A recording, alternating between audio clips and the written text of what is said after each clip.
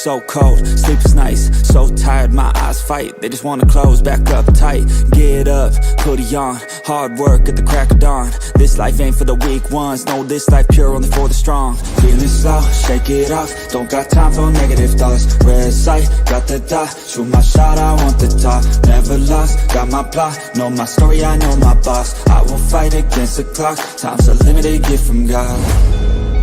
One day I will have my victory. Crush all my enemies so viciously. Work so hard my hands are blistering, and they will carve my name in history. What is up, everybody?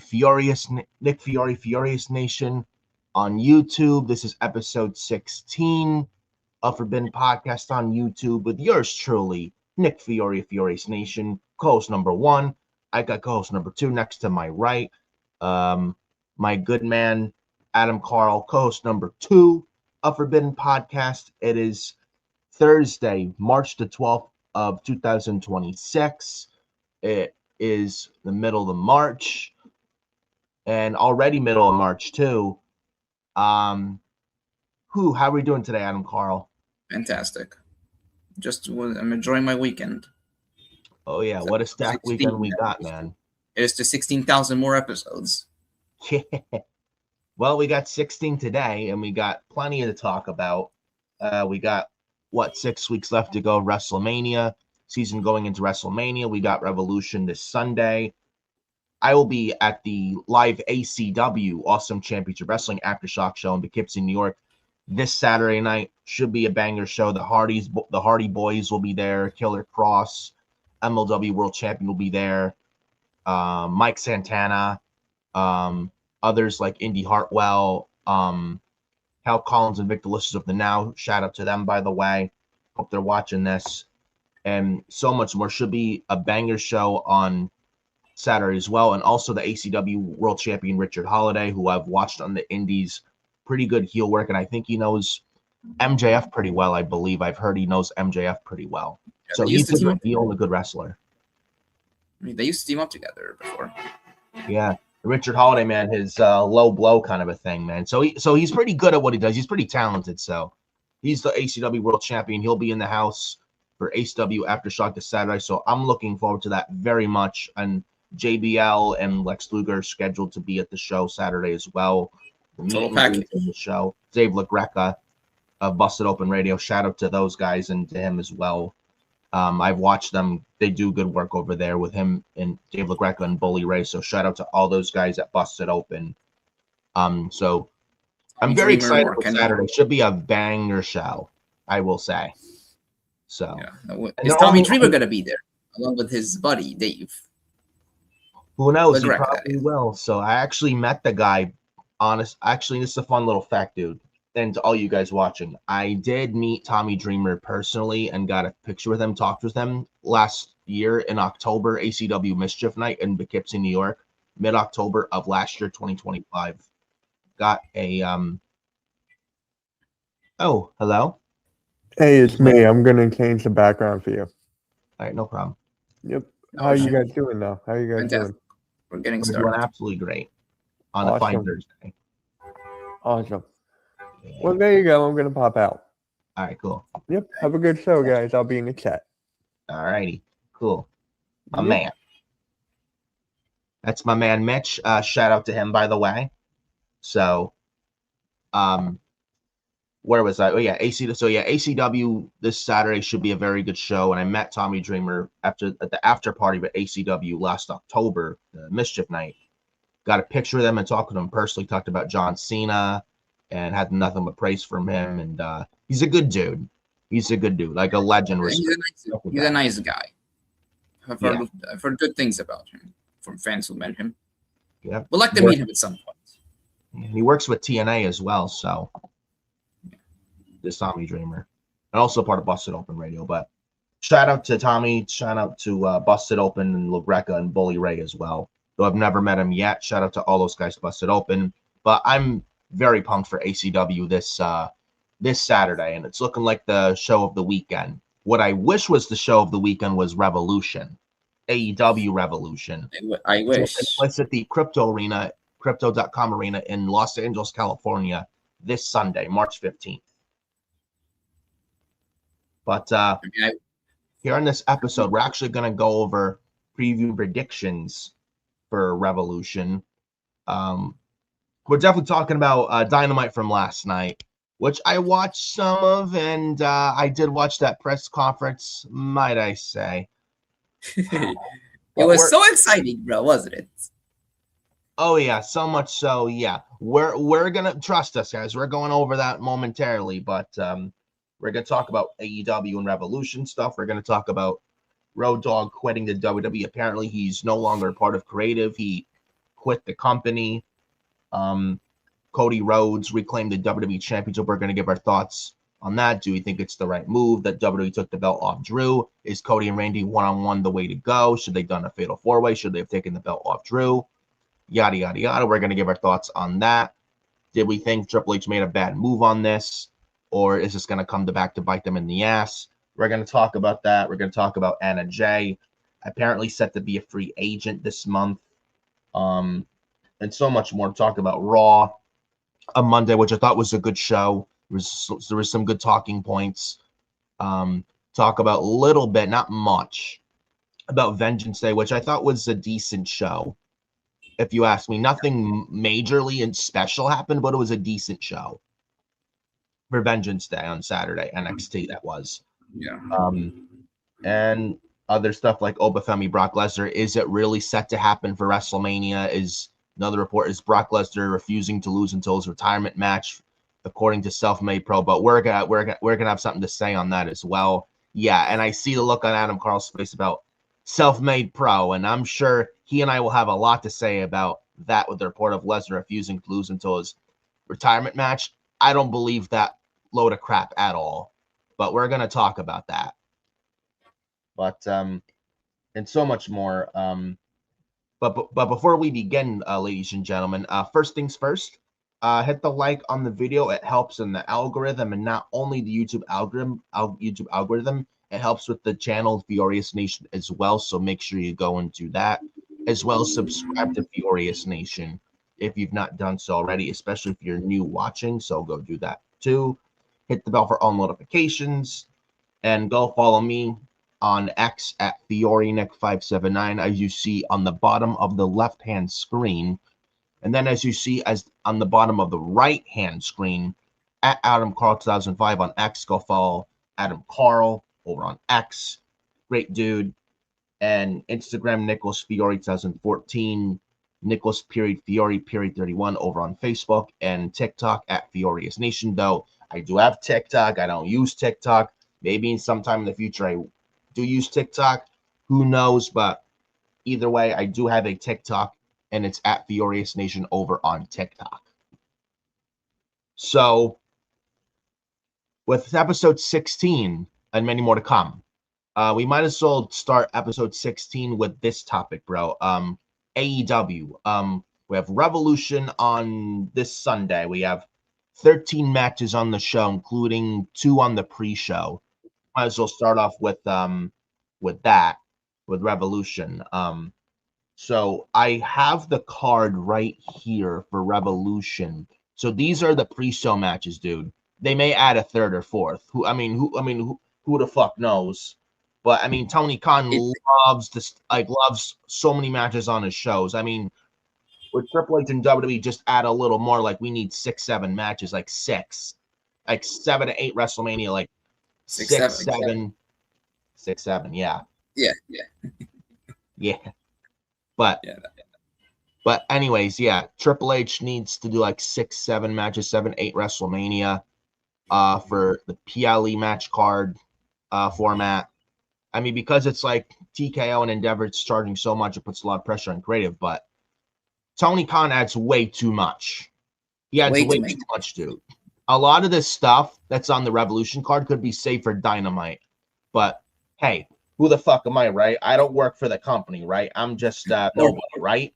So all these matches are basically collision matches. Yeah, you could say that again. Like, let's look at this pre-show. Willow Nightingale defends the TBS Championship against Lena Cross, who actually was supposed to be at ACW Aftershock this Saturday. fight wrestle, and she was supposed to wrestle a triple threat match for the ACW title against champion Indy Hartwell and American Gladiator and American Gladiators J-Rod. Not sure if you heard of her. It's like I heard of her recently, but her in-ring name is J-Rod. But with Lena Cross and her being Australian, she's actually very impressive. I've watched her work. She's pretty good. Yeah. She's good. She was supposed to be an Aftershock this Saturday for ACW, but she got replaced by Steph DeLander, who quit TNA with Lance Warner. Mance Warner. Thank you. She recently quit TNA with him, but Steph DeLander, a former person promoter from NXT, she is going to be at ACW Aftershock this Saturday, replacing Lena Cross in the triple threat. I don't think she'll win, but she is replacing Lena Cross, who was supposed to be there Saturday. But Lena Cross is going to be challenging Willow Nightingale for the TBS title on the pre-show. Why? Especially when you find out that they also have another match booked with them on the main show. Yeah. Where is the fucking logic in this, dude? I can't find it. But again, who am I? Because I don't book the company, right? I'm just a no name that just loves to criticize AEW. No, we criticize because we care. Nah, bro, you're hurting Tony Khan's feelings right there, pal. Oh, jeez. And me hurting Tony Khan's feelings. Come on, it's like he's not going to invite me to the media scrums. What, those cringy media scrums that they ask stupid questions? Come on, I'm not missing much. As if they mean shit. Yeah, they mean as much as my fucking tea right there, and I haven't even drank anything right now. Yeah, what kind of tea is it? Green tea, Lipton tea, bro? Yeah, I haven't drank anything yet. I can't drink for 2 hours still because we're still in Ramadan here. I'm Muslim. Yeah. But anyways, Willow and Lena on the pre-show. I have to go Willow Nightingale on this thing. I think she retains. Yeah, I think that's why it's on the pre-show. I don't think we see a title change. We rarely, if ever, see title changes on these AEW pre-show pay-per-view matches. Yeah. I think Willow retains here. Now, I think with Willow retaining on the pre-show, I don't think Willow wins. I think Willow wins the pre-show, but not the main show, because with the tag team title match for the AEW Women's World Tag Team titles on the main show, Babes of Wrath, Willow, and Harley versus Megan Bayne and Lena Cross, I think Megan Bayne, Lena Cross should win this match. Yeah, I mean they should. If Lena's gonna lose the TBS title match, then she should definitely win the women's tag team title match. And I believe she's pulling double duty. I think this is the first time. I think we've seen with the men already. We saw MJF and Adam Cole pull double duty at All In 2023. Mm-hmm. They faced Kyle Fletcher and Mark Davis for the Ring of Honor tag titles. They won, and then they faced each other then in the main event for the World Championship. Yes, this is in Wembley in 2023. Yeah, I think this is the first time for the ladies that the ladies of AEW pulled a double duty on an AEW pay-per-view. And they're doing it with Willow and Lena. Lena just debuted at AEW last month, and she's already pulling double duty in her first pay-per-view for the company. Yes. That's a lot of faith there. That's a lot of faith that Tony is showing to her if he's putting her in 2 matches in one night. And Lena Cross hasn't been even in the company, has not even been at AEW that long. Yeah. It shows the faith that Tony has in her. And I do like the makeup of this tag team with Megan Bayne and Lena Cross. So I think Megan Bayne is more suitable for like a singles role, but that's just me. Than a tag team, but I do like the makeup of Megan Bayne and Lena Cross, to be totally honest with you guys. It's unfortunate. Obviously, it's unfortunate that Penelope Ford got injured. It's funny. I don't know if I'd say funny, but it's like you kind of read my mind there with Penelope Ford getting hurt, and it sucked, and it's a shame she got hurt. Yeah.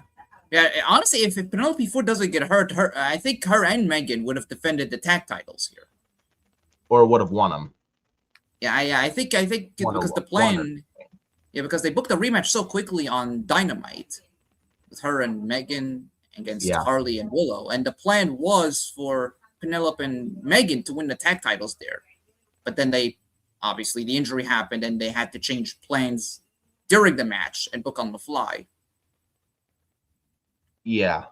Yeah. So honestly, I think this is why this match is booked for Revolution, because Penelope and Megan were supposed to have won the titles weeks ago. That didn't happen, and they're booking this rematch here, but with Lena teaming with Megan. So this time they give them the tag titles. Yes, and they should win. Yeah, they should. They should. So I'm gonna go. Honestly, Megan Willow should win. focus on the TBS title. Really, Willow should focus on her solo run. Maybe also give a singles push to Harley. She's also really good. Yeah. And entertaining too. Yeah. Yeah. Oh, I forgot to mention also in the beginning of the video, guys, you may have noticed something different as well, guys. Got a haircut yesterday. Yeah. He's got that Austin Theory haircut. Yeah, who knows? Maybe I'm a secret member of the Vision, bro. Though I don't wear a mask. But yeah, the masked people, the putties, Power Rangers. We're going to talk about that later when we get to the WWE opening of Raw from Monday. Yeah, we'll talk about that because we got a lot to say about that. That was, yeah, we're going to talk about that later. But going back to the, haircut yesterday as well. Needed it. To go back to the AEW Revolution. Go back to AEW Revolution. Yeah, I think Lena and Megan win that. I think Babes of Wrath lose the titles here. Yeah. Willow retains the TBS title on the kickoff show, but then her and Harley drop the tag titles to Megan and Lena on the main show. Yes. Also, I heard the Big Boom AJ is going to be on the show, and I got one thing to say about that. This is my exact reaction to when I heard it. Why? God help us all. The fucking we bring the boom. Guys. Boom. Yeah, dude. These guys make a shit ton of money because they go around Costco, eat all the food in Costco. Who cares? Yeah. Who cares? They are abusing their kids and promoting obesity. And then it's like they're taking advantage of their own children and promoting eating a whole lot of chocolate chip cookies. That's all it is. They're just using their kids for profit. That's all. Literally, that's all it is. Like I don't understand why they still give attention TV time to this cringy Costco family. Get them off. Like get this shit off the TV screen. I don't care how much money they're making with the TikTok stuff. Like this is so bad, bro. It's bad. This is so cringe. Have you watched their shit? Have you watched their stuff on YouTube and TikTok, bro? It's so fucking cringe. With Big Justice and Big Boom AJ. And all they do is they go around Costco and other places, eat all the food. It's terrible. And they do the boom or doom. This gets a boom, boom. This gets a doom. It's some people like it. I find it stupid. Like this is, and it's like this is what, and they apparently go viral for that. It's like this is what they go viral for. Like it's so stupid, bro. Literally, so bad. And Big Boom AJ is going to be on the show. Great. Yeah, indeed. So nobody else. Netspan 2128. Who's Big Boom facing at Revolution? He wants to know. Well, I don't think it says yet on the show who he's facing, but here it is. Yeah, it's a mystery opponent. Apparently on the card, it's a to be announced opponent. And it's on the main show, by the way, not on the pre-show. I thought he was only reserved for the pre-show, but now he's moved up to main show. Lovely. Let's book this on the main show, but let's book the TBS champion to defend her title on the pre-show. Yeah, that makes sense, right? Great. Just, thank you. Great booking there. You gotta be fucking kidding me. Like, are you serious? You're gonna book? And who is he facing? Who's this mystery guy he's gonna face? Who? Some jobber? from Ring of Honor? Yeah, John Morrison. Who? Bald John. Who's he gonna bald, face? Right. Yeah, bold John Morrison. Who is he gonna face? Tony Nese? Oh, jeez. Yeah, you want me to Who's he care gonna less about Revolution? There you go. Arya Who is he gonna? Davari, Mike Bennett, if he's still there. Any other scrub from Ring of Honor that's irrelevant in Ring of Honor? Wheeler Useless? Rocky Romero? Who cares, He dude? may actually be a member from the Don Callis family. You never know. Trent question mark? All those 20 members of the Don Callis family, bro. Yeah. Oh my god. Jarlistico? Yeah. Moving on from this now. Moving on. Yeah, like who cares about this fucking Big Boom AJ shit on Revolution, man? I don't care. This is you have time for this, but we don't get Anna Jay on television. Why is this Big Boom AJ still getting TV time? Get him the fuck off the TV. Seriously. We can't get Private Party on this pay-per-view. Terrible. Absolutely terrible, man. Amazing. We also what happened? Said nobody ever. Yeah, I said amazing. Yeah, amazing in the worst way. Yeah, and not for the right reasons. But we also got this other match, Timeless Tony Storm versus Marina Shafir in a singles match, and get this stipulation: everyone is banned from ringside. Woo! Wow. Yay! Wow. Such excitement there. Said no one ever. Again, why? Why is this on this pay-per-view? Why? This feud has been. Listen to this. This feud has been going on since Blood and Guts. Since November. And we're what, into March? Yeah. That's 4 months of this shit, bro. Why is it still continuing on? Oh. This is the best they got for Tony. This is the best they got for Tony Storm feuding with Marina Shafir. And look where Tony Storm was a year ago, wrestling Mariah May in the Hollywood ending before Mariah May became Blake Monroe in NXT and WWE. Where Timeless Tony Storm was a year ago. Look at her a year later. It's like how much can change in a year and how the mighty have fallen. Tony Storm as Timeless Tony Storm was so great last year going into Hollywood ending with Mariah May. And look at Tony Storm now. It's honestly sad. And I feel bad because we all know this is not Tony Storm. What she was last year, she should still be now, and she's not. And it's not even her fault. And Tony Khan is to blame for that, for how piss poor she's been booked. And it's awful. It's awful to see. Honestly, last year, her match with Mariah should have closed Revolution. Yeah, should have main evented the show last year. Now, a year later, she's wrestling fucking Marina Shafir. A year later. Who's what? At best, like what, the 4th best member of the Death Riders? Then again, it doesn't take much to be better than Danny Garcia and Wheeler Useless. Yeah. Who actually, speaking of Danny Garcia, some people thought that WWE lost Beth for bidding war to try and sign him in late 2024. Yeah, some bidding war they lost, huh? Yeah, some bidding war. Yeah. But Timeless Tony Storm, Marina Shafir, I don't even care. I'm going Tony Storm to win this. Yeah, I'm going with Tony. Like, this has to end already. This should be over at Revolution.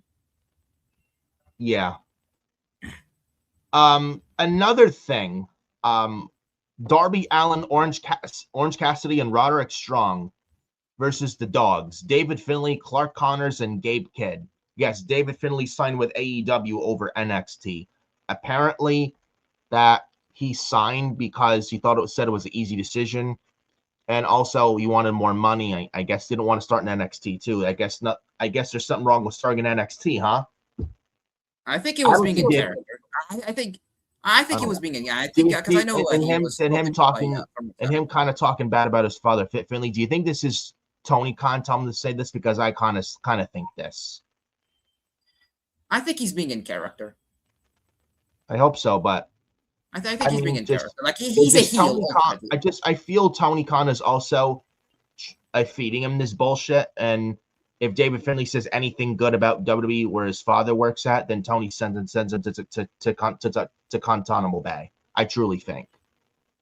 That's just my opinion, but Yeah, but like he's a heel ultimately. I mean, he is. MJF does these sort of things where he speaks bad about people because he's in character doing it. I think David Finlay's in character doing it. Yeah.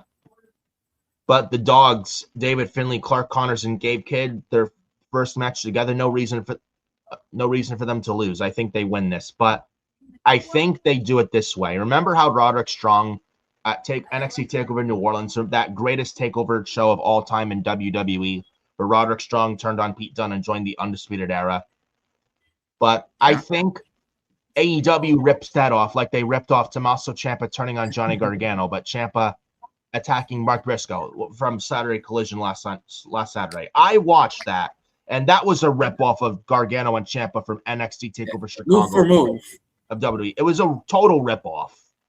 This reminded me, remember how TNA used to rip off WWE all the time in the 2010s with the Aces and Eights, and then not just Aces and Eights, plenty other stuff. The Montreal Screwjob, they ripped that off. And 2010 with sorry, my phone dropped. It was my phone, so my apologies on that, ladies and gentlemen. But Look yeah, what you done there to him, Tony. Yeah, look what you did to him there, Tony Khan. Made me drop my phone, Tony. What's going on here? Come on, you bro. made him pull his phone. Yeah, but TNA in 2010 ripped off the Montreal Screwjob using AJ Styles and Kurt Angle. That was terrible. And even so much so, years before joining WWE, Mauro Ranallo had to call that out, and rightfully so, and rip TNA a new asshole, and rightfully so, for ripping that off. They ripped off the Daniel Bryan thing with Eric Young winning the world title in 2014, though no disrespect to Eric Young, but he's not Daniel Bryan.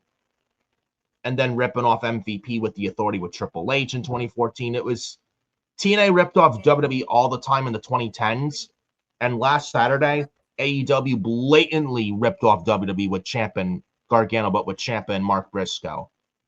It's like, it's so see-through ripoff. It was like a plagiarism, like a legit, like blatant plagiarism, dude. Plagiarism. And I could absolutely see them doing it here. Another ripoff of WWE again with Undisputed Era, Roderick Strong joining the Undisputed Era, but with Roderick Strong joining the Dogs. And as if anyone's going to care about that, and as if it's going to have the same impact, like Roddy joined the Undisputed Era and Adam Carl, right? Honestly, they're just better off having Roddy on his own. Like, do the Dogs? What a terrible name for a faction, by the way. Yeah, who names a faction called the Dogs or the?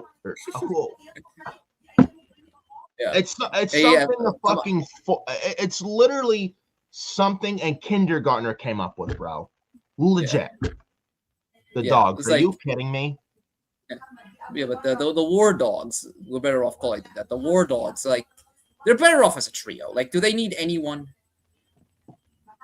Does Roddy need to be with them? Do they need Roddy? I mentioned TNA ripping off WWE in the 2010s. Mets fan, Main Event Mafia. Yep, that's another one.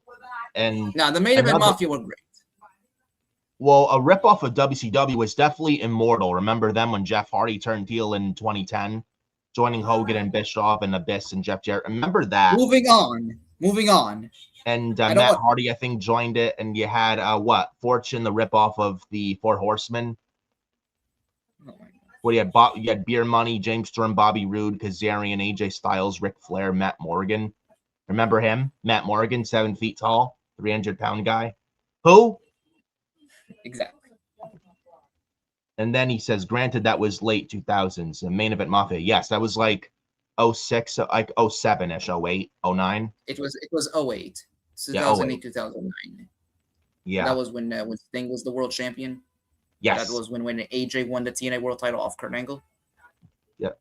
Yeah, Mets fan said, yep, 2008. Yep. Thank you, Mets. And shout out to you, Mets, by the way.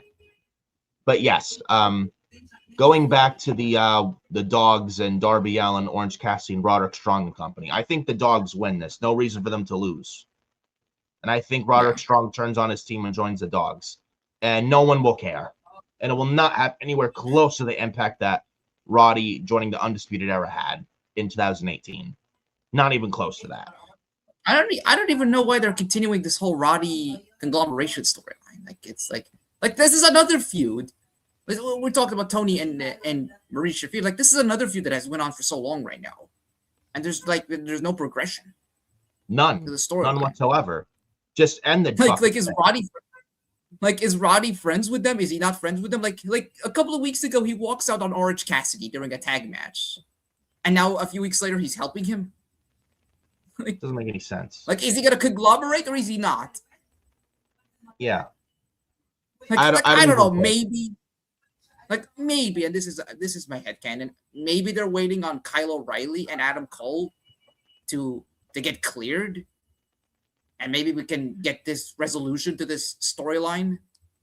Whether it's maybe the UE, maybe get the Undisputed Era, maybe be allies to the conglomeration. That's how Roddy, finally accepts being friends with the conglomeration. Maybe they're waiting on both Kyle and Cole.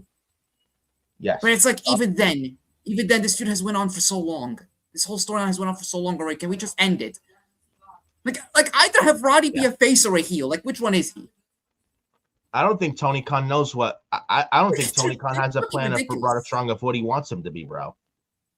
Like it's fucking ridiculous. Yeah. Speaking of ridiculous, Thekla versus Chris Statlander again for the AEW Women's World Title. Oh, but it's 2 out of 3 falls. Your thoughts, bro? So, yeah, another feud that has lasted so long already. Who cares? Yeah, here's another feud. Speaking of, again, this is another feud. You see a pattern here. Yeah. So far, the matches we've seen so far, besides the Megan, Lena, Harley, and Willow, this program. It's only been a few weeks anyway since they've been feuding. Like every single match that we've announced so far, like has had a feud that has lasted way too long. Yeah. Thekla's been feuding with Statlander since when? Blood and Guts? Yes. Since they November. were part of that 4-way women's title match at All Out. Yeah. With Jamie and Toni Storm. So this is at least 4 months of this going on, and it's still going on. I hope this is the last time we've seen this at Revolution. Totally. Again, just like Timeless Toni Storm, Marina Shafir, just like that, and the conglomeration and the dogs. Like, end it. Fucking end it. Legitimately. Why are we still continuing this feud, bro? Statlander lost the title not long ago on Dynamite to Thekla. Clean. That strap match for the women's title. Clean as a whistle. And we're still getting this again. Oh, but it's Stat's rematch. She lost the title clean to Thekla. There's no reason for her to get another match when she lost the title clean not long ago on Dynamite. And we're getting this match again at Revolution. I think Thekla wins. They need to move on from this coming out of Revolution, dude. Yeah, I'm thinking that. And have Thekla move on to someone else. Statlander, I don't know where she goes from here. I don't know, but I in a sensible way, I feel bad for Stat. I do. And her reign was not that good, and you can thank Tony Khan for that. I'm thinking Thekla wins too. Like, there's no reason for Thekla to lose this quickly. No, she just won the championship. Like, have her hold it till at least All In. Like, give her a 6-month reign and have her be dominant. Yeah. And has she lost the match in AEW, bro? Her. And also, bro, question: Thekla, has she lost a match in AEW yet? Who, Thekla? Yeah. I think her only losses, I believe, have been to Jamie at Wrestle Dream and Statlander in their first match. There's 2 out of 3 falls. Imagine. And this match, dude. Imagine they have 1-for-1, then the final fall and the third fall. Thekla retains, but Stat goes on Dynamite after Revolution, claims another match because she technically pinned Thekla in the match. We get this match again. Imagine Tony does that. Now, I would not put it past Tony Khan to do that, but I don't want to see that at all. Please fucking no. No, end it. End it here. You already did a strap match on Dynamite, and you're doing a 2 out of 3 falls here. Just end it. Thekla wins and move on. Yep. Plain and simple. Plain and simple. I don't even care for the match. I just, but it should be a good match. That's, I mean, will it be a good match? Yeah, but I mean, just still end it. Yeah, I think the match. I think the match itself will be good. Not saying it's going to be a bad match. Just not entertaining. match, but the feud is just not entertaining. That's all. Yeah. Just move Thekla onto something else and have Statlander, whatever you want to do with her, figure out something meaningful to do with her. Do I trust Tony with that? Fuck no, I don't. You think I don't trust Tony Khan with a lot in this fucking company, dude. But Thekla move her on to somebody else. Yeah, you know what will happen with Statlander? She's gonna be feuding with Marita Shafir. Oh jeez, please no. That's what will happen. Please no. Nobody wants to see that. Nobody, bro. Trust me. If that happens, you know where you heard it from. Yeah, this guy right here, Adam Carl, and myself, Nick Fiore. We also got this. You're gonna love this. The Don Callis family defending the trios titles against Mystico and Jet Speed, Kevin Knight and Speedball Mike Bailey. And I see this guy's head in shame. Are you in love with this match, bro? I am so excited and so thrilling for this match that I won't even pay one single attention. Oh, but it's the trios titles. Oh, it's Mystico. Oh, it's Speedball and Kevin Knight. It's the Don Callis family. It's Okada, Fletcher, and Mark Davis. So? It should be a good match. Towards the talent. And it's the prestigious trios titles. Prestige. yeah, prestigious. Yeah, it's about as prestigious as my fucking milk tea. No wonder Will Hobbs left. My God, what difference? What is the difference with this match and the one we're getting on Dynamite? We got on Dynamite a few weeks ago. Besides the fact that they replaced Hangman with Mystico. What's the purpose of this match happening on this pay-per-view? Zero difference, bro. Like, what's the purpose for this match on pay-per-view? Like, you have the TNT champion, by the way, Kyle Fletcher, who just defended the TNT title against Speedball on Dynamite. You're having the TNT champion, and you have Okada, the international champion, and they're not defending their singles titles on this pay-per-view. Like, why? Maybe we should ask Tony Khan, man, because he booked this match. Like, you mean to tell me we could get Speedball and Fletcher, the match they had on Dynamite, you could book that at Revolution, and you couldn't book Okada to defend his international title against Kevin Knight? Let's book a trios match. Let's book a trios match for the trios titles. Those belts are so fucking prestigious. I'm going the Don Callis family to win this, yeah? I think I'm going to go Don Callis family winning this match. I do not see Jet Speed and Mystico win this. I don't. And I think Mystico eats the pin. Yeah, I think, the Don Callis family, they will retain. Yeah, Mystico will eat the pinfall. And by the way, Okada, if you watched them on Dynamite last night, who was in the front row? Good old Uncle Dave Meltzer. Yeah, Uncle Dave. He was in attendance. He was in attendance for the during the Fletcher Speedball match, which I thought was honestly the best match of the whole Dynamite episode last night. And the only good thing last night. Other than that, last night's Dynamite was a shit show. Honestly, I would say this was much better than their Continental Classic match. Yeah. And that match was also great too. Yeah. Other than that match last night's Dynamite on TBS was a total clown show, bro.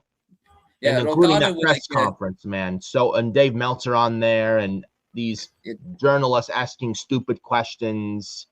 Oh, what's next? What's next for you? What can we expect with this match? Stupid fucking questions, bro. Yeah, Dave, if I was a wrestler and hearing those questions, you know what I'd say? Next question. Like Roman Reigns would say with Paul Heyman. Next question. Yeah. Meltzer, he was in attendance. Okada basically ignored him.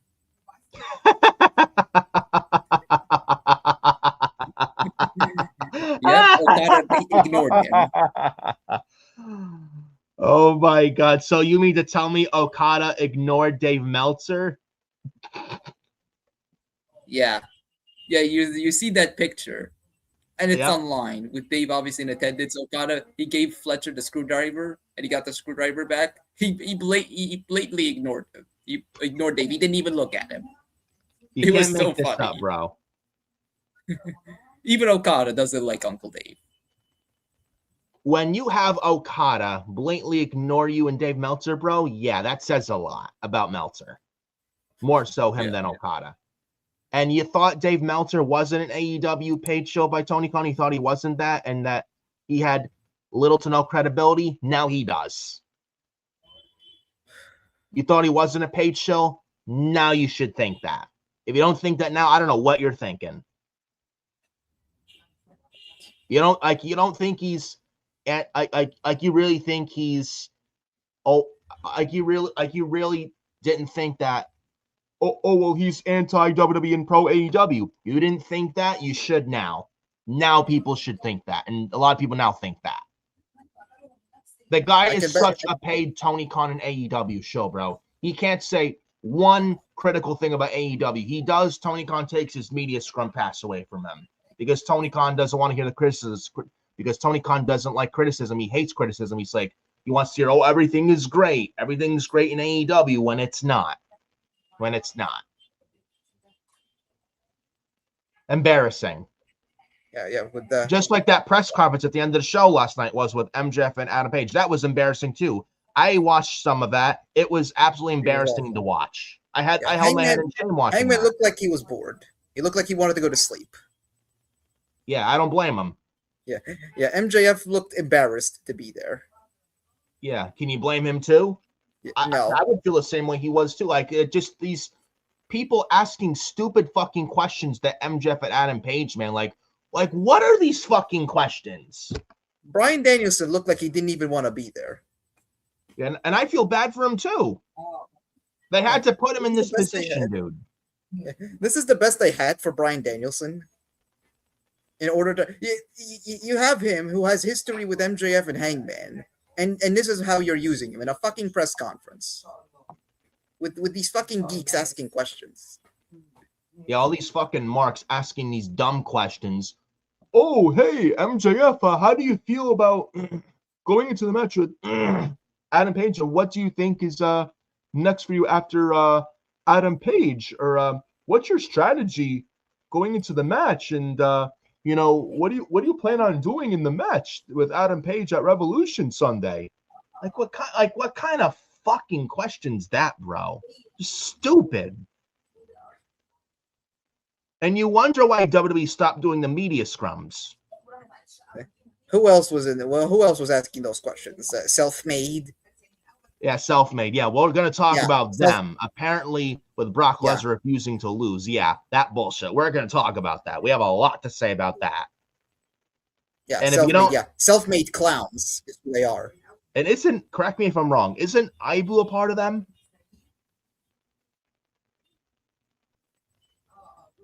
Sadly. Oh, but Self-Made Pro, I heard they have credibility.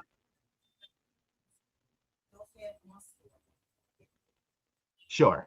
They have less credibility than a fucking peanut. Yeah. But yes, I heard Self-Made Pro was there. I think, wasn't Denise Salcedo there? Or who? I think. She was asking question after question after question. Denise Salcedo. I thought I heard Denise Salcedo's voice. It was like a very little high-pitched female voice. Then I thought it was Denise Salcedo. Yeah, the microphone was so echoed. Like I don't know what was going on with the microphone like, there. I think it was high-pitched. Hey, MJF. My next question: how do you feel about defending your world title against MJF? What do you think of the stipulation of Adam Page, if he loses, he can't challenge for the title, period, ever again? If you wanted to ask these questions, like you could ask them with an interview. Yeah, like a fucking press conference, dude. Nothing but a bunch of fucking yes men and yes women and yes puppies who don't like to call it like it is, who want to sugarcoat who want to beg for a job because, they want to know everything within a wrestling company, have the wrestlers and have the company by the frickin' ball sack and know every single thing from within the company. This is why they do this all the time, the WWE and AEW, not just AEW, and they beg for a job because they don't respect the company and they're just there for a paycheck. Like, WWE doesn't need you, and neither does AEW. They don't owe you shit. So what? And they had this press conference last night, bro. You see why WWE got rid of these media scrums, bro? Yeah. Like, if you wanted to ask these questions, ask them when the wrestlers are in interviews promoting their shows, not on television. Ridiculous. Yeah, but to go back to Revolution for the trios title match, the Don Callis family will retain. Yeah, I think they retain as well. Brody King versus Swerve Strickland, bro. I think Swerve Strickland wins this, dude. Should be good, but I think Swerve wins this ultimately. I don't see Brody King winning. I'm looking forward to that match. Yes. This is probably one of the only few good things that should be good that I'm looking forward to genuinely on the show. Yeah, I've been liking how they've been using, Brody King and yes, the way he's been kept in the top main event scene for a while at least. Minus I've been liking their usage with the fuck ice chance, but other than that, but that's even minority irrelevant. But Brody King, man, very impressive for a big man. I'm liking what he's doing. Yeah, this match with him and Swerve, it should be an excellent match. I do think Swerve wins. He just turned heel.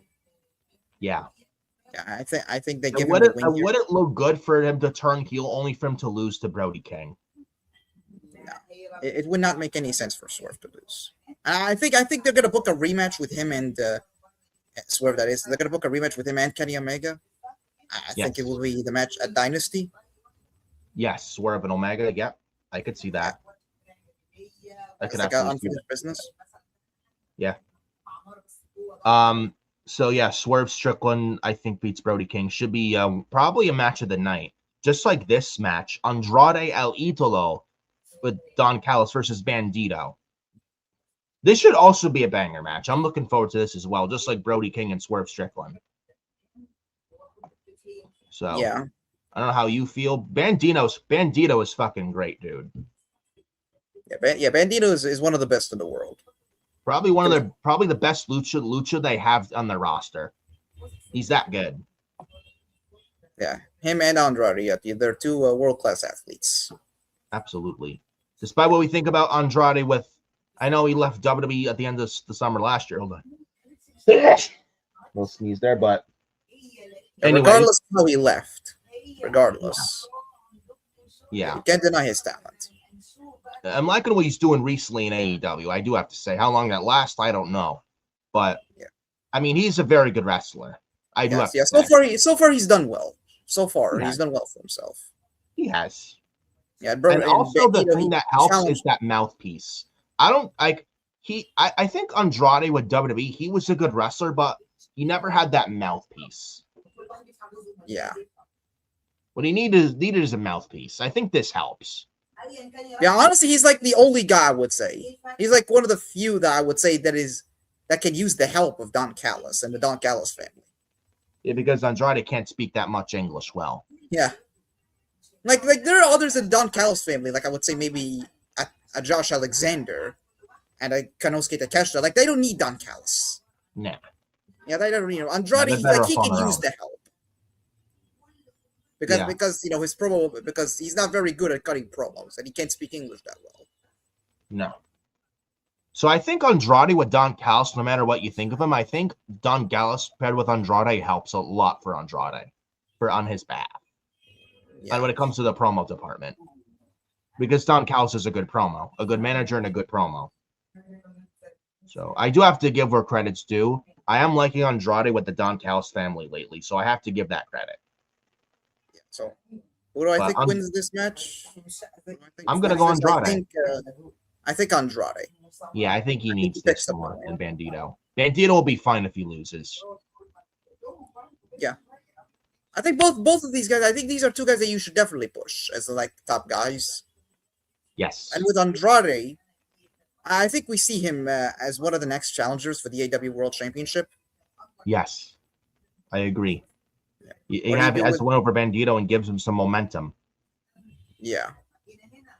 So honestly, I think that the Swerve and Bandito match, Swerve and the Brody King match, those are the matches for me that I'm looking forward to the most on this show. Yeah. They And should be excellent honestly, matches. and Bandito and Andrade could possibly steal the show. Yeah. So I'm looking forward to this match, dude. And I'm liking the main event scene lately on Dynamite, dude. I don't know how you feel. You got Yeah, I Andrade, don't like it. Omega. It's honestly the strongest part of their show. It's been the You strongest got part of Swerve, AEW. you got Omega, you got Especially Andrade, you got MJF, Will Ospreay when he gets back. So I'm liking what they're doing with the main event portion of Dynamite with the world title picture. And the same thing with WWE's main event picture with Cody Rhodes, with the WWE title, with Randy Orton, Drew McIntyre, Jacob Fatu, who's on the rise as well. I like it. You got Sami Zayn. You could probably add him in there as well. Aleister Black. I like it. I like it. So both companies with the main event, like main world title, like WWE title, AEW title. I mean, I'm not counting the world title because it's the second world title in WWE, but no disrespect to the world title, but still. I mean, it's the second world title, but no matter how many world titles WWE has, the WWE title, AEW title, I'm liking their main event divisions for those titles at this point, at this current time. So I got to give both companies credit on that. But Andrade Bandito should be match of the night. I'm going Andrade.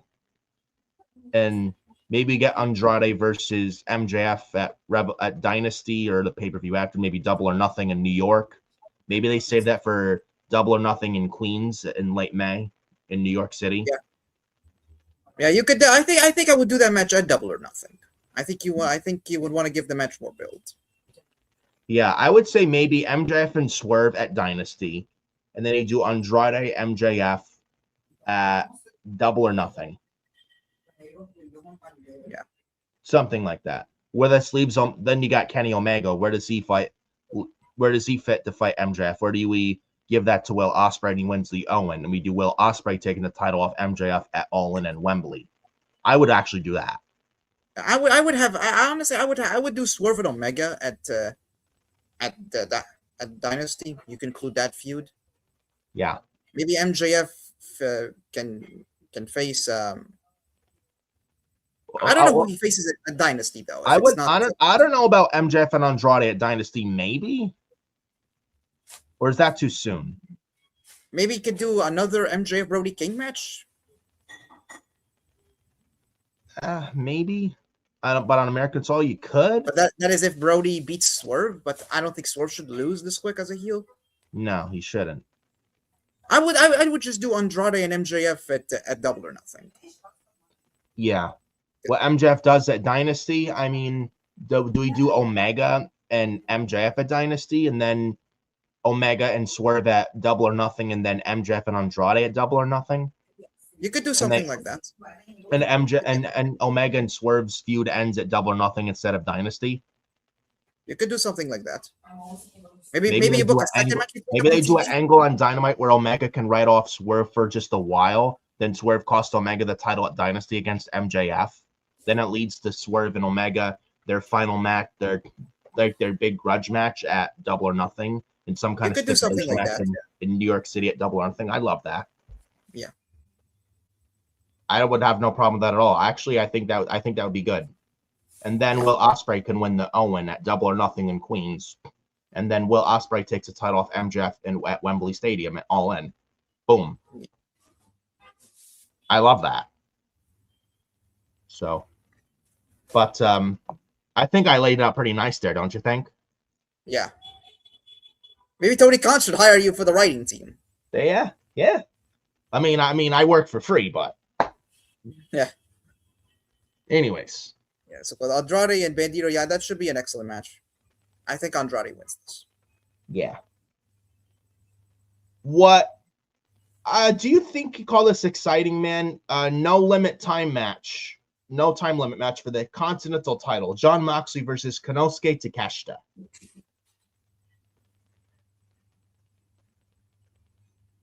I'm gonna be honest. I'm actually looking forward to that match too. I mean, thankfully they'll be pleased to have no interference. and have an actual winner this time. Yeah. I'm picking Konosuke Takeshita to win this. I think he has to win this match. Yeah. I'm going to Takeshita as well. Moxley. Yeah, John Moxley. I don't think he needs nothing. the Continental title. Honestly, he never needed the Continental title to begin with. Like, he's John Moxley. Yeah, he's It's a not gonna made hurt man. him. Yeah, he's a made man there. He's basically like the face of AEW. Yeah. Like he does. Yeah, he does. Like he could go like years without a championship, and it won't diminish him. I agree.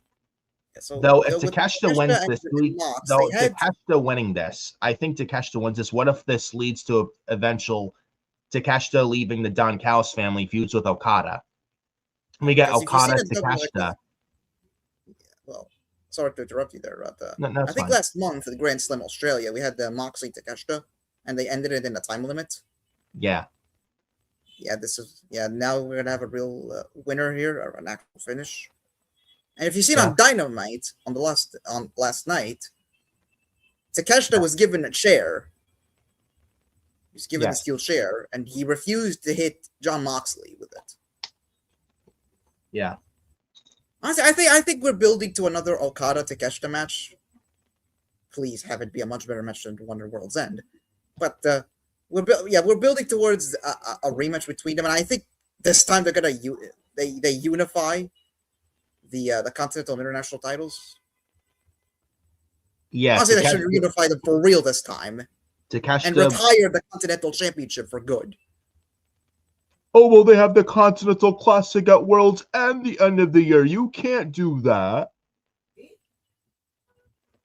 Here's how you make the Continental Classic mean something. Have it be the winner of it. Challenge for the World Championship at Revolution. Yeah, instead of for a Continental title. Remember what they did at World's End last year, bro?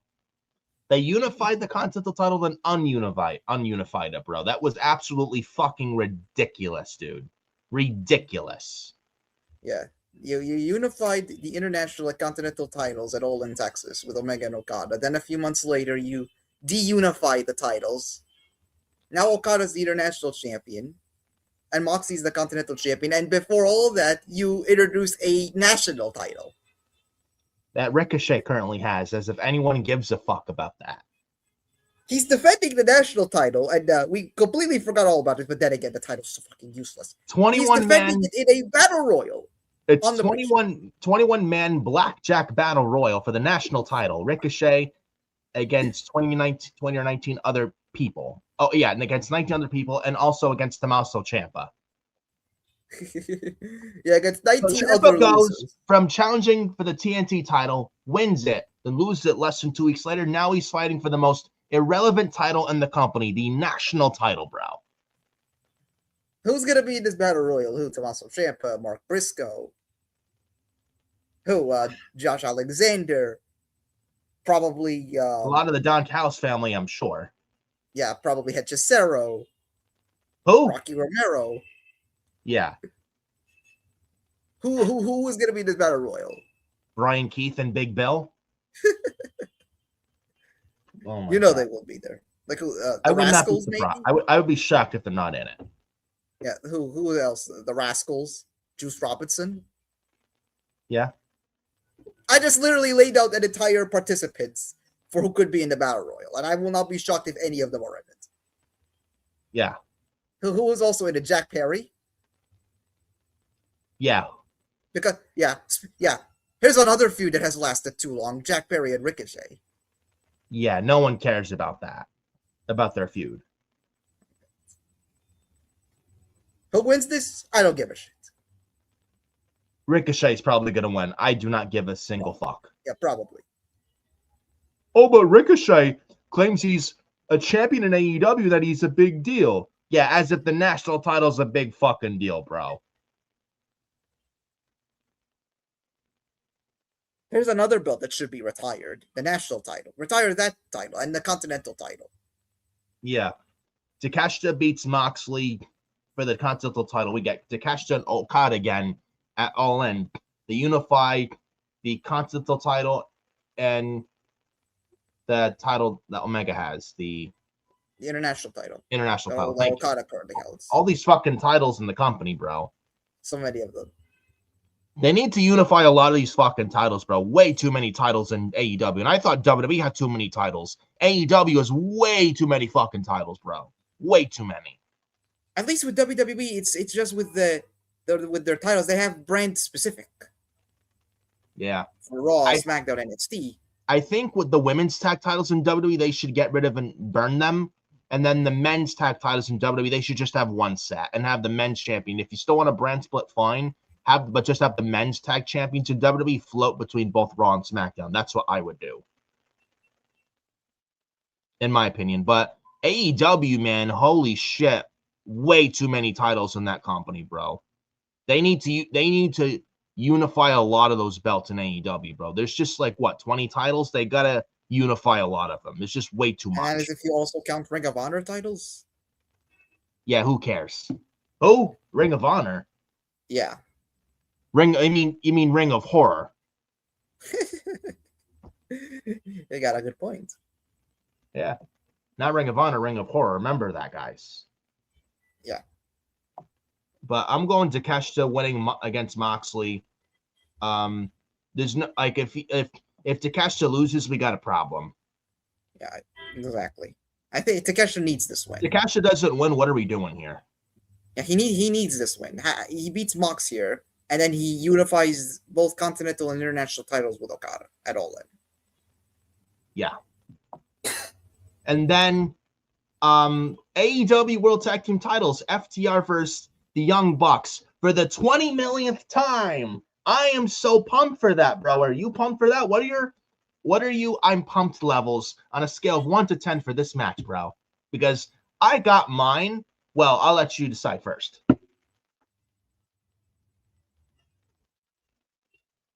What did you say again? How pumped are you for this match, bro? My hype levels? My hype levels? Yeah, I'll tell you my hype levels for this match. 0.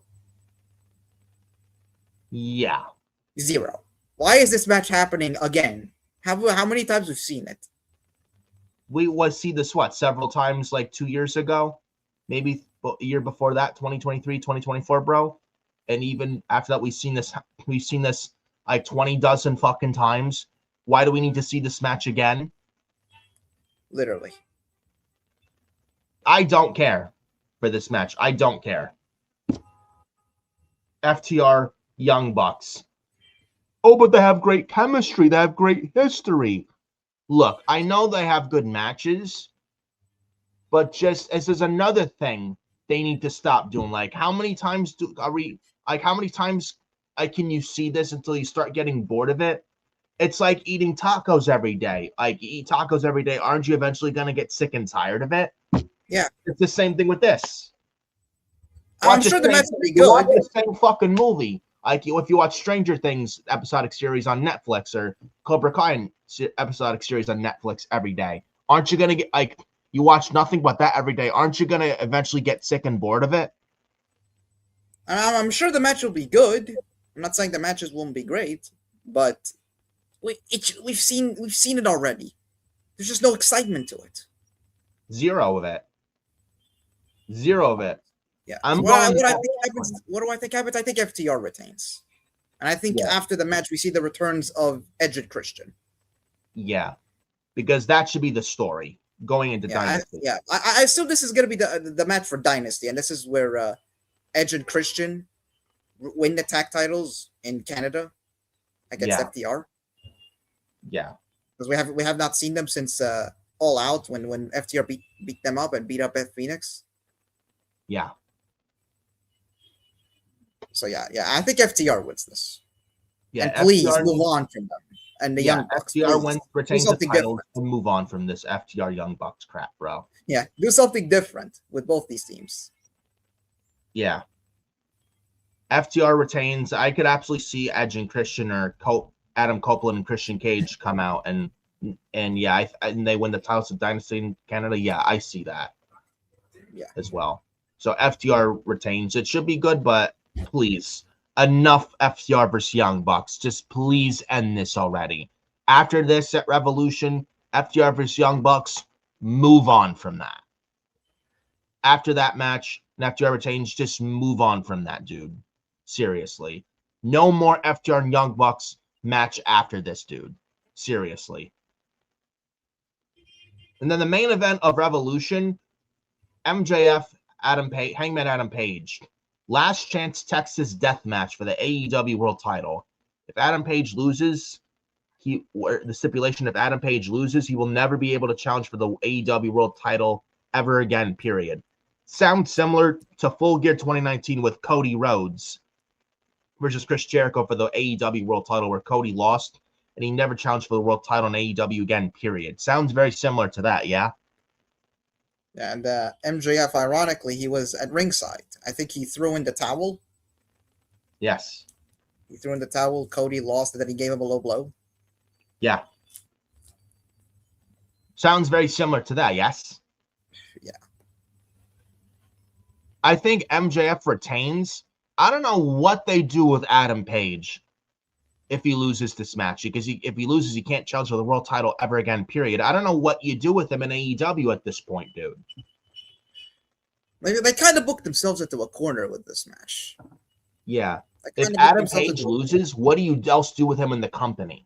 If MJF loses, he just won it a few months ago. Like, MJF is world champion, is actually helping AEW. You take the title off him now, before All In. Do you know how much bad that does for AEW? And how fucking ass backwards and ludicrous that is? Yeah, like, especially at a time where Adam Page can't lose and MJF can't lose. Adam Page loses, it's not a good look. MJF loses, it's an even badder look. Especially during a time where Hangman doesn't exactly have the best PR, if you know what I mean. Yeah. He isn't exactly looked upon fondly these days because, obviously, the whole Marty Skrull thing, where he took that picture with him, and Hangman did that interview. He didn't make himself look any good. No. But regardless of that, Hangman is still at the end of the day one of your top guys. Yes, he doesn't have the best PR, and I'm sure fans have soured on him. I can't really blame them.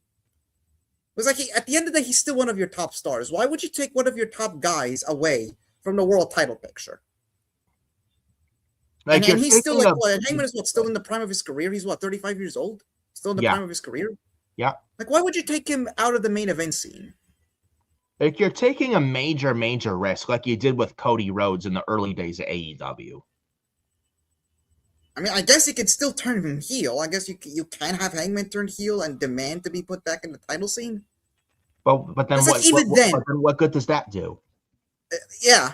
Because the stipulation was Adam Page loses, he never challenges for the AEW title again, period. You just know how why would you... so illogical that sounds if he turns heel and demands Tony to lift that. It's so illogical beyond, dude. Just honestly, nothing good comes out of it. Nothing. Especially as well last year, 2025, Hangman beat Jon Moxley to win the World Championship in that Texas death match at All In Texas. And there's no time limit. Yeah, and he was basically, he was the savior against the Death Riders, and now months later he can't challenge for the world title again. Yeah, that makes no sense. Nothing comes out of it good. Nothing at all. If Hangman loses, he never challenges again, and they're gonna have to do something so illogical to get him back in the title scene. If MJF loses, why did you give him the world title in the first place? Yeah. It's a lose-lose situation with this match, bro. Maybe, and this is what I was thinking. Maybe they do this. Have Swerve Strickland interfere in this match. That is after he beats Brody King. Have Swerve get involved in the Texas death match, and he costs Hangman Page the match. Maybe. If you want heat on Swerve, you could do that. Because if Swerve, he's trying to take out the competition standing in his way. Kenny Omega and Brody King. These guys that have been hunting hunting for the world title. So that Swerve, he takes them out. He took them out already. He takes out Hangman because Swerve, he wants to be the one who takes the World Championship off of MJF. Yeah. And he would take out anybody in his way in order to get there. Could do that.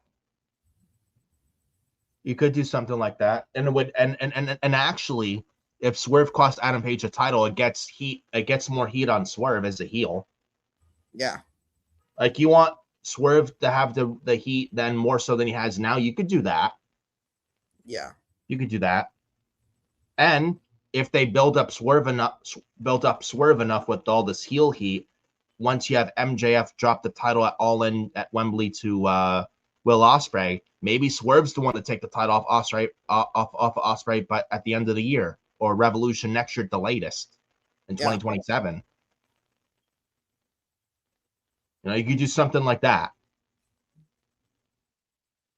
So that's just a thought that came out of the blue. But yeah, if you want to, maybe this could be the other way you could put Hangman back in the title scene, because he got robbed by Swerve, and that's how they can reverse the decision. Maybe, I don't know, but honestly, aside from that, I don't know what else can they do to put Hangman back in the main event title picture if he loses here. Yeah, this is just you're gonna need something big to end this pay-per-view. You can just have Hangman standing tall as the champion, beating MJF, or MJF beating Hangman. And then the closing credits. Thank you for joining us for Revolution. We'll see you this Wednesday on Dynamite. No. We can't do that. Yeah, or have MJF just beating Hangman and then move on from there. In the end credits, the closing credits. Yeah. You're gonna need something big to close this show. You're gonna need something big to close this match, to end this match. And I think you have Swerve interfere, and he costs Hangman. And MJF retains the world title. I agree. So I think I'm going MJF to retain. I mean, who needs this more? Neither guy can lose, but who needs it more? I think MJF does. Yeah. And MJF losing does more harm than Adam Page does. Yeah. Yeah, he just won the championship. He's on a good run so far. It's actually making Dynamite somewhat fine. Yeah. He's your top guy right now. Scene.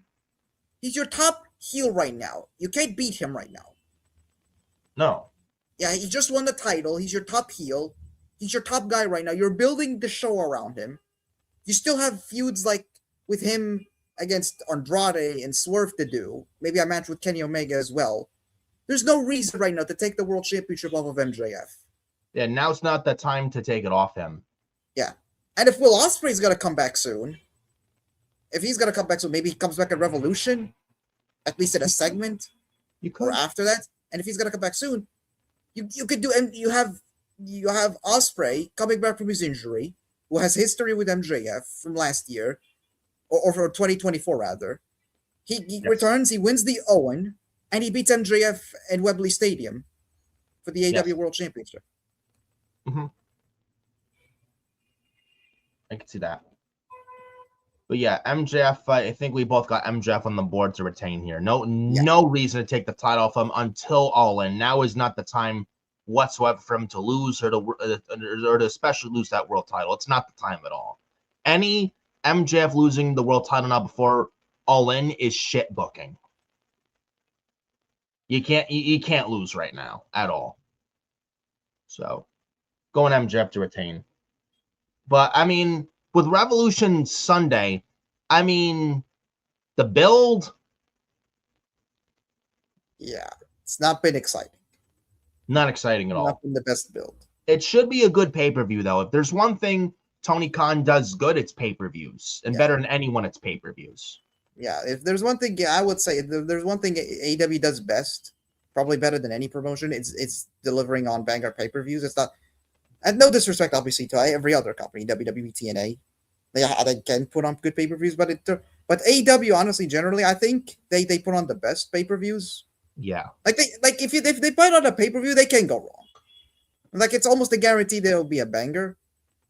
Yeah. The issue here is obvious, but again, the issue here, as with every AEW pay-per-view, just way too many matches.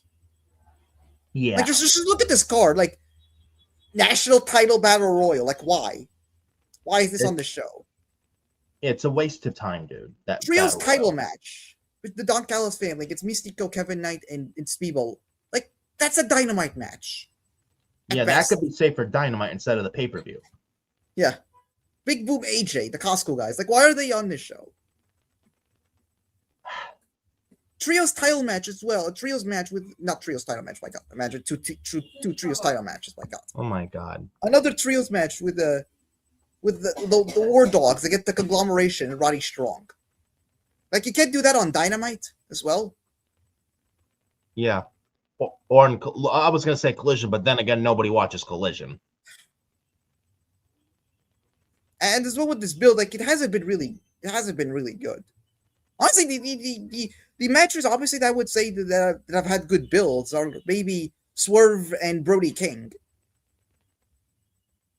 Yeah. And maybe Takeshita and Moxley. But that's about it. Yeah. But that's that with Revolution on Sunday, March 15th.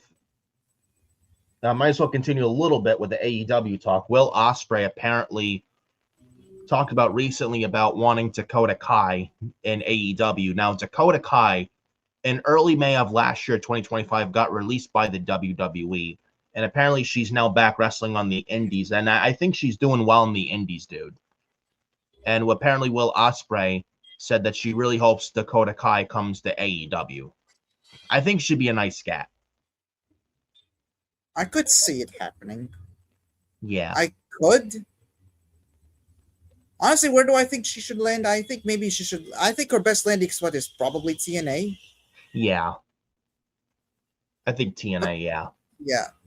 But in terms of, but Though could TNA afford her? Yeah, that is if TNA can afford her, yeah. Where do I think she will likely most? I could see her in AEW. Yeah. I mean, if you got somebody like an Ospreay that who's highly thought of by Tony Khan, says he would like for it to be there, like I could definitely see it. Yeah. Or who knows, maybe Dakota Kai can be a freelancer. Probably that. Actually, I think it would be in her best. I think personally, what do I think would be best for her? I think a freelancer role. Yeah. Would be for her. She wrestles in different companies, different promotions. Maybe wrestles a few in AEW, but she's like the one person that isn't signed to any company. I think that would be great for her. I did see the match with Statlander at Wrestle Queendom, I believe, Wrestle Queendom 8. That was a really good match. She hasn't lost a step. Yeah. When she was in WWE, I mean, I really think the injuries really caused the release with her getting injured so many times. Yeah. Her being injury prone. Had she not gotten hurt like 4 times, had she not gotten hurt like 4 times, I think she'd still be with the company in WWE. Yeah. She's just unlucky. She was just unlucky. It's not like, it's not like that Triple H buried her or didn't or treated her, booked her like shit, because he didn't. But I do think the injuries really caused her release, and I think it was more of a TKO Endeavor business decision to let her go, because it's like, Triple H is just an employee head of creative at best on the WWE. He doesn't really run like the big company, the business side, like, you know what I mean? But I mean, yeah, he's head of creative and he gives the yes or no. But I feel like it's more of it was more of an Endeavor decision to let her go last year. And the injuries didn't help at all. And I think that's what really caused her release a year ago. Yeah. Had she not gotten her all those very injury prone, like got injured or ACL and other stuff, like knee, was on concussion protocol. She got multiple concussions. Yeah. When you're in a line of trust, so unlucky. A line of trust deteriorates when you get injured too much in WWE. And had she not gotten hurt all that time in her time in WWE, I think she'd still be with them. Yeah, but I hope things work out for her.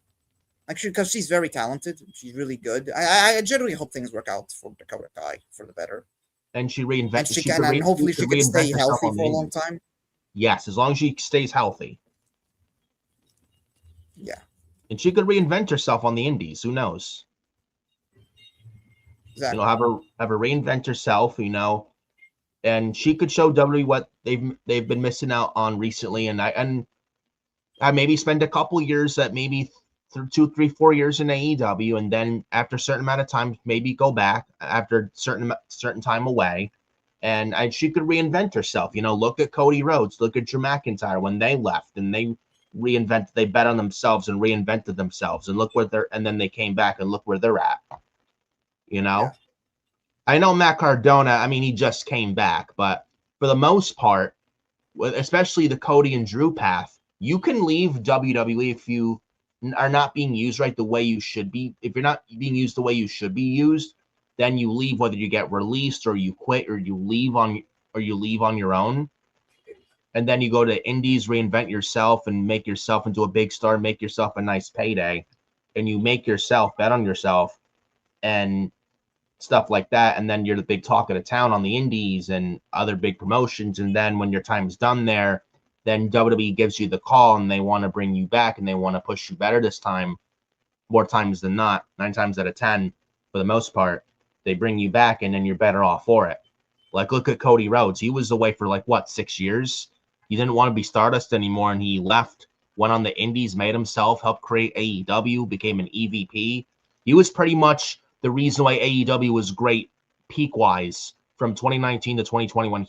That's why AEW was so great in 2019 and 2020, even in the pandemic, and 2021, and then it kind of went down in 2022 after he left. And I think the big reason why AEW was so successful, big time, especially from 2019 to 2021, I think the big reason was because of Cody. I think he has a lot to do with that. And then he left. And then he went back to WWE after being away for 6 years, came back on his terms, and look where he's at now. And he's their face of the company now. Champion or not, he's the face of the company. He's so much better off for it. His second run is a lot better than his first run. I would hope maybe Dakota Kai follows the Cody Rhodes route. I don't know if she would be a face of the company per se. No. But she could definitely have a much better run. Doesn't have to be a much better run than the one that she had the first time around. Yeah.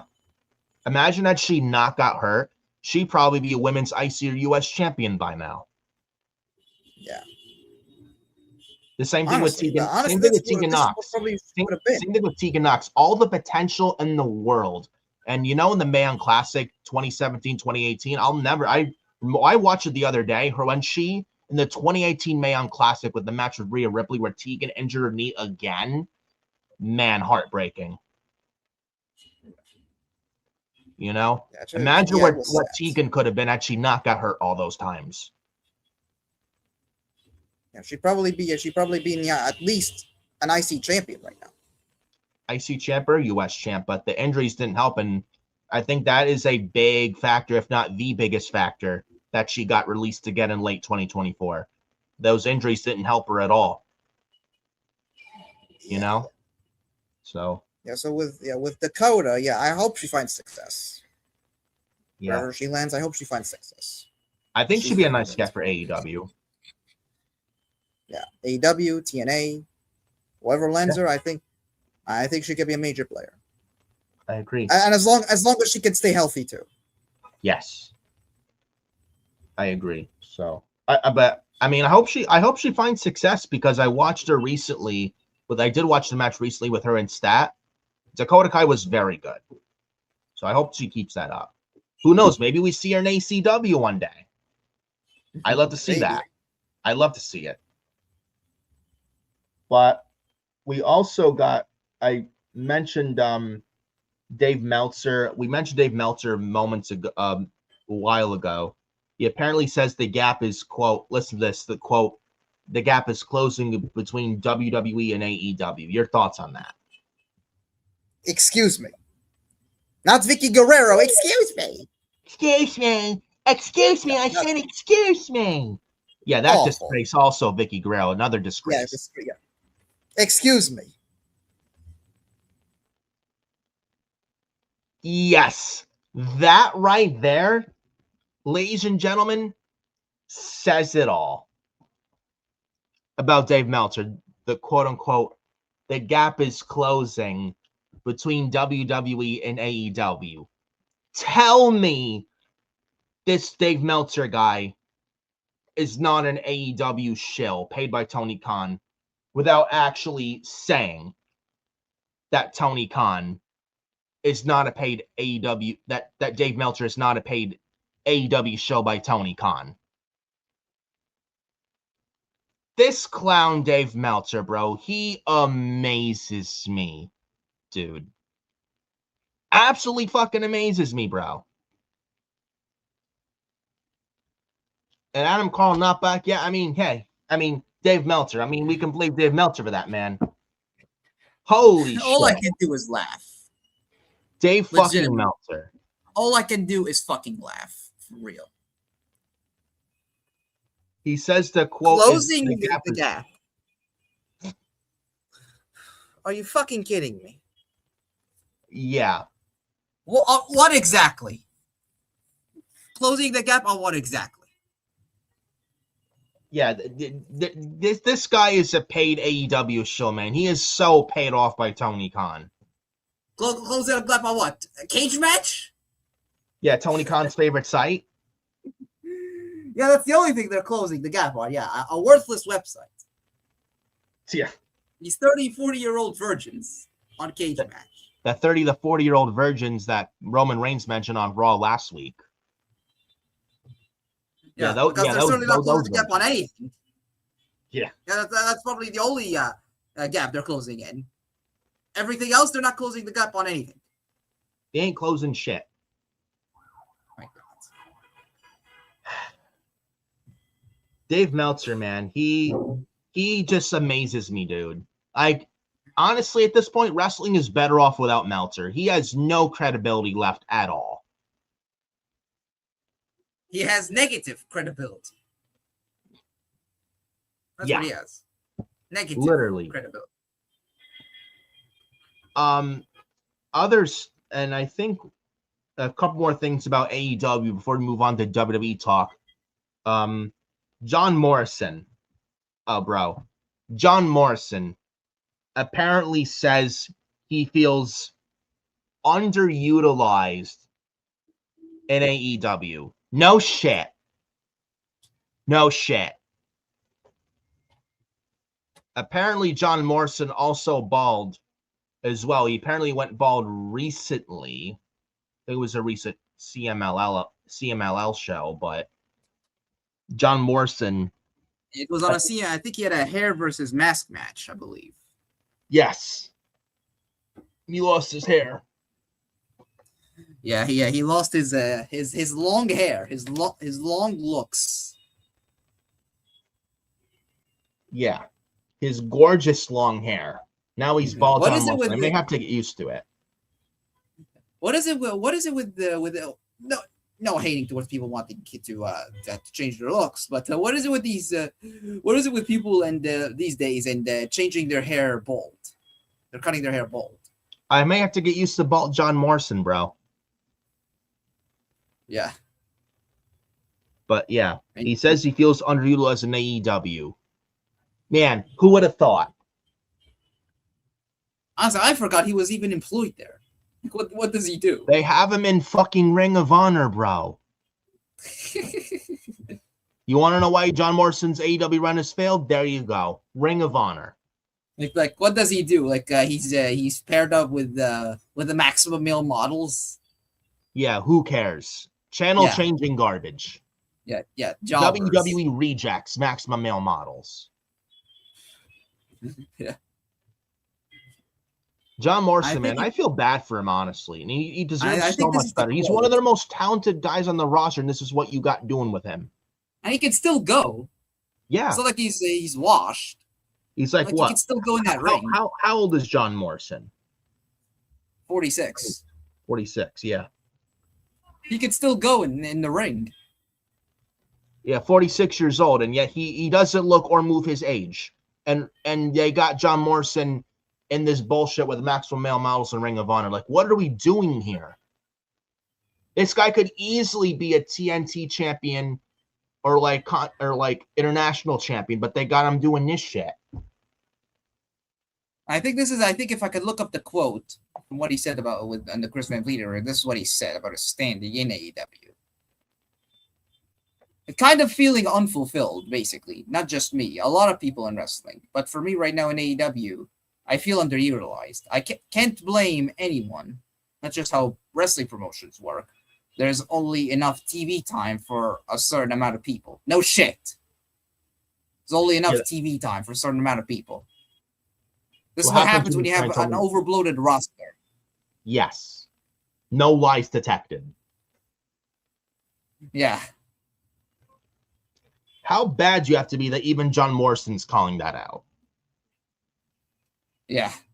I mean, shit happens. I get it. I mean, there are certain ways promotions work. There's only so much TV time for certain people. It's like, this is what happens when you have too many people on your roster. You can't even know what to do with. Yeah.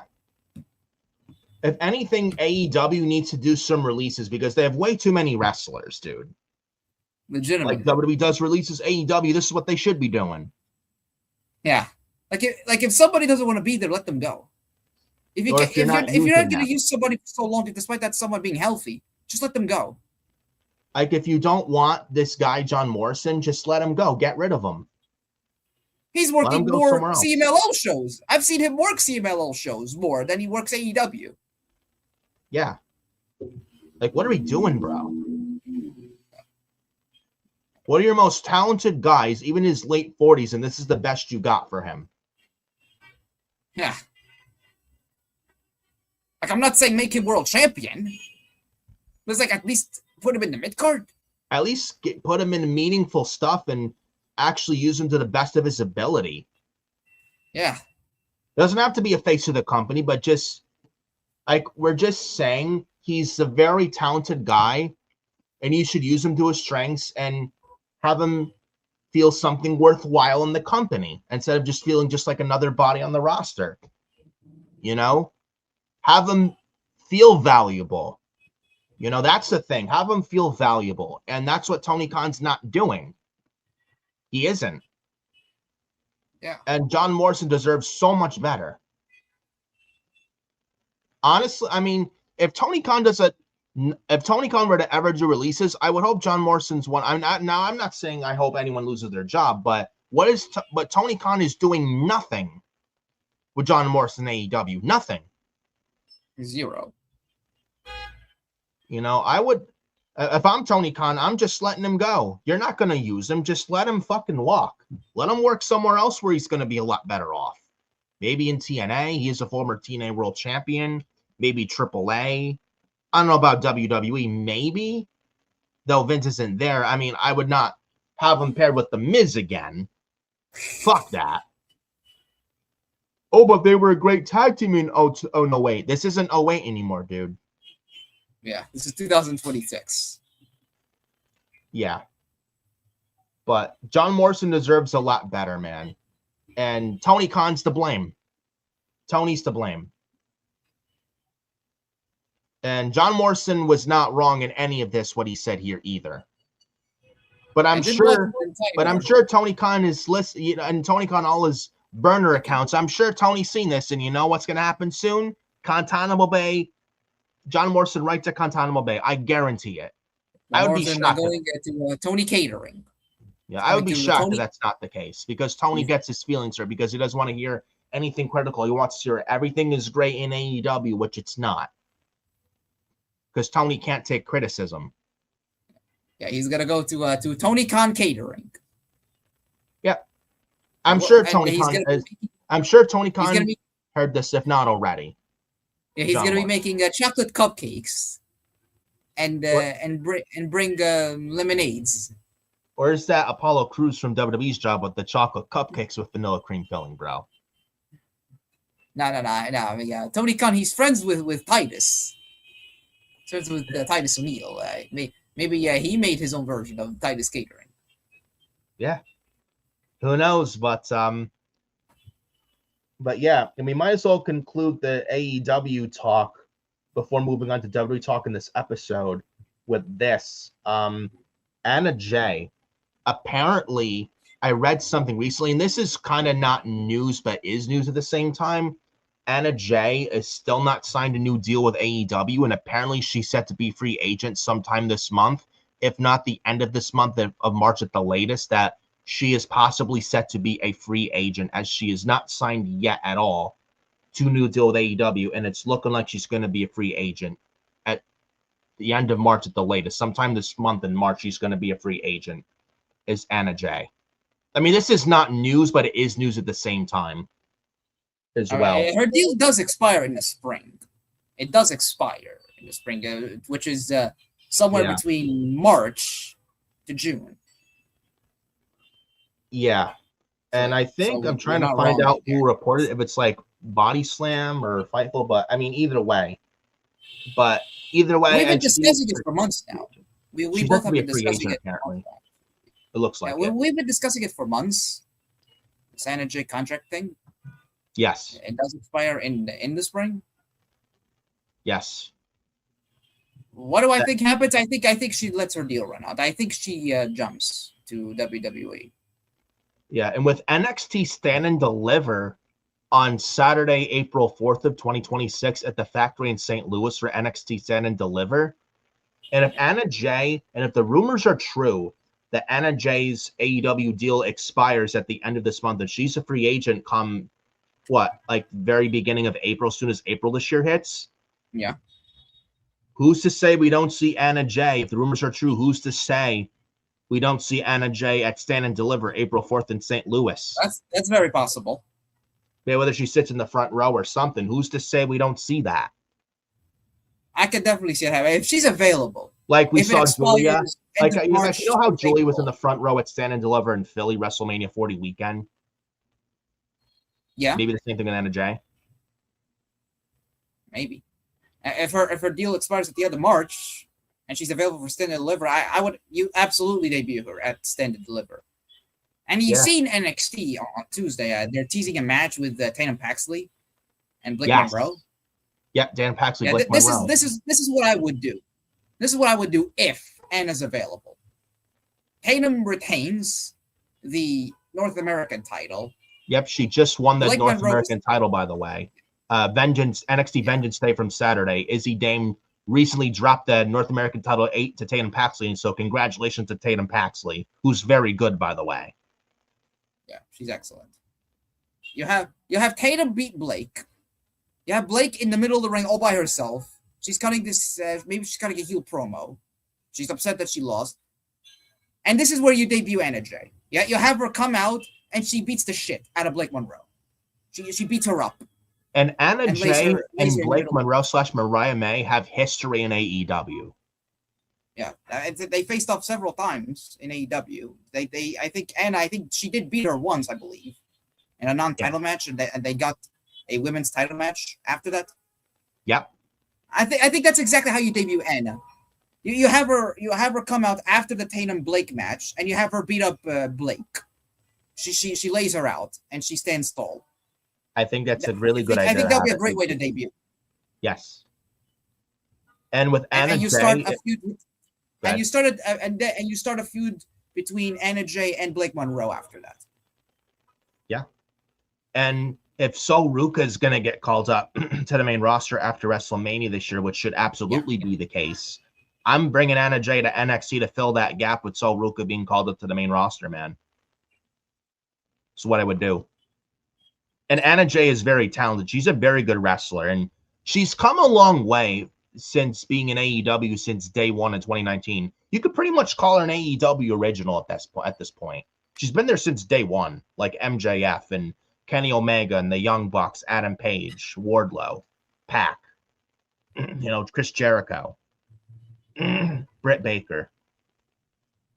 The Young Bucks, Hangman. Yeah. The Lucha Bros, Penta and Rey Fenix. But with Anna Jay, she comes to WWE. Honestly, A, it's the right move. And B, I think she'll do well.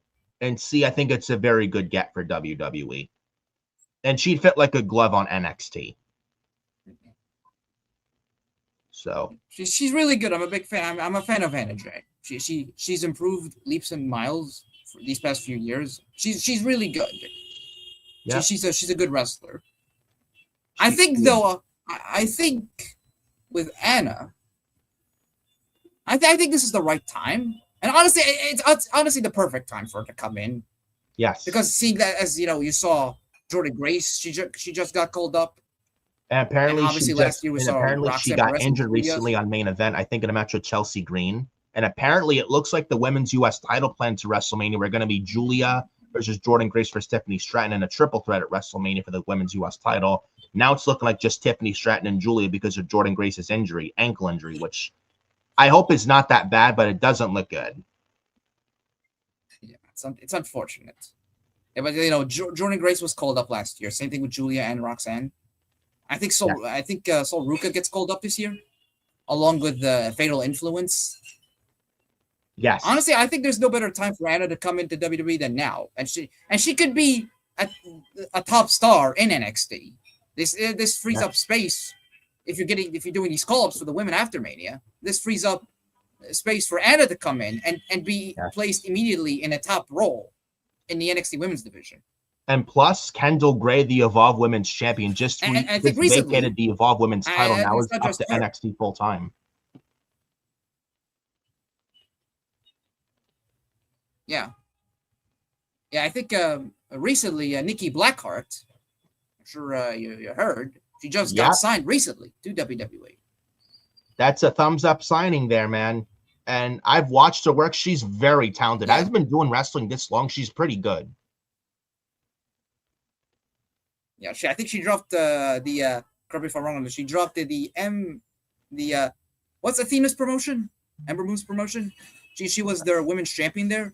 Ember Moon's promotion. Let me look that up. Ember Moon's wrestling promotion.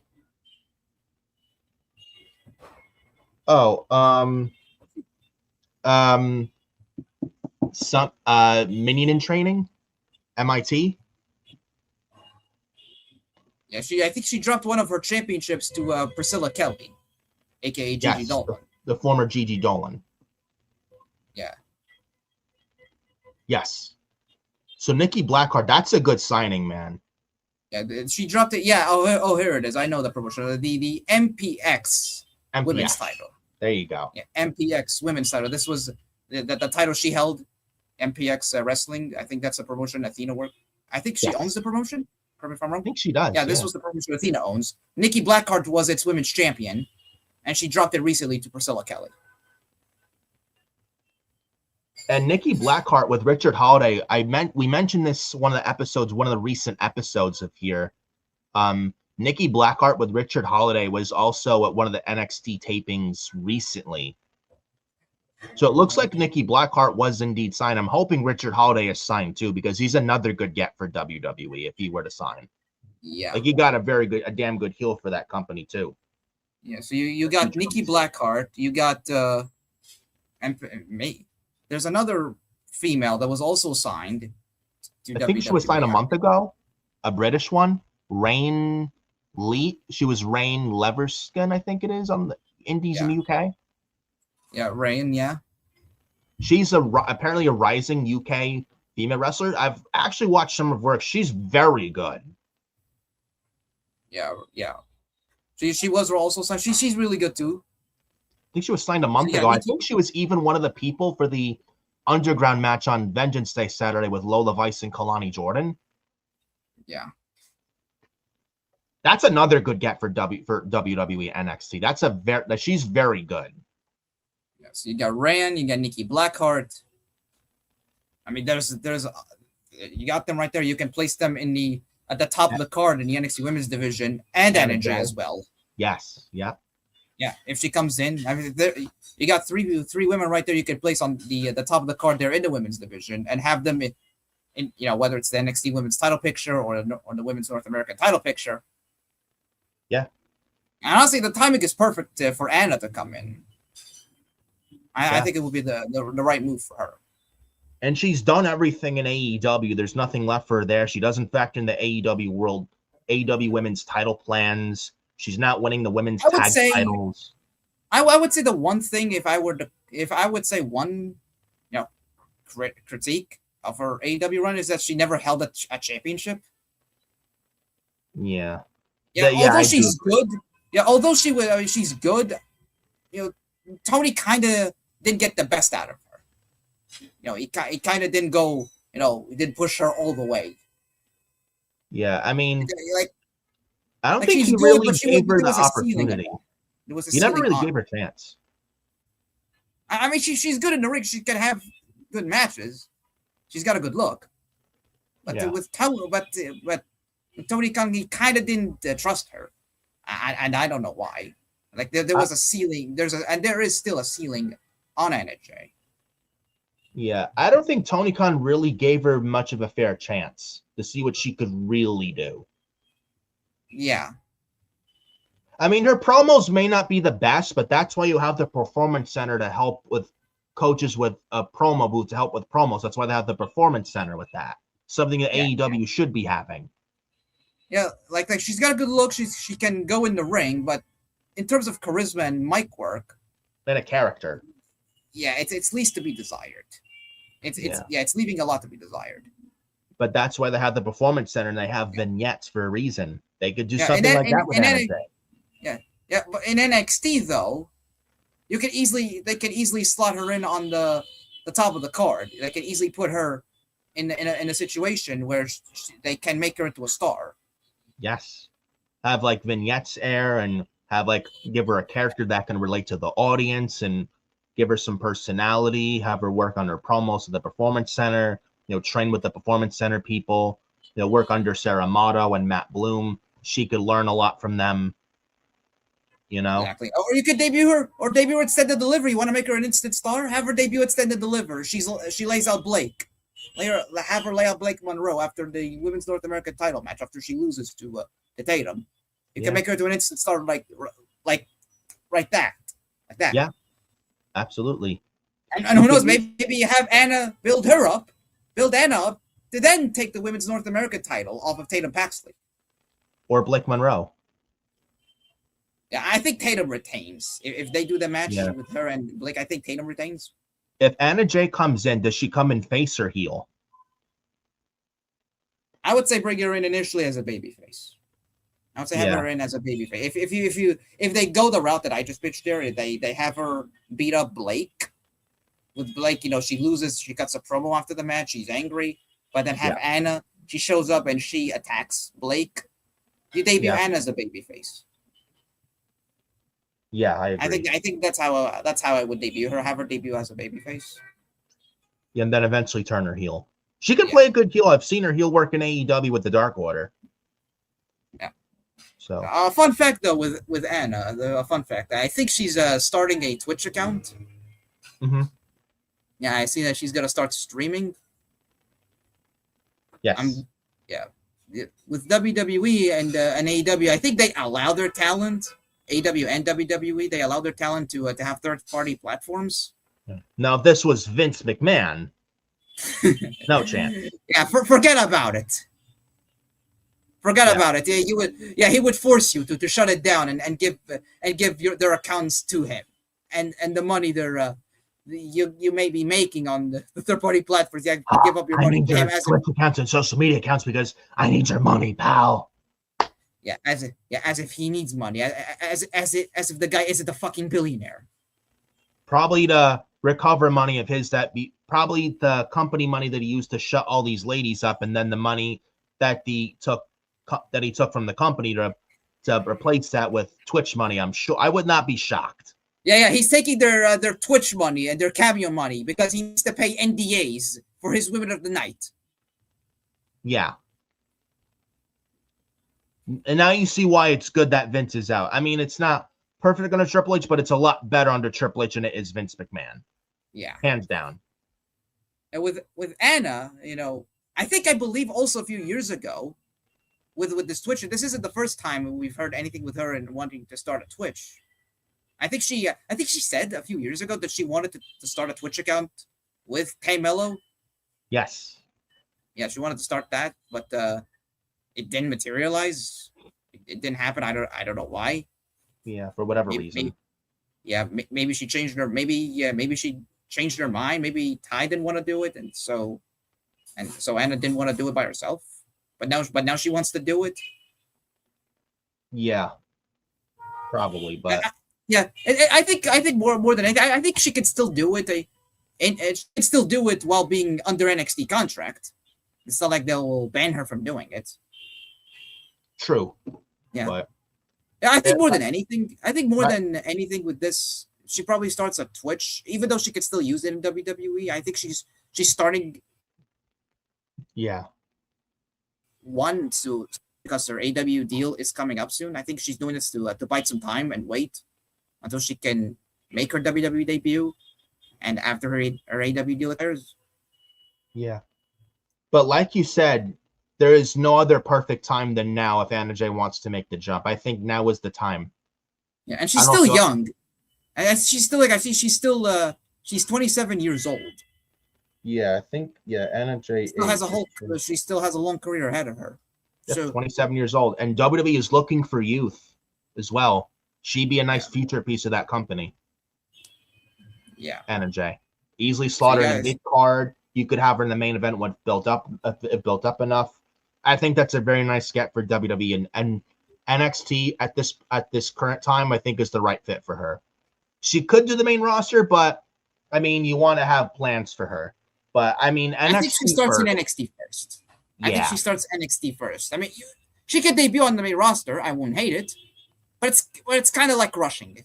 A lot of people, when they come to WWE, a lot of people, and this is just my personal opinion, anybody that comes to WWE as a wrestler, I think a lot of them should start in NXT. There's very few exceptions that could skip NXT, jump right to the main roster, Raw or SmackDown. But I think for the most part, a lot of people should start in NXT if they want to come into WWE as a wrestler. A lot of them should start in NXT first.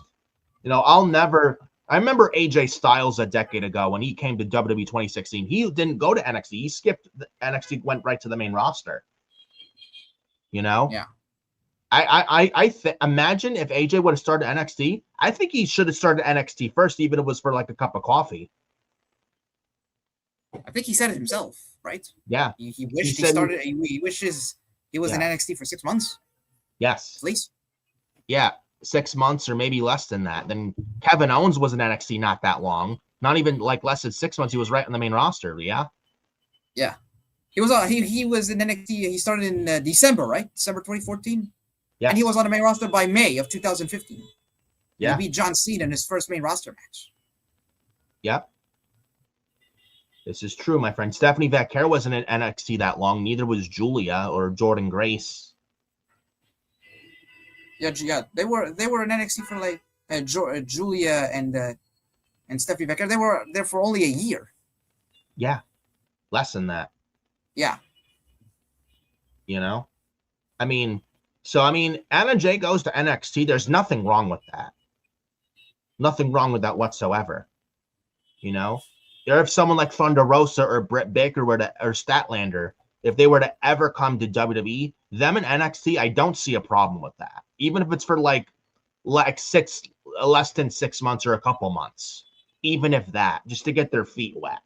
Because the WWE style is a lot different and a much different animal than the AEW style is the WWE style. Completely different beast. And in WWE, it's a more safer in-ring environment, so these people are not going out there and risking their lives and killing themselves in WWE, whereas AEW, like, a lot of times in matches in AEW, everybody drops each other on their fucking heads, most times on the apron, like pile drivers on the apron, pile drivers where you're on the top rope, pile driver, then your head, the opponent's head, like top head first on the top turnbuckle. It's just very risky and dangerous. Like, you don't have to go out there and just kill yourself out there to prove a point. Whereas WWE, it's a much safer environment, so you're not killing yourself. Exactly. So it's like Anna Jay were to go to WWE. She learned the WWE style. She went to WWE, and I think she'd have no problem learning it. I think she learned it very quickly. Yeah. It's a more safer environment, so she's not killing herself, and she'd be able to tell a story, and I think find herself. I think Anna Jay to WWE is a good move. She learned you don't have to go out there and risk your neck or risk your life. She wasn't doing all these types of spots in AEW. I've never seen her do any of that. Yeah. So I think she should be. But like in general, a lot of guys in AEW just drop each other in their head, so you don't got to do that. They do too much than they need to. they'll be better. I think they'll be better off, slowing Like it you down. don't need to go out there in the ring and kill yourself just to prove a point because you can't sell out shows. You know? Yeah, I think they Well, need to slow it down. Yeah. I think they'll be better off for it. Look at Penta, like when his in-ring style AEW. Look at WWE. I mean, you see the difference, right? He's working. He's working, even though slower paced. There's not much difference with him, honestly. They've kept him the same as he was, but except, he's working, slowly but safely. Yeah, I think safe-wise, safe-wise, Penta's style WWE safe-wise, I think it's better than the one in AEW. If I'm being honest. Yeah. I don't think Penta was injured in AEW, unless he was out for maybe a few months. But I think he was healthy for the most part there. Yeah. Yeah, but Phoenix. I remember in AEW, Ray Phoenix, he was like doing all these like corkscrews and dropping people on their heads and doing all these like flips and risky dives and stuff. Yeah.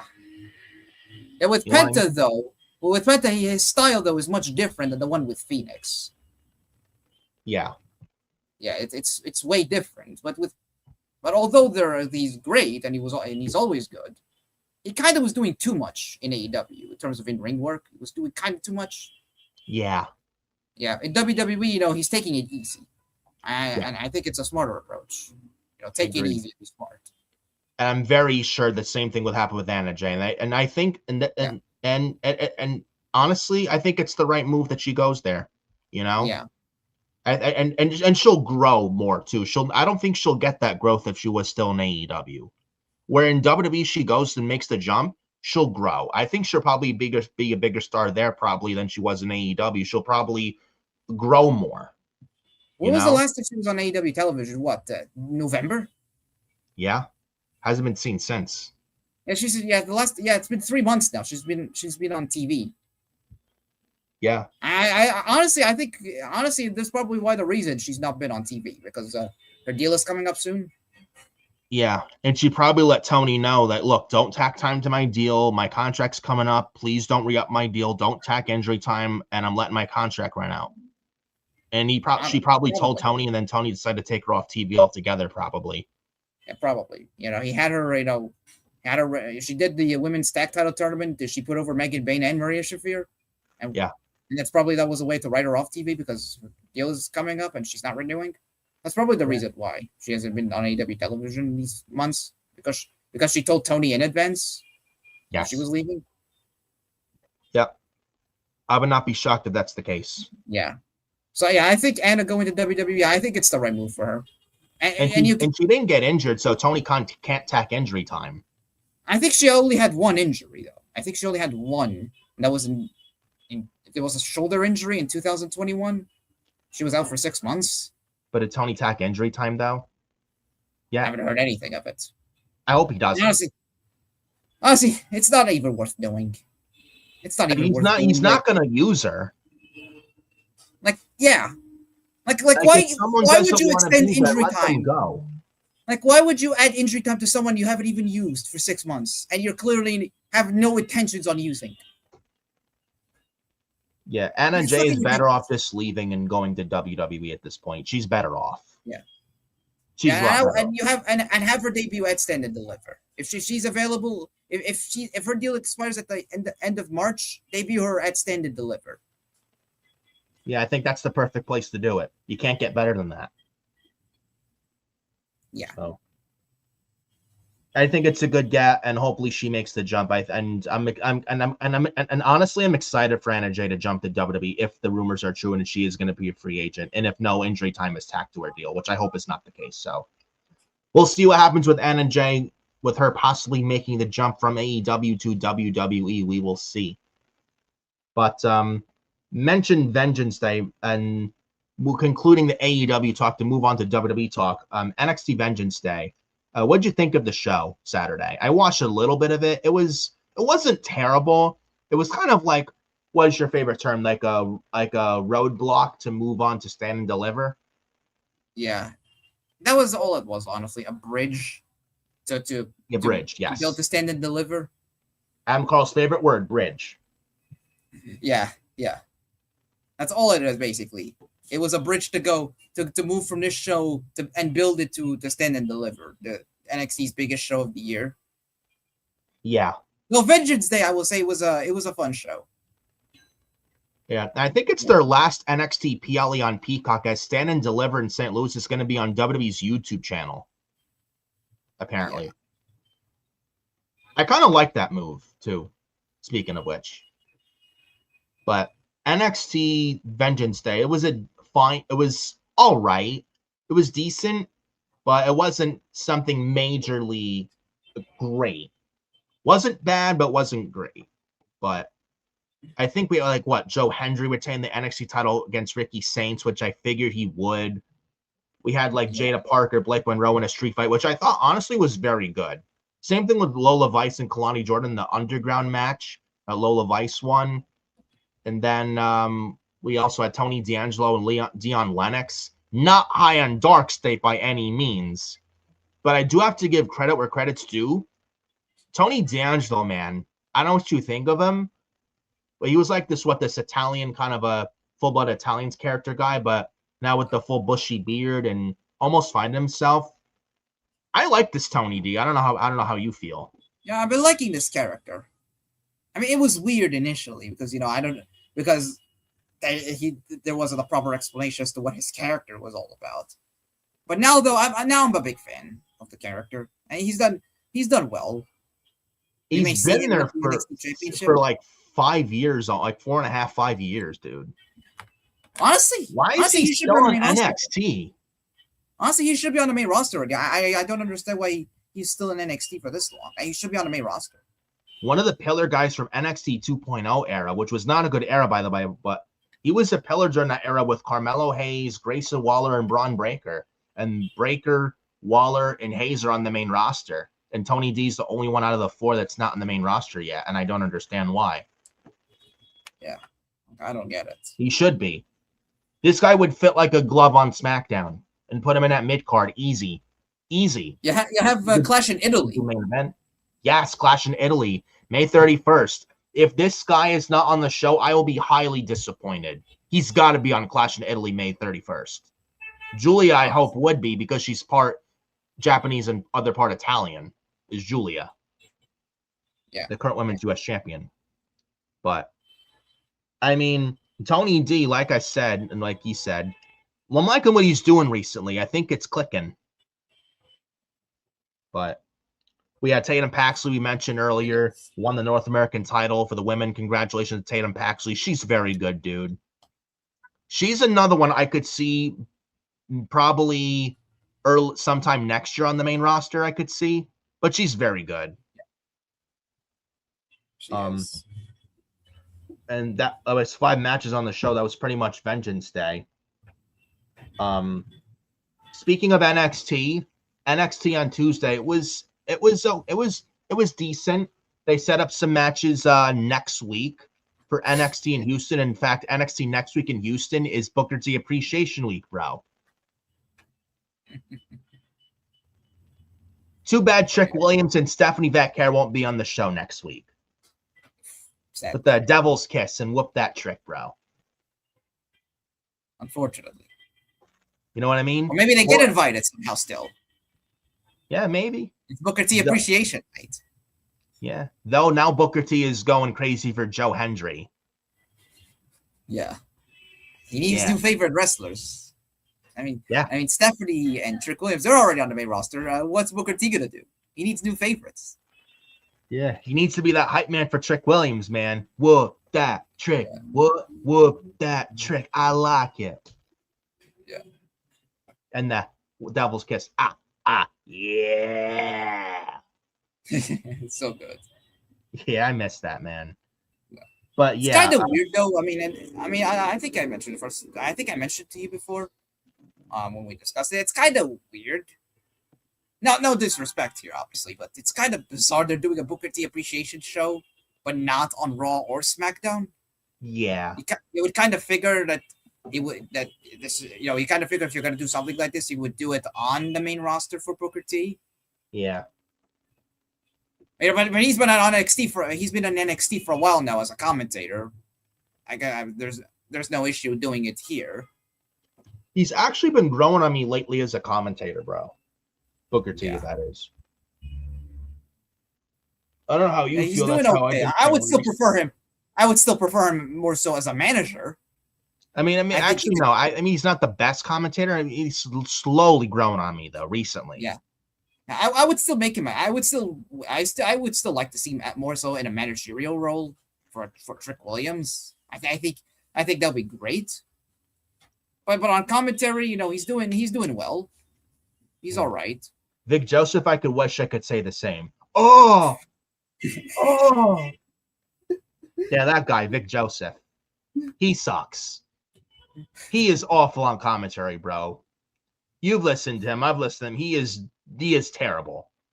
Vic Joseph is absolutely terrible at commentary, bro.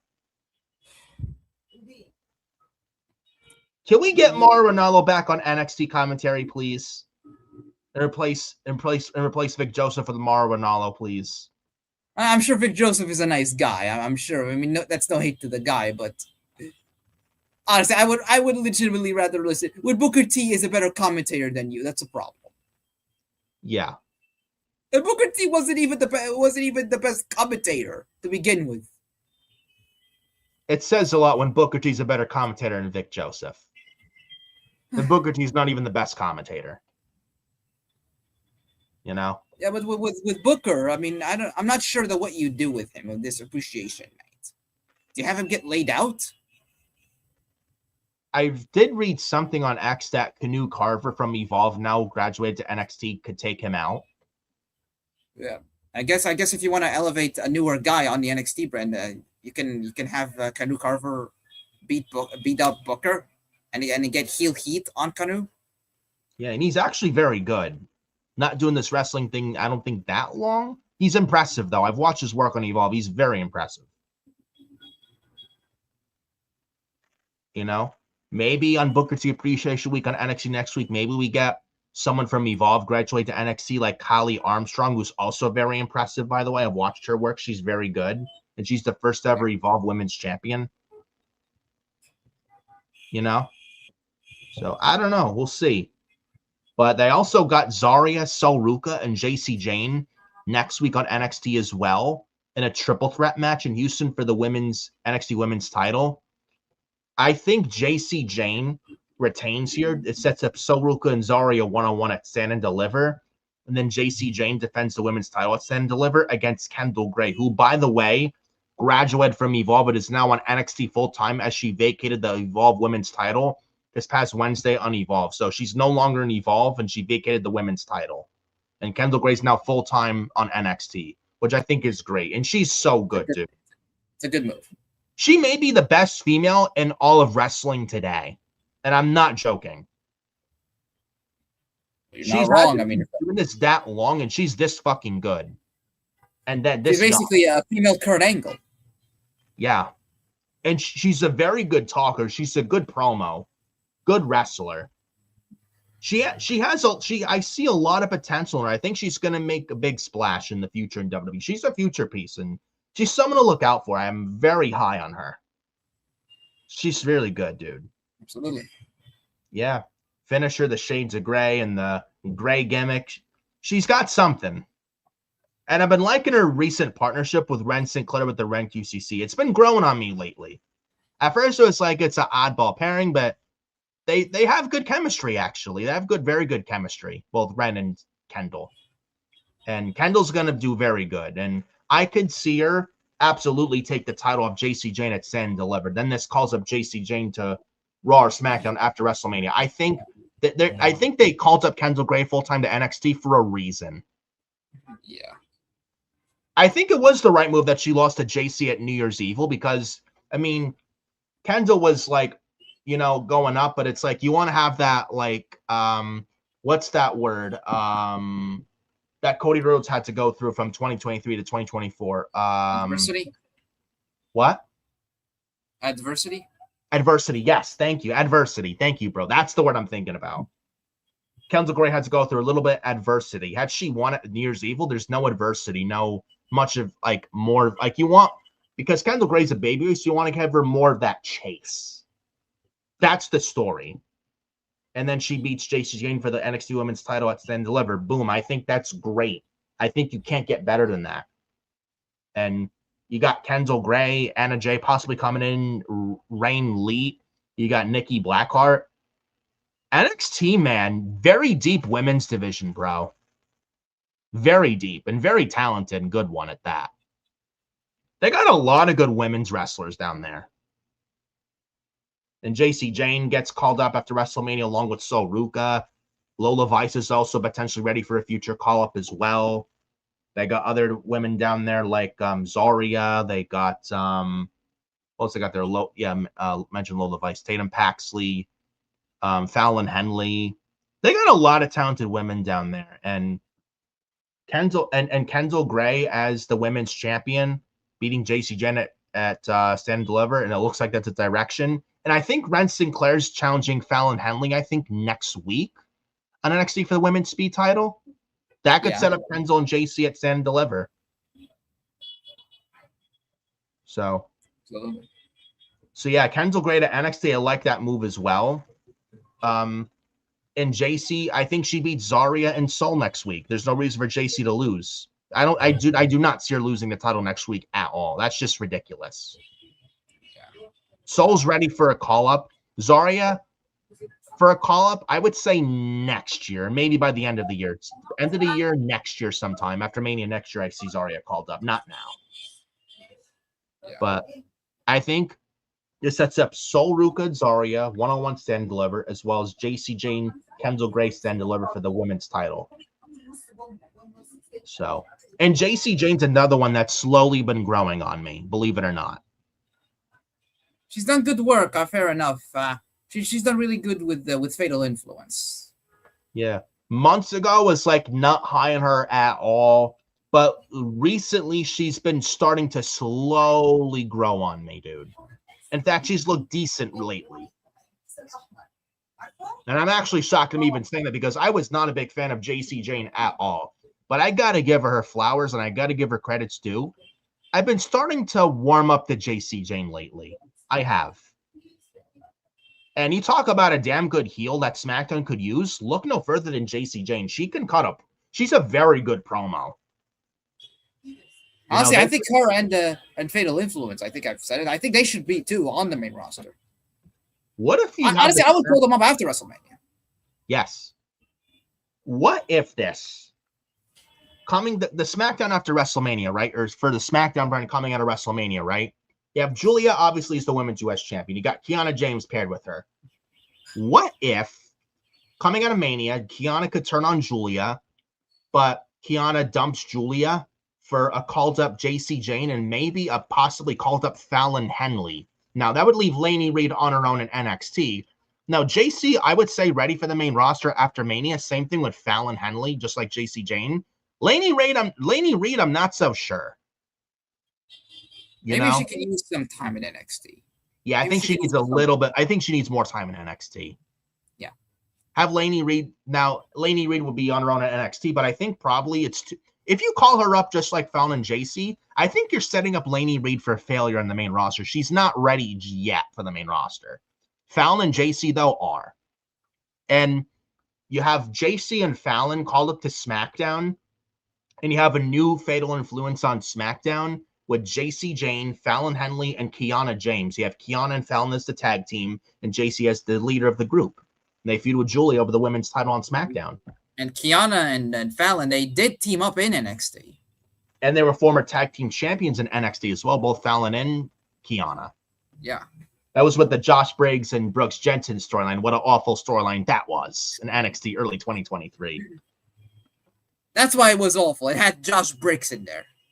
And Brooks Jensen. Two of the most boring wrestlers. But I think with Kiana and Fallon, with JC and Fatal Influence on SmackDown, I think this could work. Yeah.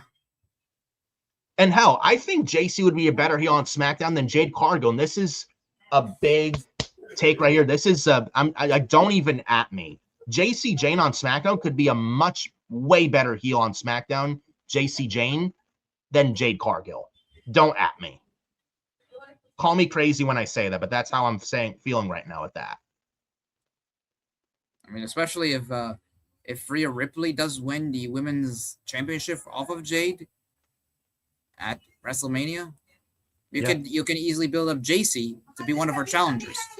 She could definitely get over on the main roster as a major heel in that women's division. Yeah, and I think SmackDown's women's division, they need all the help they can get. They're also missing female heels on that SmackDown women's division. You could easily add JC Jane to that. I think she'd fit very well there. Yeah, JC Jane and Fallon Henley. Yep. You pair them with Kiana James on SmackDown, feud with Julia. Give me a Julia and JC Jane feud on SmackDown over the women's US title. Maybe give the title to JC Jane. I would not mind that. You move Julia up as well.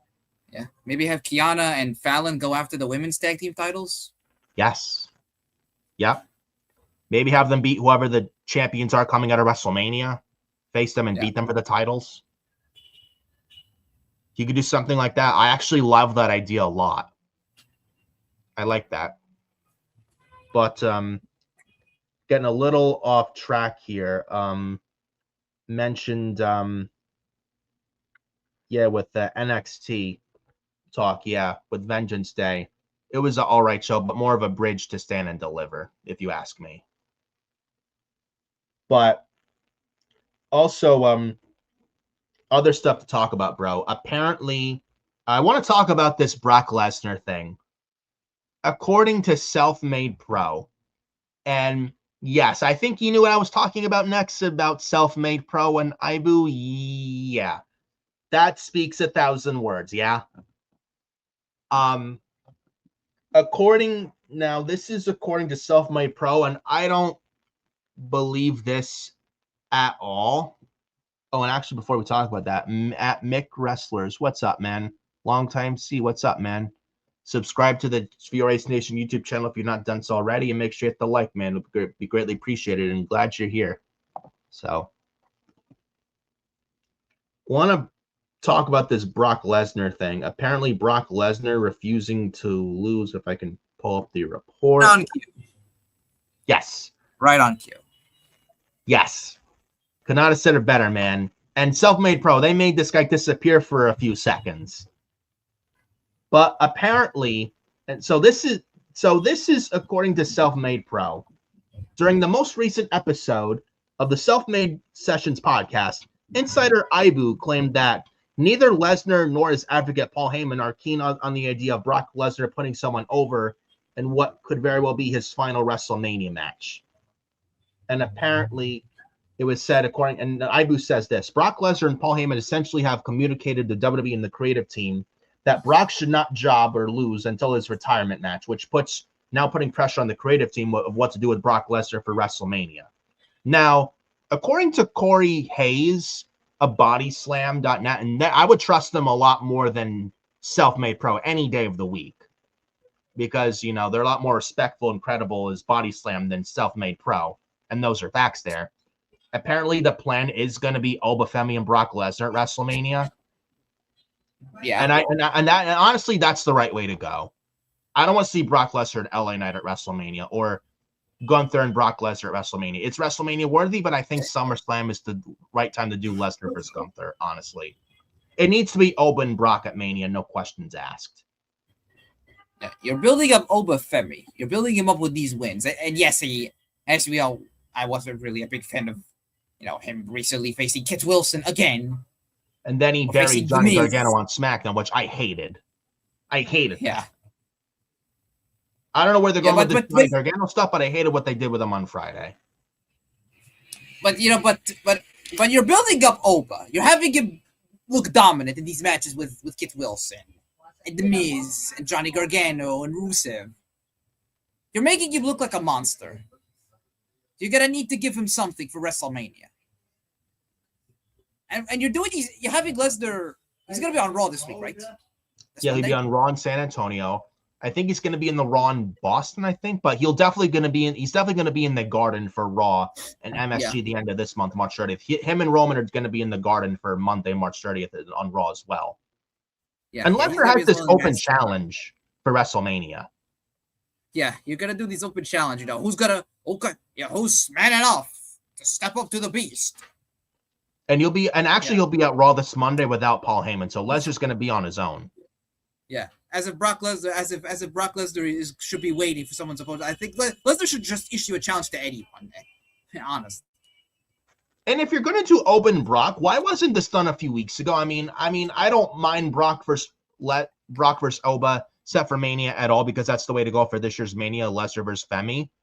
But I question why this wasn't done a few weeks ago, and Lesnar was like, I'm making the open challenge, and Oba Femi was there at the show at the arena.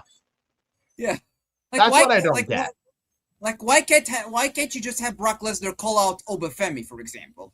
Lesnar doesn't have a match at WrestleMania. He wants to get on the card, and he's Brock Lesnar. Whichever match he wants, he'll get. Have him call out Oba Femi. Yeah. And Heyman's not there, so the effects of last week's attack from Seth Rollins a week ago on Raw. Yeah, or have Oba in the ring, for example. He dominates his opponents, but then he cuts a promo afterwards, and he calls out Brock Lesnar. Yeah, they need. I don't care what anyone says, or I don't know how we get it done. Oba Femi versus Brock Lesnar needs to be one of the matches for WrestleMania. I don't know who. Like someone out there in Stamford, Connecticut needs to hear this. Oba Femi versus Brock Lesnar needs to happen at WrestleMania. Not Brock Lesnar versus LA Knight, not Brock Lesnar versus Gunther. Brock Lesnar versus Oba Femi needs to happen at WrestleMania. No ands, ifs, or buts. No ands, ifs, or buts. Nobody wants to see Brock Lesnar and LA Knight. That is a lose-lose situation for LA Knight and for Brock Lesnar. Gunther and Brock Lesnar is WrestleMania worthy, but SummerSlam is when to do Gunther versus Brock Lesnar. You need to do Brock Lesnar and Oba Femi now at WrestleMania. And I don't want to hear the excuse, oh, it's too early for Oba Femi. Oh, it's too soon in his run. No, it's not. No, it's not. You're building this guy, like this guy said moments ago. You're building him up as a future piece of the company and as a monster and as a legit next big thing. You need to strike while the iron is hot now with Oba Femi and do Oba versus Brock now at Mania. You need to do that. He eliminated 5 people in the Rumble. He had the most eliminations in the men's Rumble. He eliminated Rusev. He eliminated Rey Mysterio and Matt Cardona and Solo Sikoa and Braun Breaker. And he was number 1 in the Rumble. Went face-to-face with Brock. Brock eliminated Oba. And Lesnar got eliminated by Cody Rhodes and LA Knight. Yeah, when Jey Uso was fucking yeeting. Yeah, to the point that they totally missed Lesnar's elimination. And you wouldn't have known that Brock Lesnar was eliminated during Jey Uso's eating, and Lesnar's elimination meant fucking nothing. Nothing. Yeah. You have Oba right there. You have Lesnar and Oba staring at the Rumble. Lesnar eliminated Oba. Why wouldn't Oba want revenge against Brock Lesnar? And I don't believe Meltzer at all saying that, Oba and Lesnar may not be happening at Mania. Bullshit. Bullshit. The same guy that was in attendance for Dynamite. And for the press conference last night at AEW Dynamite with Tony Khan. Yeah, that guy. Yeah, that's the guy we should believe. At this point, don't even believe a word Meltzer says at this point. He's full of shit. Yeah. He's full of shit. Self-made pro? Yeah, them. Fuck them too. Yeah. Brock Lesnar and Paul Heyman. They don't want to see Lesnar lose. Give me a break. He just got eliminated in the Royal Rumble. Okay? He was eliminated and nobody even noticed. Yeah.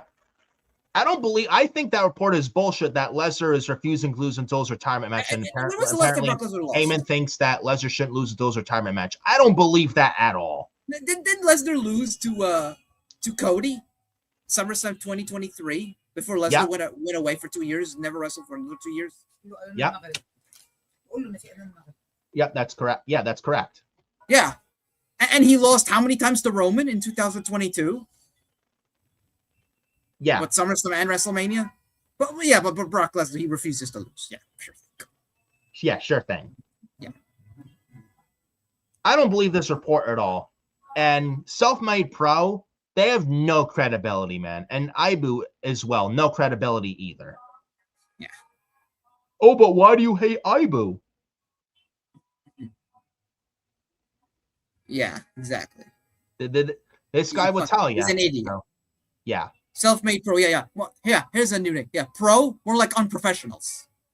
Yeah, they're all children over there. Yeah, clowns. Yeah.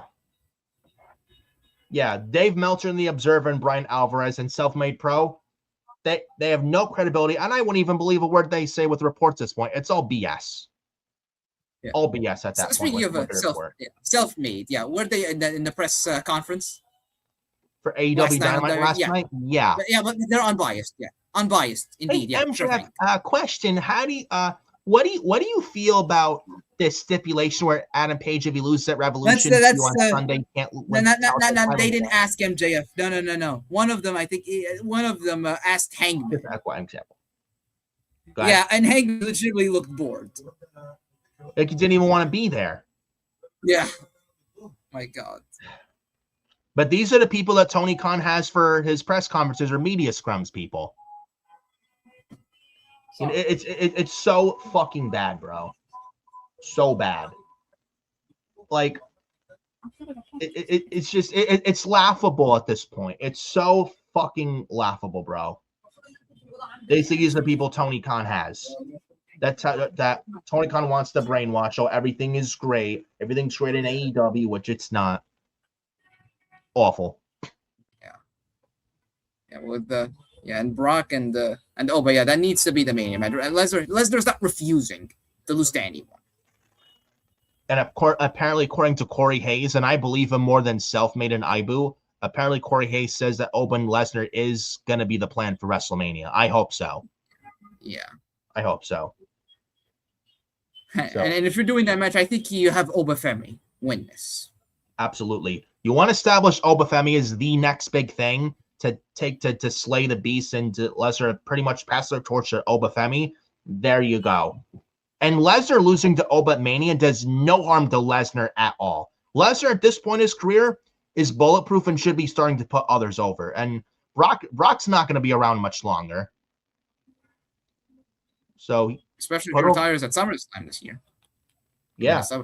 Outside of maybe a match with Braun Breaker, what's left for Brock Lesnar to do in WWE? Not really much of anything. Not really. And a match with Gunther as well, obviously. But Lesnar, at this point in his career, should start putting people over. And imagine if Oba goes over Brock at Mania. You know what that does for Obafemi? Honestly, that makes him a main eventer for real. That makes him a star. That's a main star right there. Instant. Like, pretty much Lesnar would be passing the torch to Oba at that point.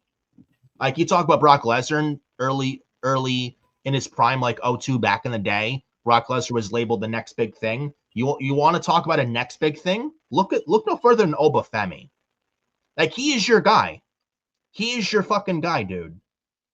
He is your future, not only your future piece, but he is your man, along with Braun Breaker, to carry this company, along with others for years and years to come. He's your future. He's your future. Oba and Brock is the way to go for WrestleMania. No questions asked. And then other stuff with the Raw talk. Might as well talk about the mentioned AEW Dynamite last night. Not that good of a show, a shit show, clown show outside of the Kyle Fletcher and Speedball match. NXT was decent Tuesday as well. Now with Monday Night Raw. Might I say Raw was a good show Monday outside of the opening segment. Except for the opening segment, the Raw I thought was a good show. There was some good talking points. The opener, though, was I watching Power Rangers and the Putties? Was I watching fucking Power Rangers, bro, or was I watching Monday Night Raw at the beginning of the first 50 minutes of that show? I was watching Teenage Mutant Ninja Turtle, or were I watching a bad skit of Teenage Mutant Ninja Turtles? Yeah, Paul Heyman. You had what? You had Adam Pearce in the ring. You had Seth Rollins from the crowd, still on the mask, unmasked, and it's Seth Rollins on the announce table. And you know what's also, you know what else? And you know the other thing about this segment I don't get. Seth Rollins said nothing. He could have said something. Oh, but he's not cleared. Yeah, give me a fucking break on that one. Yeah, he's not cleared so much so that they put him on television. Yeah. He's not on TV taking bumps if he's not cleared. He literally did the curb stomp. He did a curb stomp. How was he not cleared? Yeah, and he didn't. And he could have said something, could have spoken. We got nothing of that, and instead we got the Vision then coming out, and now all these masked men in the ring running around circles, hiding around Seth. And then there was one guy that looked large, right, in the mask. It looked like it was, what, Keith Lee or Alba Femi. It looked obvious. That was not Seth Rollins. Yeah. But you had You know all what these this masked men in the ring acting like the putties, running around with masks. Like, what the fuck was that? Were these the masked men that were attacking the Undertaker in 2005? Yeah, with Muhammad Hassan. Yeah, were these the masked men that never revealed themselves? They're still running around 20 years later. This was so fucking bad, bro. I don't know what the hell I watched with that opener of Raw, bro. That was awful. Why are they continuing this masked man? We already got the reveal of the masked man. We already got Seth Rollins revealed. Why does he need dozens of geeks running around the ring for him? Like some stuff in AEW that needs to end. This masked man shit needs to end too. This has been going on since November, and it's now March. It's 4 months of this shit. Can we end this too? Oh my god, please. Oh, but what if Braun Breaker is back in time for Mania and he's a masked man that spears Seth Rollins and it's unmasked as Braun Breaker? If Breaker is good to go for Mania, and if that is how we do it, then at that point, after that, no more masked man. And even at that point, enough of the masked man shit. I tell you, WWE must love their masked man and mystery angles. I mean, is this this feels like a Bruce Pritchard idea, bro? Not just WWE. We had a segment on Dynamite. We had Swerve dressed up as a masked man, choking out Brody King with the chain. Oh my god! Is Swerve taking Bruce lessons too, bro? What is it with these companies and their obsession with masked men? Masked man and mystery angles, mystery crate thing at the Elimination Chamber, which I thought was terrible, by the way, and it ended up being terrible. It was Dan. What's next? Crime scene storylines? Or feuds over the lantern with the MFTs and the Wyatt Six. Yeah, you love that feud, huh? Said no one ever. Oh my god. That feud that never seems to want to die, the Wyatt Six and the MFTs feud over on SmackDown. That opener of Raw was fucking god awful. It was so childish. This opener was so childish. Like Seth Rollins is above this. Yeah, it felt like a fucking kindergartner wrote this segment, bro. That's how bad it was. Like who was under the mask? I assume with the masked people. As bad as the segment was, I assume the masked people were students of Seth Rollins' wrestling academy. I assume these were the people under the mask. Has to be. Otherwise, what the fuck are we doing here? Yeah. I mean, hey, good for them to get on Monday Night Raw. Did they really need to be dressed up as masked people? No. They could have done this. They could have done something that was not this, and it would have been a lot better off. I don't know what the fuck this was.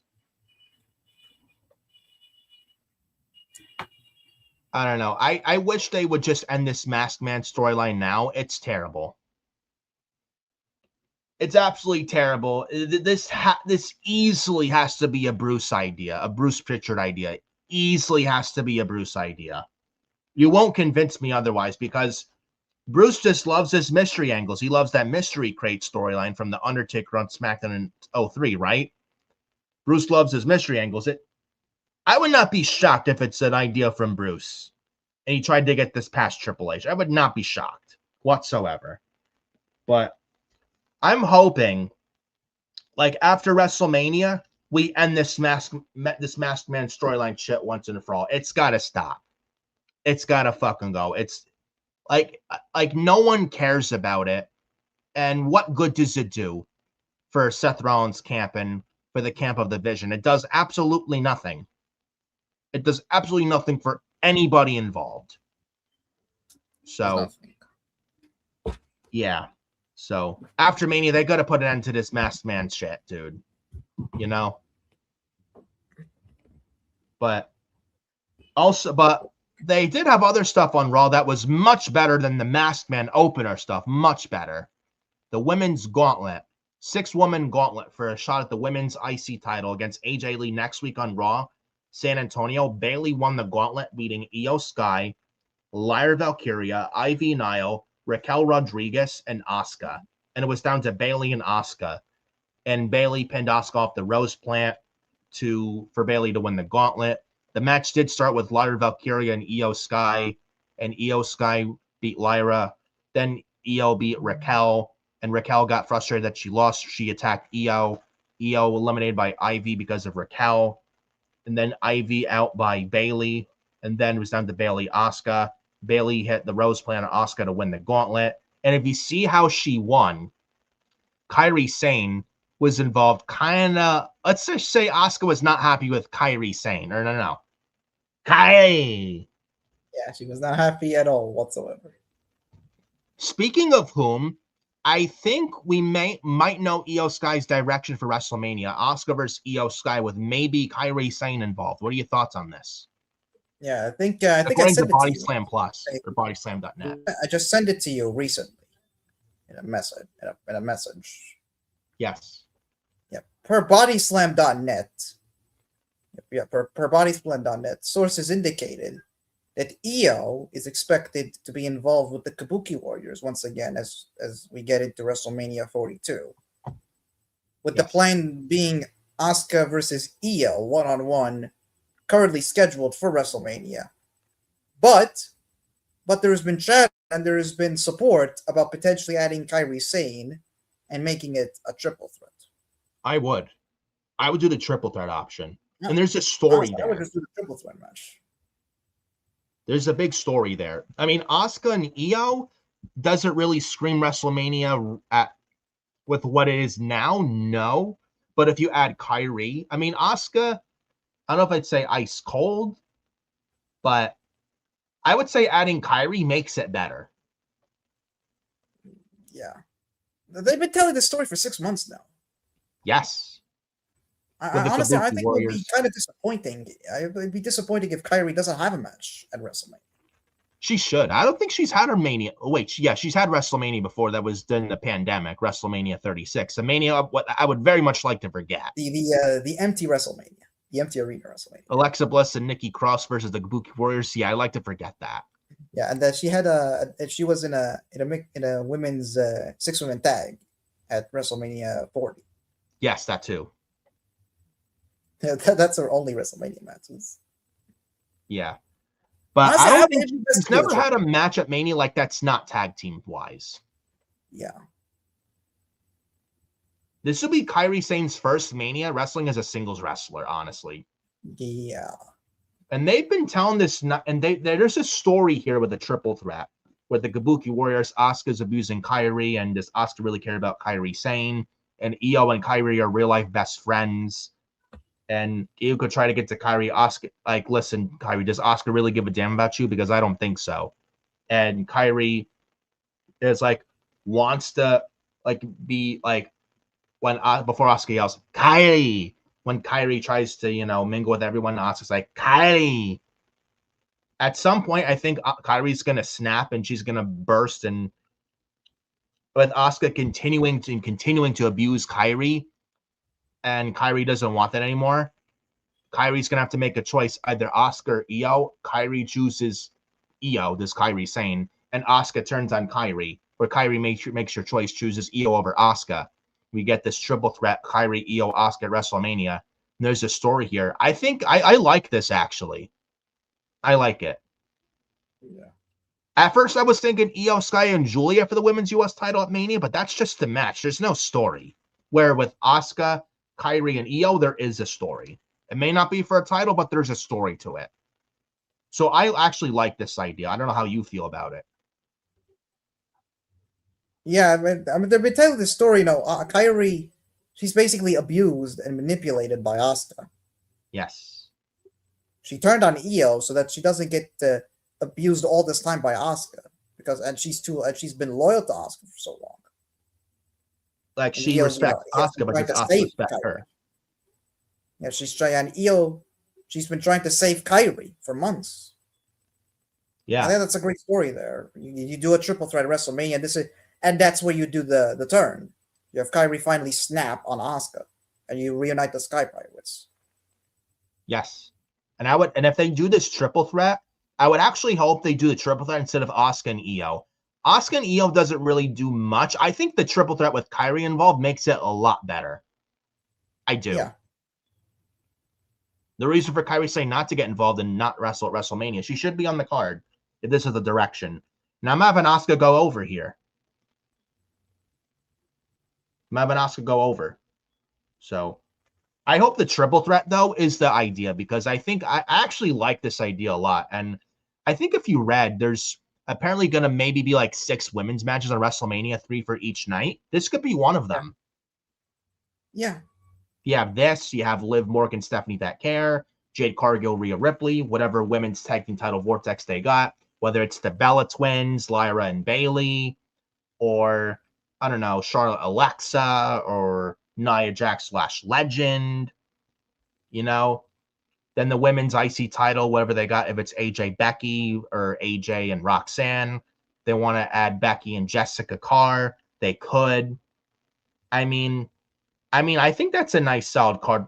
I think that's a nice 6 solid women's matches for WrestleMania, 3 on each night, don't you think? Yeah. Because I don't see the women's U.S. title defender. Or maybe it is Tiffany Stratton and Julia for the women's U.S. title. I don't know if that's really WrestleMania worthy at this time, but I think in terms of the IC title stuff, I think we still get AJ and Becky. I still think we do one more match between them, and they give Becky her win back. maybe. But Because I think Becky, because honestly, because we're getting AJ Lee and Bailey next on Raw. I think Becky gets involved. maybe. I think she gets involved and she attacks AJ Lee.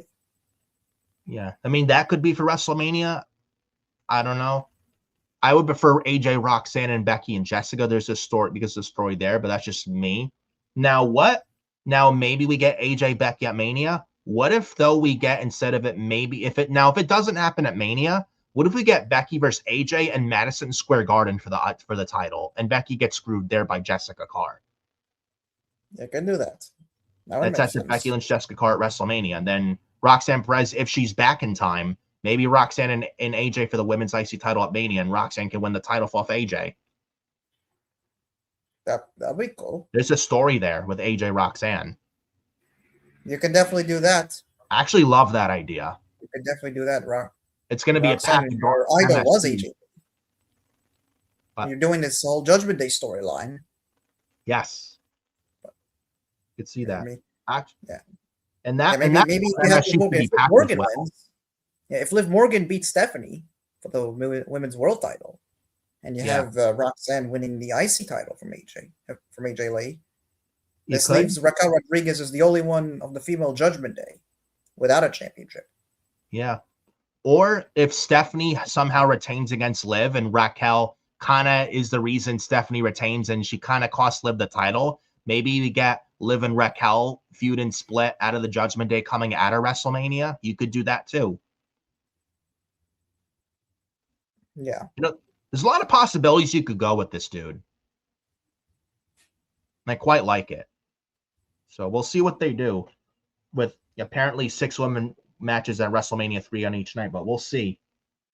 But other stuff on the show. So Bailey won the gauntlet, right? She's challenging AJ next week for the women's IC title in Raw in San Antonio. I don't think Bailey's winning.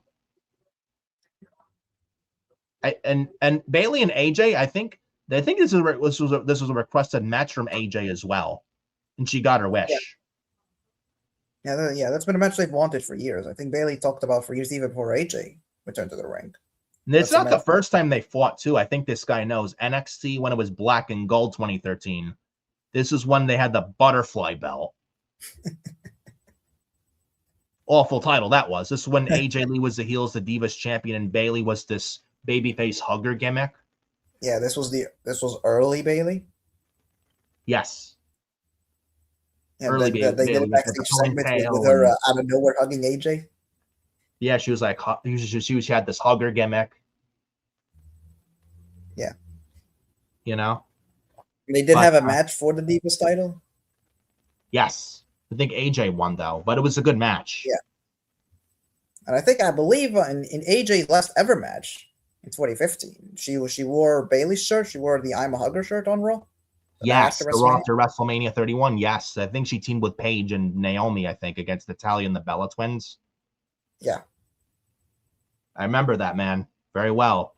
The purple. So there's a lot of history there between them. There's a lot of history with AJ Lee and Bailey. And Bailey was best friends with AJ Lee in the time when AJ and Punk were retired. Yes, and I think she's still friends with them to this day. Yeah, she's basically a part of their family. I think that they took a picture together and with Larry. God rest his soul.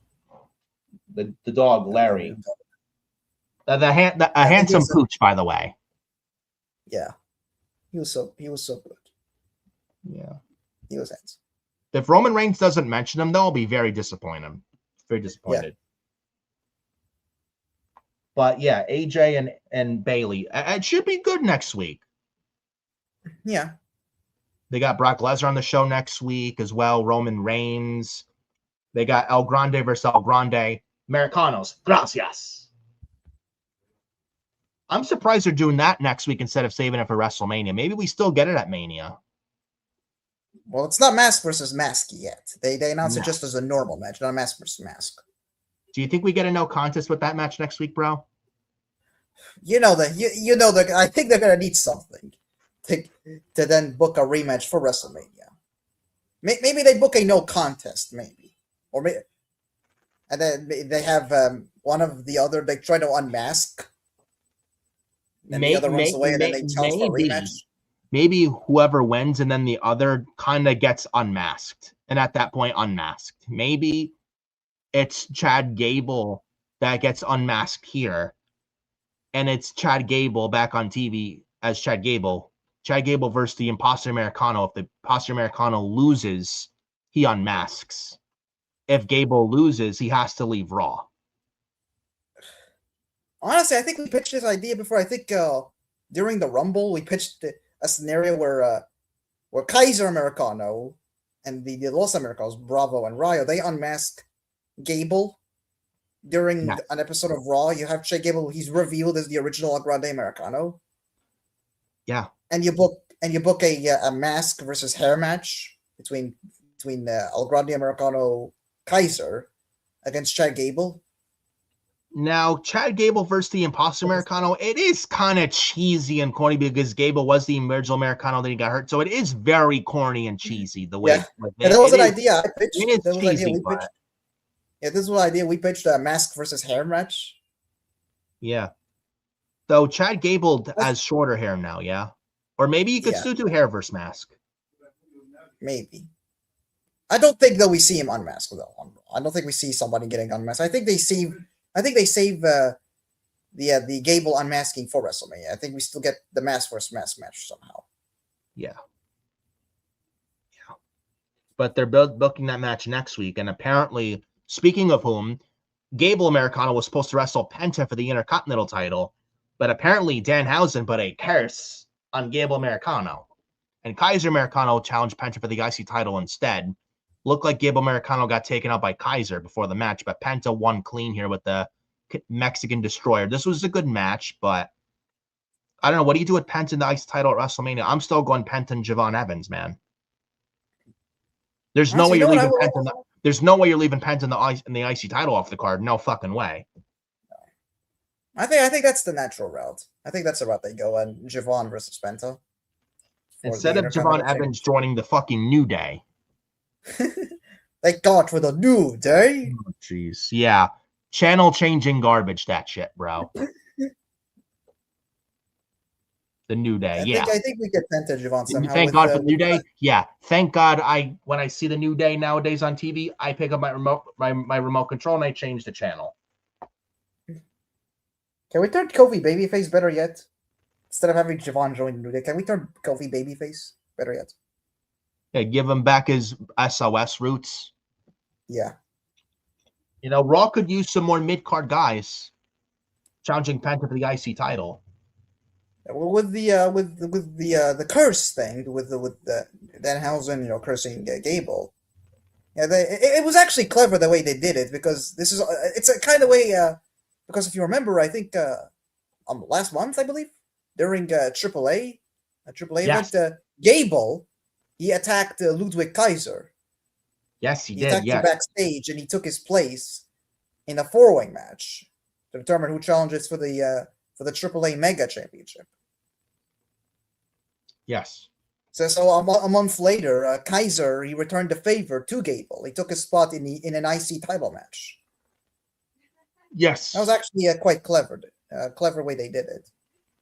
Yeah. It was a great usage of Danhausen, and it proves how powerful his curse is. Because Just you know. are cursed. Hope I did that right, bro. Yeah, you did that right. It's actually it definitely it shows, if you get cursed by Danhausen, bad things happen to you. Let's just ask Dominic Mysterio, bro. Yeah, he got cursed and he lost the IC title. And we'll talk about him in the Judgment Day in a little bit.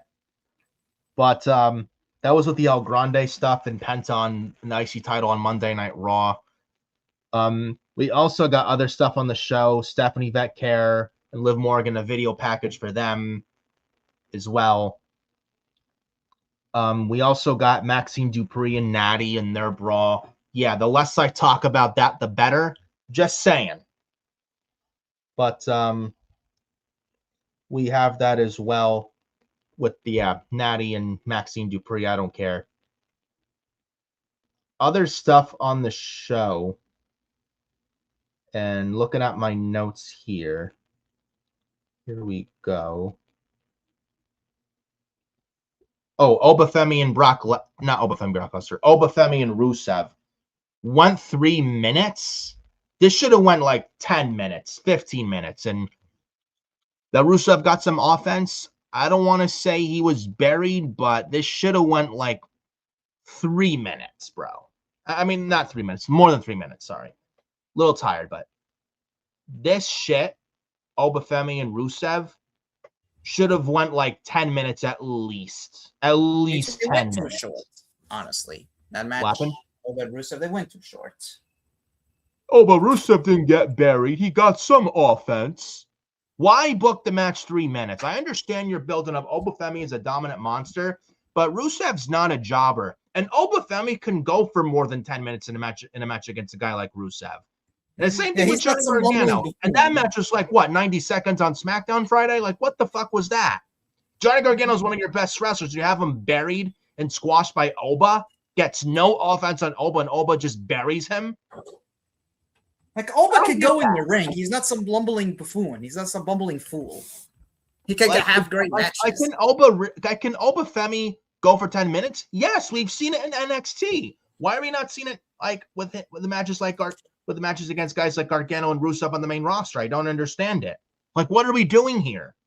Again, I get you're building up Obafemi as a monster, but just because you're building him up as a monster doesn't mean he needs to wrestle like 3 minutes. He can go in the ring for at least 10 minutes. Hey, he went against Cody at Saturday Night's Main Event. He faced him. Yeah, Obafemi, like this is not Braun Strowman. This is not Big Show. This is not Omos or Mark Henry. This is Obafemi. He is not any of those guys. Obafemi can actually go for a lot more than 3 minutes. He's not like Brock Lesnar that can only wrestle 3 or 2 minute matches. No, Obafemi can actually go in that ring. He can actually wrestle. So what are we doing here? I don't know, man. I don't fucking know. Maybe the match with Lesnar, if they do that at Mania, maybe it goes longer. I mean, it should go at least maybe 8 minutes, 10 minutes. Yeah. Or I don't know, can Brock Lesnar wrestle for that long before he gets blown up? I think he can. I think Oba could get something out of him. I don't know, man. We'll see. But, I mean, we also had Obafemi and Rusev. This should have went longer. I was let down by this. It wasn't horrible, but it's like, come on. 3 minutes? I don't understand that at all. But we also on Raw, we had the might as well. I mentioned Natty and Maxine Dupree. Yeah.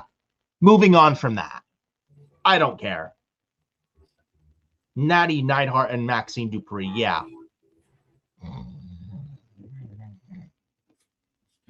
Yeah, you don't even need NyQuil for that, dude. We also got on the show, we got the Judgment Day segment. The Judgment Day, Dominic Mysterio and Finn Balor, man. This was one of the best things on the show, where Dominic wasn't happy with Finn, and backstage, Dominic is telling JD McDonough to go find Finn Balor because I need to have a word with them. Then Dominic says he's going to go out to the ring, and Liv Morgan says, you want us to go out there with you? Meaning us, Liv, and Raquel. And Dominic says, yeah, I want you to go out there with me. Then Dominic's calling Finn Balor out, and Balor comes out with McDonough. And then Balor, during this promo, he says, quote, you know, the more I think about it, maybe your father, Rey Mysterio, was right about you, Dom. Maybe you are just a spoiled little prick. And Balor actually said the word prick. They didn't bleep it out on Netflix, which I like. If this was USA Network, forget about it. They bleep that shit out. Yeah, because USA Network are so fucking pussified. You know?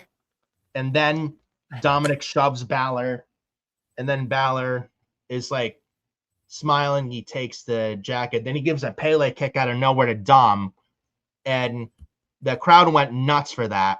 Then McDonough is trying to, it's like, Balor, stop, push sub in the corner, like, stop. Then Balor pushes him out of the way, sling blade on Dominic. Then Balor goes for his hesitation drop kick, runs, clothesline from JD McDonough, went to booze. McDonough got booed. Then Liv Morgan, Raquel Rodriguez, JD McDonough, and Dominic Mysterio 4-on-1 mugging, beat down on Finn Balor. Then Dominic does some frog splash with a chair on Balor, leaves Finn Balor laying and stuff. And Finn Balor is officially out of the Judgment Day and is a babyface again for the first time in 4 years. And this is leading to Finn Balor versus Dominic Mysterio at WrestleMania. I really liked this segment. This was one of the best things on Raw Monday. Honestly, this was the best thing on Raw Monday, if I were to say it. This was honestly the best thing that happened. Outside of maybe the Usos and CM Punk, but I like this segment a lot. And I thought this match would be for the IC title at Mania. Looking at this segment, it doesn't need the Intercontinental Championship. It doesn't need it. Otherwise, it would feel lost in the feud. And story, man, Balor and Dominic's story. They've been teasing about this split for a long time, and they waited on this. Now we finally get it. And Balor's out of the Judgment Day and on his own. So Edge, the OG Judgment Day, Edge out, Damian Priest out, Rhea Ripley out, and Finn Balor out. Edge's original Judgment Day out of the Judgment Day. And Balor and Dom, I'm liking what they're doing. Your thoughts? It was fantastic. Yeah. Honestly, go ahead. And honestly, this has maybe been the best thing that have happened to Finn Balor in a long time. He's really benefited so much from the Judgment Day, and he's going to be a lot better off for it coming out of it. Yeah.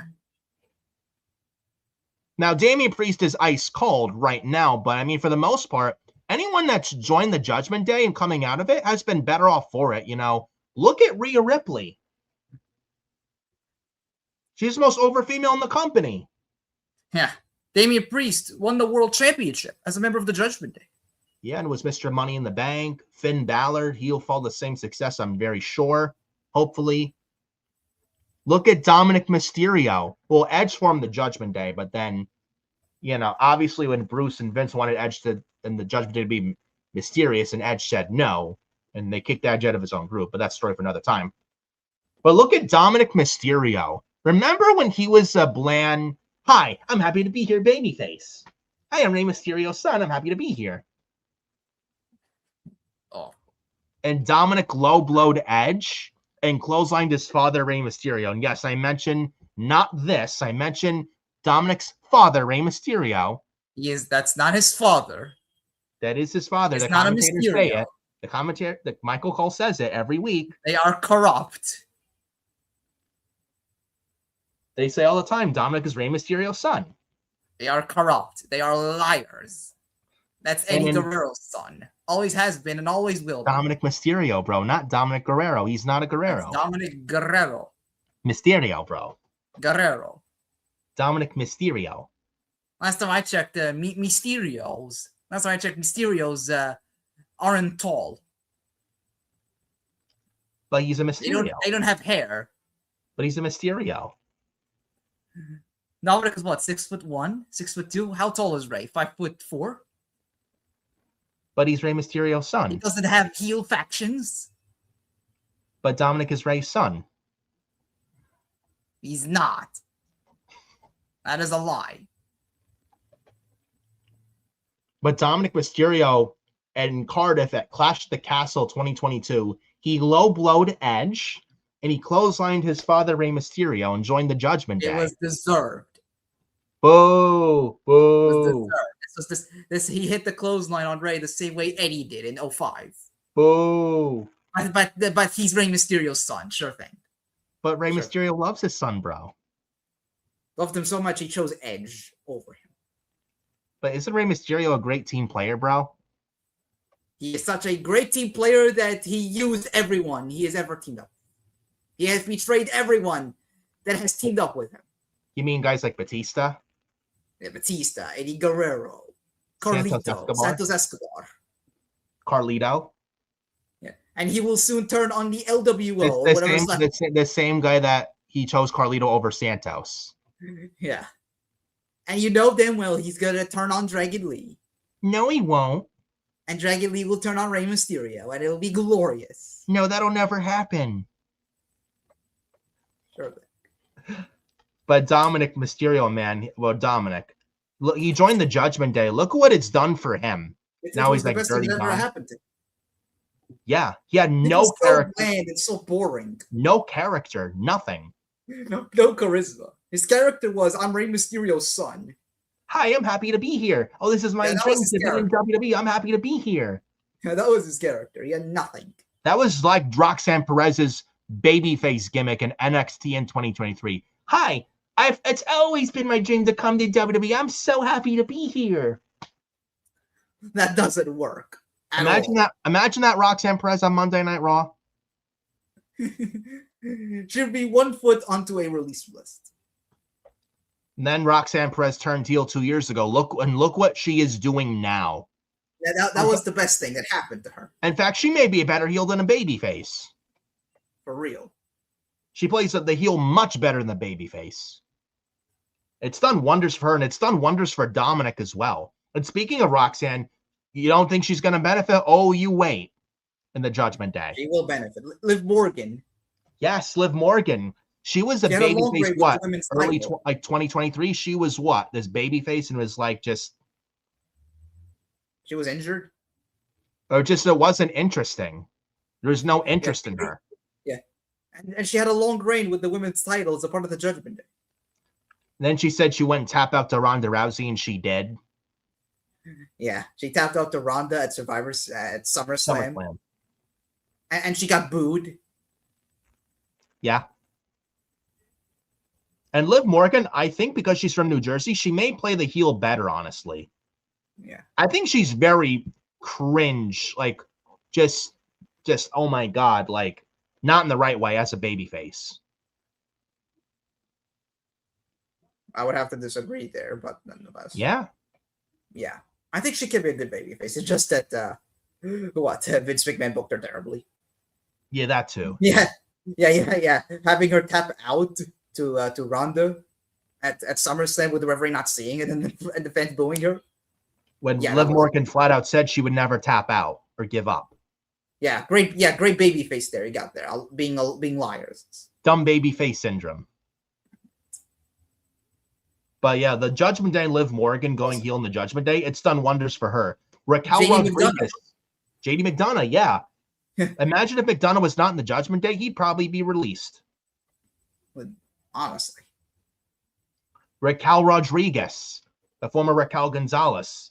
Remember when she was called up from NXT to SmackDown on the main roster, right after WrestleMania in 2022, yeah? She was called up. She was Raquel. renamed from Raquel Gonzalez to Raquel Rodriguez, and she was this smiley baby face, showing off her back muscles, smiling all the time. Yeah. Vince McMahon wanted her to smile all the time. Yeah, as if this gets anywhere. Like, that got Finn Balor anywhere, being Smiley Finn. Yeah. Smiley Finn. 2018, remember? Yeah. Why are you smiling? There's nothing to smile about. Yeah. That's just like there's no balls there. Just looks like a sissy. And seriously, Raquel, when she was the smiley Raquel, she looked like a fucking sissy. Like, yeah. I was Literally. enjoying the Judgment Day as well. Same thing with Dominic. This was the best thing that happened to her on the main roster. Yeah. And Raquel Rodriguez even took advice from Kevin Nash, and she's now taken to heart. And look what she's doing, and she's come a long way. And even during her black and gold days, I thought a 2.0 Tamina Snuka. No, she can actually go in the ring, and she's a lot better than Tamina Snuka. She can actually go in that ring, and she's another future piece, and she, with a lot of potential, is Raquel Rodriguez, and even calling herself Big Sexy Raquel Rodriguez. That's advice from Kevin Nash there. That's easily the Kevin Nash advice, like felt right there. But I mean, Raquel Rodriguez also coming a long way, and she's actually pretty good. And the Judgment Day has benefited her as well. So, if anything, I think it saved her career. Absolutely. Because the smiley Raquel, she was going nowhere. You know? So, I mean, Finn Balor out of the Judgment Day, we saw this coming. But I'm liking what they did here. And Balor and Dom is all but confirmed for WrestleMania, I'm very sure. And who knows? Maybe we got Liv feuding with Raquel and Roxanne coming out of WrestleMania. Maybe there's more cracks in the Judgment Day. Or do we see a brand new Judgment Day with Dominic and McDonough in it? At least. Maybe Roxanne in it still? Liv or Raquel? Honestly, if I would do it, I would have Raquel being. I think Raquel is the next one to get kicked out of the Judgment Day. Do you think she maybe kind of cost Liv Morgan the title at WrestleMania if Stephanie Becker retains? Possible. Yeah, something like that. But I mentioned here on before in the show, what was it, several episodes ago, that the Judgment Day should end. Actually, I take that back. I don't think they should end the group. And I think, and this is a shout out to JD from New York 206 and Saw Monster, by the way, two of the greats, by the way, two of the goats, by the way. Shout out to them as well. They mentioned this, I think, recently on TNT that that the Judgment Day is like Triple H's version of the Bullet Club. Honestly, I don't make the case that Judgment Day. I don't disagree at all. I don't disagree whatsoever with that. You could actually make a case that the Judgment Day has made stars. Yes, and in many ways it has revitalized Finn Balor's career. Yeah, because what was he doing before that? Nothing. Yeah, he was losing to Roman Reigns at Extreme Rules and having his nutsack hitting the turnbuckle. Remember that the demon with the demon awakening, and then the turnbuckle explosion, the top turnbuckle cross Balor title against Roman Extreme Rules 2021. Remember that bullshit? What a terrible finish! And they still have not explained that. You have Finn Balor going for the coup de grace. The turnbuckle explodes, and he faults, and his private areas they hit the bottom turnbuckle. He's like, that's exactly what happened. And Roman hit the spear 1, 2, 3, and that was it. No explanation of why it happened. Nothing. They didn't even bother to explain that. That's Vince McMahon for you. And Bruce Pritchard. Not leaving him out either. Yeah. God, was that awful. But Balor, before the Judgment Day, wasn't doing shit. Yeah. But Balor in Judgment Day has done so much for him. And coming out of the Judgment Day, he's going to be better off for it. I'm telling you right now. He's got the NXT CFL music back. He's a babyface again, going back to his roots. And I think we see the Demon King at WrestleMania versus Dominic, right? I think so. Yeah. Because if they beat down Balor, you don't mess with Balor, you don't mess with the Demon. Balor's going to unleash the Demon, and Danhausen cursed Dominic. What if Danhausen curses Finn Balor? Yeah. And he turns him into the Demon King. You, Finn Balor, I love you, brother, but I'm sorry, but you are cursed. I could see that. Instead, it's the reverse. Yeah, it's the reverse. It's actually a good thing. Yes, cursed for the right reasons. Dominic was cursed for the wrong reasons because he disrespected Danhausen. Yeah. But yeah, I could see that too. But yeah, Dominic Balor, WrestleMania, all but confirmed, and I'm looking forward to what they do at going into WrestleMania. And then we had the closing segment of Raw Monday, CM Punk and the Usos. Roman Reigns wasn't there, but the Usos, Jey Uso, there's no yeeting, which I appreciate. The less yeeting, the better. Like, this is what Jey Uso should be. Jey Uso's pacing around like an animal. And then they brought up how CM Punk met his dead father last week. Yeah, this was a bloodline Jey Uso. Yes. This is a Jey Uso that we need on television. Yeah. Like, there it is. But yeah. CM Punk mentioned Roman Reigns' dead father. Last week on Raw, CM Punk said, Roman Reigns at WrestleMania, I'm going to bury you next to your dead father. The Usos brought that up and said they were not happy about what CM Punk said. And though Punk showed some heel tendencies in this, the Usos, especially Jey, was yelling at CM Punk, apologize, say you're sorry. Even fans chanted, say you're sorry. Say you're sorry. Then CM Punk's response, I'm sorry. I'm sorry that Roman Reigns is using you. I'm sorry that Roman Reigns doesn't respect you like I do. I'm sorry that Roman Reigns is using you still as young boys. And then Jey Uso punched CM Punk right in the mouth, shoved him down. And that was the ending of Raw, man. I love this segment, bro. That was great. Was great. That was amazing. Do we ever get the final boss involved? I don't know if we really need Dwayne Johnson. After he no-showed Mania last year, I don't want to see The Rock ever again if he's not going to commit. Yeah. Honestly, but this was really good. As well, this was the best that Jey Uso and Jimmy Uso have looked, especially Jey, in a very long time. This is honestly what Jey Uso needs to be on television. Not running it back, not all that. Not running it back all the time. 4 letters, 1 word. Yeah, running it back and getting gassed out. Yeah. This is Jey Uso at his absolute best, at his most compelling. Absolutely, bro. When you have him, telling stories like this. Yes. And when he's serious. This is where Jey Uso is best. Yeah. And I think someone was saying, oh, what about the Usos versus Logan Paul and Austin Theory at WrestleMania for the World Tag Team titles? No.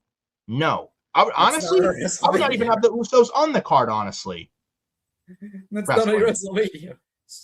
I don't think the Usos need to wrestle on the show, to be quite honest with you. And really, who are worthy of the World Tag Team titles at WrestleMania? Nobody. Really, nobody. If anything, I would keep him off the show, and I think for this reason. Listen to this. Now, Roman wasn't on the show, so this was the best usage of Roman not on the show with the Usos on the show. Now, Roman will be at the show next week, and I'm hoping Roman Reigns mentions Larry. If he doesn't, I'll be very disappointed. But Roman and Punk, we're 6 weeks away from WrestleMania. Not much feels WrestleMania right now except for one thing, and that's CM Punk and Roman Reigns. And no matter what you think about CM Punk, I don't care if you hate him or like him, CM Punk, he makes the shows better. Absolutely, yes. You read my mind. I could not have said it better. He makes everything around him that much better. Yeah. And not even the end of, and it's not even the end of 2026 yet. CM Punk for a year-end award show, the end of the year, he is going up for Wrestler of the Year candidate, hands down. He's done some great, fantastic work, bro. Yeah. Especially as world champion. He's done fucking great. And honestly, for me, honestly, CM Punk, honestly, he's been the best part of this road to WrestleMania. He is the MVP of this road to WrestleMania. Absolutely. But CM Punk, Roman Reigns, the only thing that feels WrestleMania with 6 weeks ago for Mania right now as we speak. Roman and Punk, I think, main event tonight too. Now, if I'm booking this, I'm having CM Punk retain. Fuck what Netflix wants if they want Roman as their champion. If Roman is staying around, then that's a different story. But I don't know if I really see. But I don't see Roman staying around. And if he's not staying around, we don't need another part-time champion anymore. If he's not going to be around, Punk needs to retain. Now, Punk showed some heel tendencies in this promo, right? Now, I don't, like I said, does The Rock really get involved? Because Punk mentioned Roman's family? I don't know. Now, if we do get Rock and Roman at WrestleMania 43 in Saudi next year, if that is the case, if that is the plan, Punk and Roman, Night 2 WrestleMania this year in Las Vegas, Punk versus Roman. Does The Rock get involved? And does he cost Roman the title and CM Punk goes heel? And CM Punk, you know how Rock wanted Cody's soul? Then John Cena sold his soul, and then Cena's like, I've had enough of this. Does CM Punk turn heel and sell his soul to Dwayne Johnson? And Punk goes heel and Rock costs Roman the title, and that's how it leads up to Rock and Roman at next year's Mania? Because Seth Rollins is going to be his face right now, yeah? And I could see Seth versus Punk for the world title at Backlash and Seth's rematch. I don't know how you feel about it. Does CM Punk go heel because of The Rock? Do we see a Punk heel turn? Do we see Rock involved at all? Do we do Honestly, this you know what I would Rock do? and Roman next year at Mania in Saudi? I wouldn't do any of this, honestly. You know what I would do? I would have Punk retain. I think it would be honestly. Punk is having a good reign right now. I think it would be. I think it would be too soon to take the belt off of him. Yeah, Punk needs to retain. He's still, his title reign is white hot right now. I would have Seth Rollins lay out CM Punk after the match. Do we get the Usos turning heel on Roman and they join Punk? Because Punk said in this promo, Roman Reigns, he still hasn't apologized to either of you two. No. Which he hasn't. He hasn't. Even after turning face, he's not apologized one bit for the abuse he put the Uso through. Do we get the Usos turning on Roman, but do we get the Usos join with Punk? Is that like another bloodline, going back to the bloodline all over again instead of doing fresh ideas? Is that really a good look?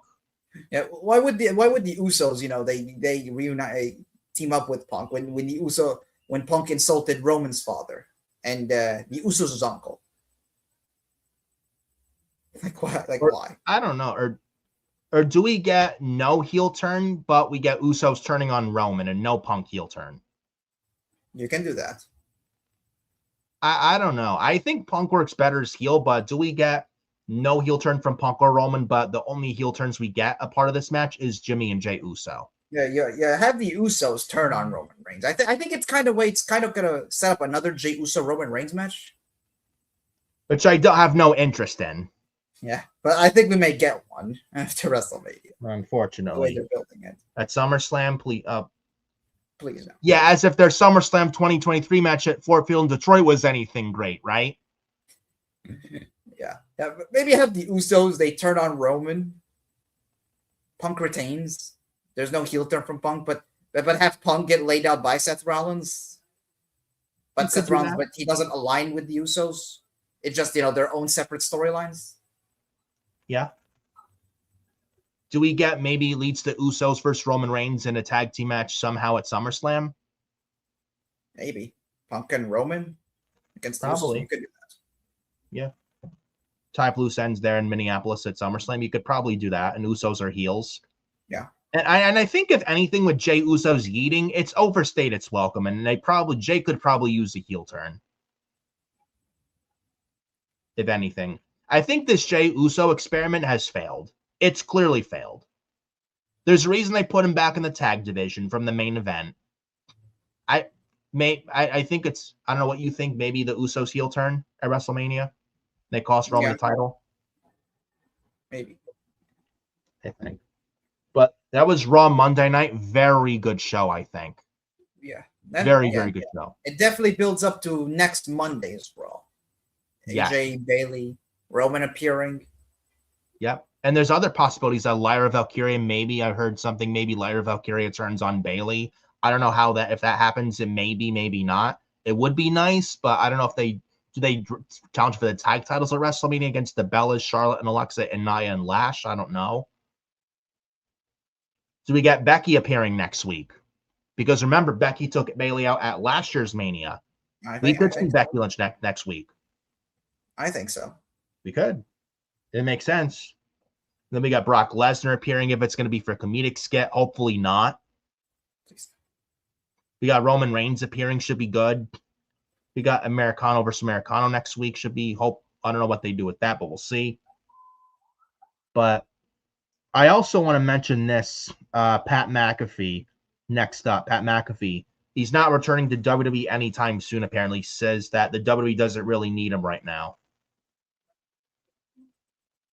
We haven't seen Pat McAfee in over a year, right?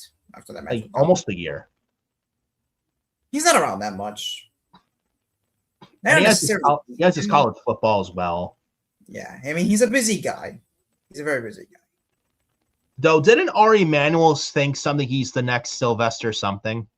Sylvester Stallone. And let's pump the brakes on that. Ari Emanuel, man. He thinks he knows what's best. He doesn't. Yeah, let's pump the brakes on that. Yeah. But Pat McAfee, I mean, I like his work as a commentator. I don't think they need him right now. I think they're just fine with Corey Graves and Michael Cole on Monday Night Raw, and then Wade Barrett and Joe Tessitore on SmackDown. They don't really need Pat McAfee at this time. No. I mean, he's good, but they don't need him. No, I could see Pat McAfee, though, making... If he's... I don't know what his schedule is right now, but if he's available, maybe he could commentate a match at WrestleMania. Probably. I mean, the last time I saw Pat McAfee was at Backlash last year where he got destroyed by Gunther. Yeah. Who knows? Maybe he could commentate a Gunther match. He commentates Gunther versus Rey Mysterio. Maybe. If that's the plan. We haven't seen Gunther. They didn't even acknowledge Gunther on TV last week on Raw. No mention from the commentators, which I was surprised by. Yeah. I don't know. Maybe we see him on Raw this week. Maybe we see him on Raw, on Monday. I hope so. But that's the news on Pat McAfee there. And then talking about the SmackDown talk, the ending portion of the show, or group thing of the show, if you know what I'm saying. Some SmackDown stuff. Oh, actually, no. One more Raw talk before we move on to the SmackDown talk. WWE is hopeful that Stone Cold Steve Austin is going to be at Raw this Monday. Now, Raw this Monday, March 16th. That's 3/16, and apparently Austin 3/16. And they're going to be in San Antonio, Texas, the home state that Steve Austin is from. Yeah. Now, it's not Victoria, Texas. It's in San Antonio, Texas. Well, Texas is also the favorite state of Kevin Owens. You know this. You say it several times. Yeah, it's Kevin Owens' favorite city, Texas. Or is it California? Well, he made event WrestleMania against Steve Austin in Texas, which I was at, by the way. WrestleMania 38, Night 1 and Night 2. I was there, and that crowd erupted when Stone Cold came out at AT&T Stadium, man. It was phenomenal. But their WWE is hopeful Stone Cold will be at Raw this Monday for 3/16 day. Do you think we get Stone Cold, or are they keeping this quiet under the vest when we do get him? I think we get Steve Austin on the show. Do you think WWE's keeping this very silent as possible and he just shows up? Yeah. Now, if he shows up, go ahead. And what's his catchphrase? Austin 3/16? It's natural. Talk about your Psalms. Talk about John 3:16. Austin 3:16 says, "I just whipped your ass." Yeah. I have a short hair, almost bald. Who knows? Maybe one of these days I could go bald and trim the goatee, be like a Stone Cold Steve Austin. Though I don't drink beer, but maybe like another Stone Cold Steve Austin. What? I said Stone Cold. What? Steve Austin. What? Maybe he could do something with Austin and CM Punk. Maybe. Yeah, that's a dream match too. Punk versus Austin. Yeah, maybe he could do something with Austin and Punk. Have them in a segment to build up. And have Roman as well there. Maybe he's used for the Roman and Punk thing. Maybe that could be something, yeah. I mean, they're both in the main event of WrestleMania. Austin has headlined, he headlined WrestleMania 4 times? Yeah, one of them against, several of them against The Rock. I think, and again, one's against Shawn Michaels and Bret Hart.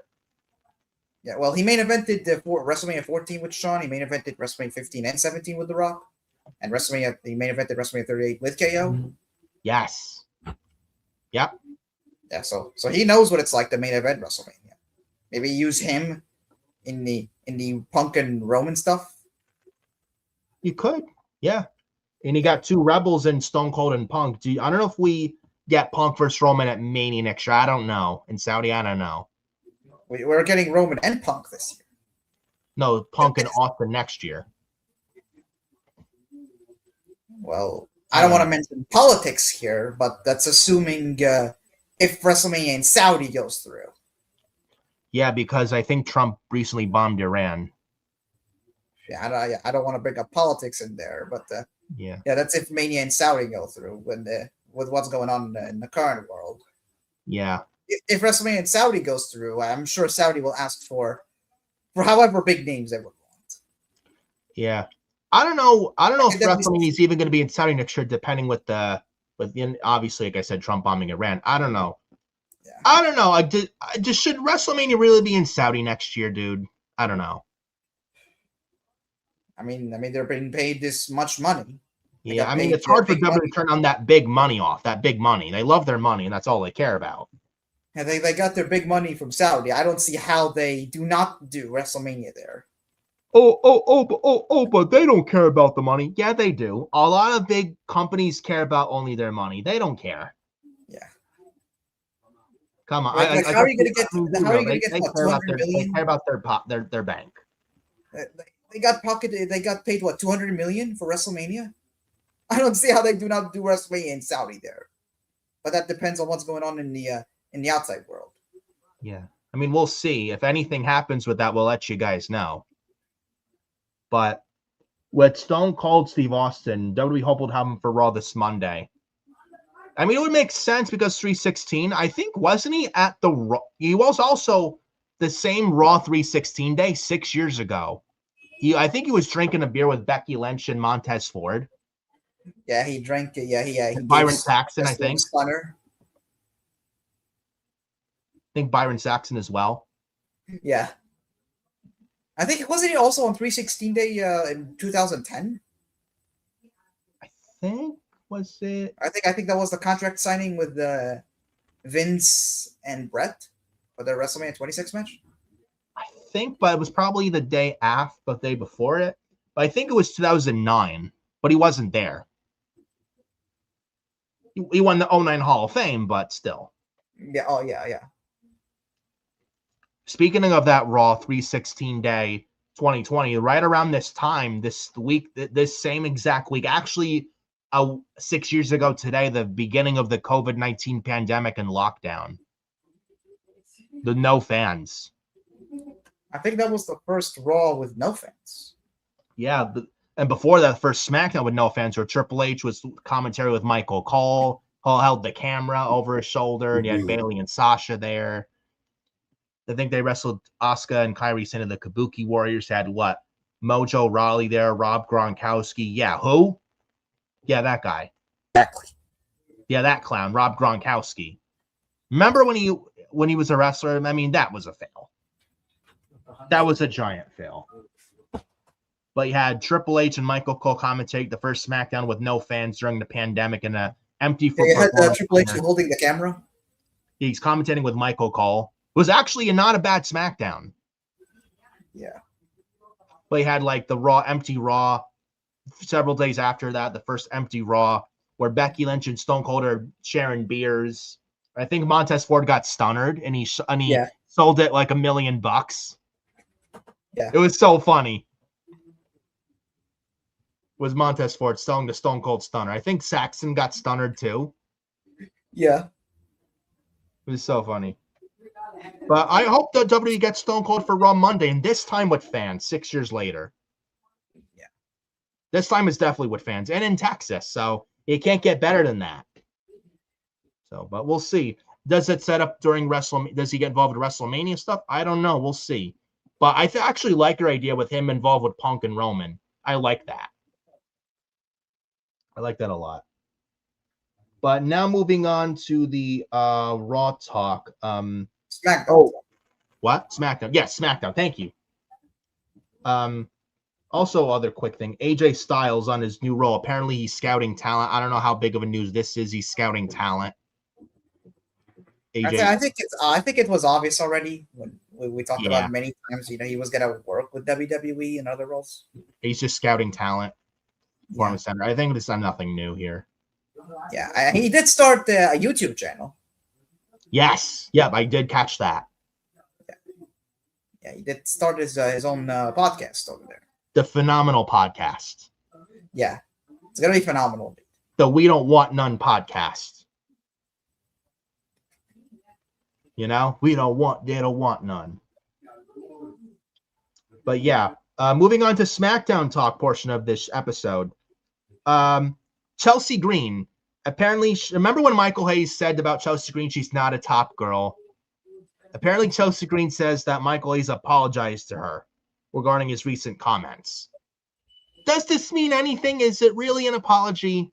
Or was Michael Hayes' ego bruised? That the was he trying to cover his ass? Yeah, maybe his ego was bruised because Mark Calloway called him out. Yeah, he called him right out on his bullshit and put him right in his damn place. He's like, motherfucker, Michael Hayes, Chelsea Green not a top girl. You got to be fucking kidding me, man. You get out of here with that.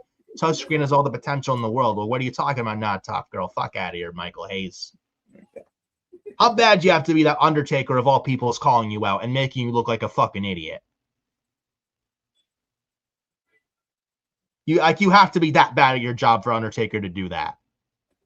So for Undertaker to make you look that much stupid. But yeah, Michael Hayes apologized to Chelsea Green. Sure. Then is Chelsea Green better off on TV now under Michael Hayes? I don't think so. They still got the secret Hervis bullshit. Or no, I'm sorry. What is it? Is it secret Hervis, bro? The secret jobbers. What is it? The secret Hervis? They are still jobbing on live TV. Losing to Tiffany Stratton every week. Alba Fire jobbing to Tiffany Stratton every single week on SmackDown. Yeah. Can we please have Chelsea Green away from it? Can we have Alba and Chelsea split up better yet and have Chelsea on her own? She could be something. But yeah. Michael Hayes still has that Vinceism in him. He's another guy that should be in the bin, along with Bruce Pritchard. Well, one guy did leave. Oh yeah, and it's actually one of the top discussions of this show, man. D-O-double-G, Brian James Road Dogg. Oh, you didn't know? Your ass better call somebody. Yeah, somebody called your ass Road Dogg and said, Brian James, you're fired. Or no, he quit. He quit, rather. He didn't get fired. He quit. Apparently, it was some job evaluation he had, and apparently he wasn't happy with it, and he quit the WWE in person, and he's gone. So he's gone. Road Dogg is no longer... Road Dogg is apparently no longer in the company. He's not running creative on SmackDown. He's not a head writer for SmackDown anymore. He's gone. So Road Dogg's not there anymore. He's not running for SmackDown no longer. So no more D-O-double-G. He quit. Thoughts on this? Let's be real. He sucked. Yes. He was awful. But he was a nice guy. Some people were standing up for him, saying he's a nice guy. I think it's just sad he left. That doesn't mean he was good at writing. Wasn't he the same guy that pitched or booked for Jinder Mahal to be WWE champion in 2017 on SmackDown? Remember that? That 6-month reign of terror. Terrible. Jinder Mahal, worst world champion ever outside of the Great Khali. Let's be real here. Let's be factual here. His fate was sealed when Unreal Season 2 aired. Oh, I think this is a perfect opportunity to put the women's U.S. title back on Chelsea Green. Okay, Brian James. Well, if we do, Okay, but what if we do that, Brian James? Who does Chelsea face? Trying to the same opponents: B-Fab, Zelina Vega, Michin. So what do we do with Chelsea Green if we do that? Oh, I don't know. This is Triple H asked you a simple question. Imagine not being able to answer a simple fucking question from Paul Levesque. If you can't even answer an easy, simple, it wasn't even a hard question at all. If you can't even answer a simple question from Paul Levesque, that's a problem. His fate was sealed. His time as a writer died at that moment. Yep. And he mentioned about Ron Cena and R-Truth and John Cena being afraid of him, and Triple H was and him were arguing, and Road Dogg would look like they were arguing and butting heads. Yeah, Road Dogg. Yeah. It was his fate was all but sealed when Unreal Season 2 aired with Road Dogg. Yeah, and they aired those videos and those creative meetings. Yeah. Yep. And Road Dogg just looked like very defensive. Like he can't take criticism. Is Road Dogg. And I've heard stories how he treats the women. What was it, Total Divas when Paige was on? I think years ago at Road Dogg threatened to fire Paige. Yeah, that's nice guy indeed. And I'm sure Paige / Saraya is happy that Road Dogg's out of there too. I'm sure she's happy over the moon. Yeah. Now she may go to WWE, and who knows? Maybe she's back soon in WWE. I mean, she's still a free agent. She's no longer in AEW. Maybe she goes back there now that Road Dogg's not there anymore. Who knows? Yeah.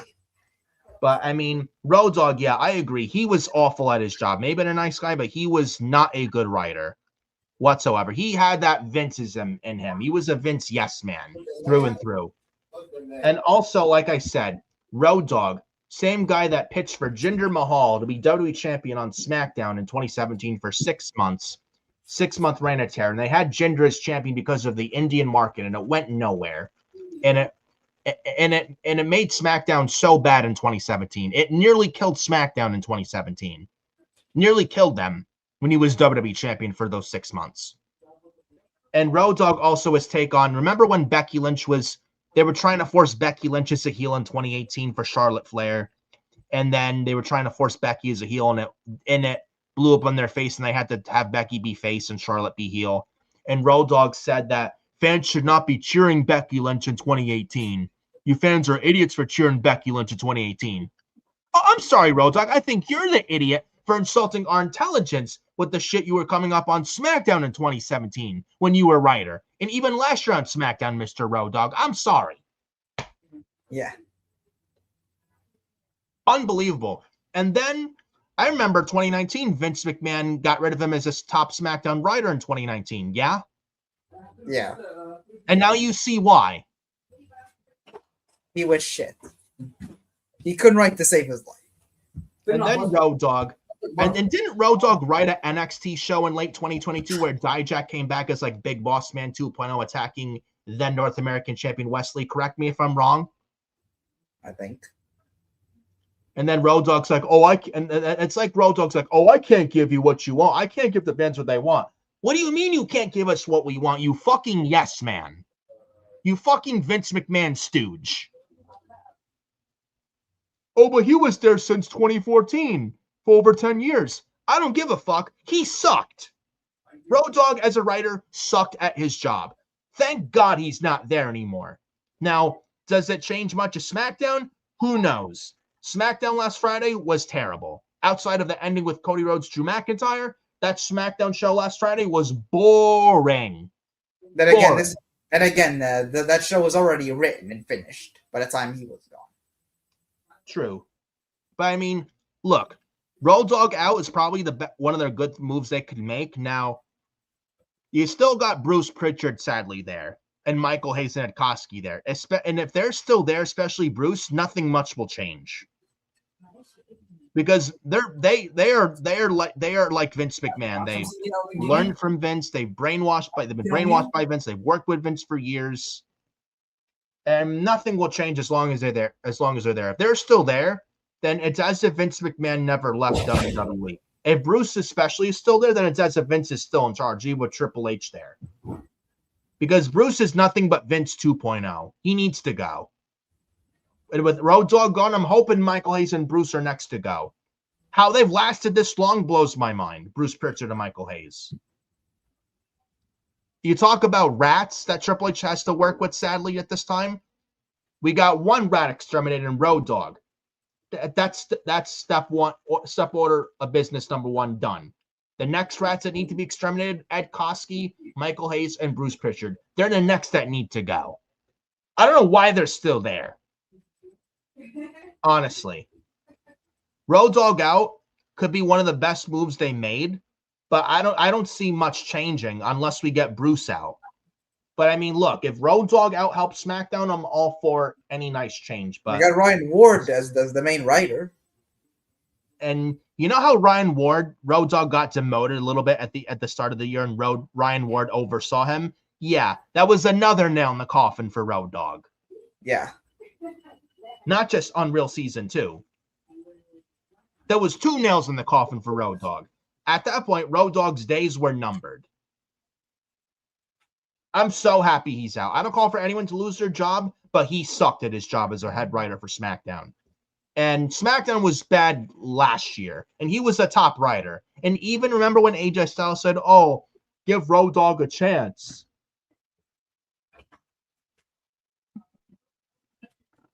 Oh, give Road Dogg a chance. You know, you're not giving him a fair opportunity. Cut him some slack.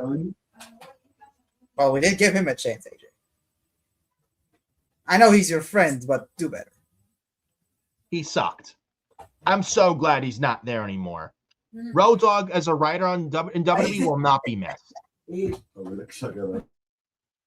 I won't miss Road Dogg as a writer in the company at all. And honestly, things passed him by. And now Road Dogg's not there anymore. And what's Road Dogg going to do? I mean, I think he's had some indie signings like throughout this year. But I mean, I don't know. Does Road Dogg go to AEW, bro? Do we get Road Dogg and AEW reunite with Billy Gunn? No. God, I hope not. No. Oh, but what about the New Age Outlaws feuding with Austin and Gunn and AEW in the tag division? What about the New Age Outlaws and the Costco guys? We bring the boom. We got 3 words for you. Bring the boom. Oh my God! Please no. No. I may have thrown that out there for Tony Khan, please, but I hope to God. Don't give them ideas. You talk about so fucking cringe. That right there is the epitome of beyond cringe. Brian James, Billy Gunn, and Big Justice and Big AJ. Come on. Oh my God. I hope. Oh man. Imagine Tony Khan brings Road Dogg into AEW. I mean, Road Dogg wouldn't listen to Vince. He wouldn't listen to Triple H. You think he'd listen to Tony Khan? Give me a fucking break, man. Give me a break. Nobody wants to see that in AEW. Dear Tony Khan, say no to Road Dogg in AEW. That is an awful, awful, awful idea. Nobody wants to see that. And that should not even be a thought whatsoever in the back in AEW. I don't want to see that. I don't. But moving on from the Road Dogg talk, next topic before the ending topic of today's episode, Kevin Owens. Apparently, he's going for a reevaluation. And Kevin Owens maybe returns to WWE by the end of this year. I don't know how you feel about that, man. I don't know, but good. His presence has been sorely missed, and it feels and shows. You talk about how to make SmackDown better. That is one of them. Kevin Owens was supposed to wrestle Randy Orton at WrestleMania last year on night 2, right? Then Owens got the neck injury. Yeah. And then what? He got surgery in the late last year. Yeah, he got surgery in July. So it would most likely be towards the end of this year that he would probably be back if he's cleared. I mean, and if you look at him, I think he looks okay. And wasn't he at the Performance Center doing some like exercise or whatnot? Yeah, he was doing cardio. Yeah. Yeah, he was doing cardio at the Performance Center, so he looks good. Hopefully they Just clear him, skip man. the return. I hope and pray he's not forced to retire. That would really fucking suck. I think we see him back in the ring. I mean, if he's doing good training at the Performance Center, he's looking good. I think we see him back in the ring. And if he's cleared to go, I mean, SmackDown, man, Kevin Owens back would make SmackDown instantly that much better. Because he was actually in some really good stuff on SmackDown with Cody, and even going into the Rumble last year in Indianapolis. He had a banger ladder match with Cody at the Rumble last year. And then his stuff with Randy was just getting started. Then Owens got hurt. Then even Kevin Owens and Sami Zayn at the Chamber last year in Toronto, which was so fucking awesome, dude. And that was the last time Kevin Owens wrestled before he got hurt. But, I mean, SmackDown is just terrible. But Owens back would make it a lot better than what it is now, which is trash. And Owens comes back. He's instantly like slotted him in the main event. I hope Kevin Owens gets cleared. It would be a major blow if he's not cleared to wrestle again. But I mean, no one thought Edge would be back. He came back. No one thought Daniel Bryan would come back. He came back. Both guys came back. I'm sure Kevin Owens would too, in my opinion. And if Cody and Randy is set for WrestleMania, which it is for the WWE Championship, I don't know about you, maybe Randy going heel and we get Owens versus Orton for the title at the end of the year on SmackDown. You can do that. Then there's a story there. They have unfinished business. Yeah, and they were supposed to wrestle at last year's Mania before Owens got the neck injury. And if Kevin Owens comes back, he's going to be a major babyface. Yes. The crowd is going to pop huge for him. He was a heel before he got the neck injury. And when he comes back, no way you have him be heel. No way. No, it's impossible. Like to keep him as a heel coming back, that's the stupidest thing ever they could do. That is dumb. Fucking dumb. It's dumb. At that point, go ahead. Sorry. Especially with a guy an injury like that could have potentially ended his career. Yeah. And you don't want to see him go out like this. You can't have him as a heel. Nobody's gonna boo this guy upon return. No.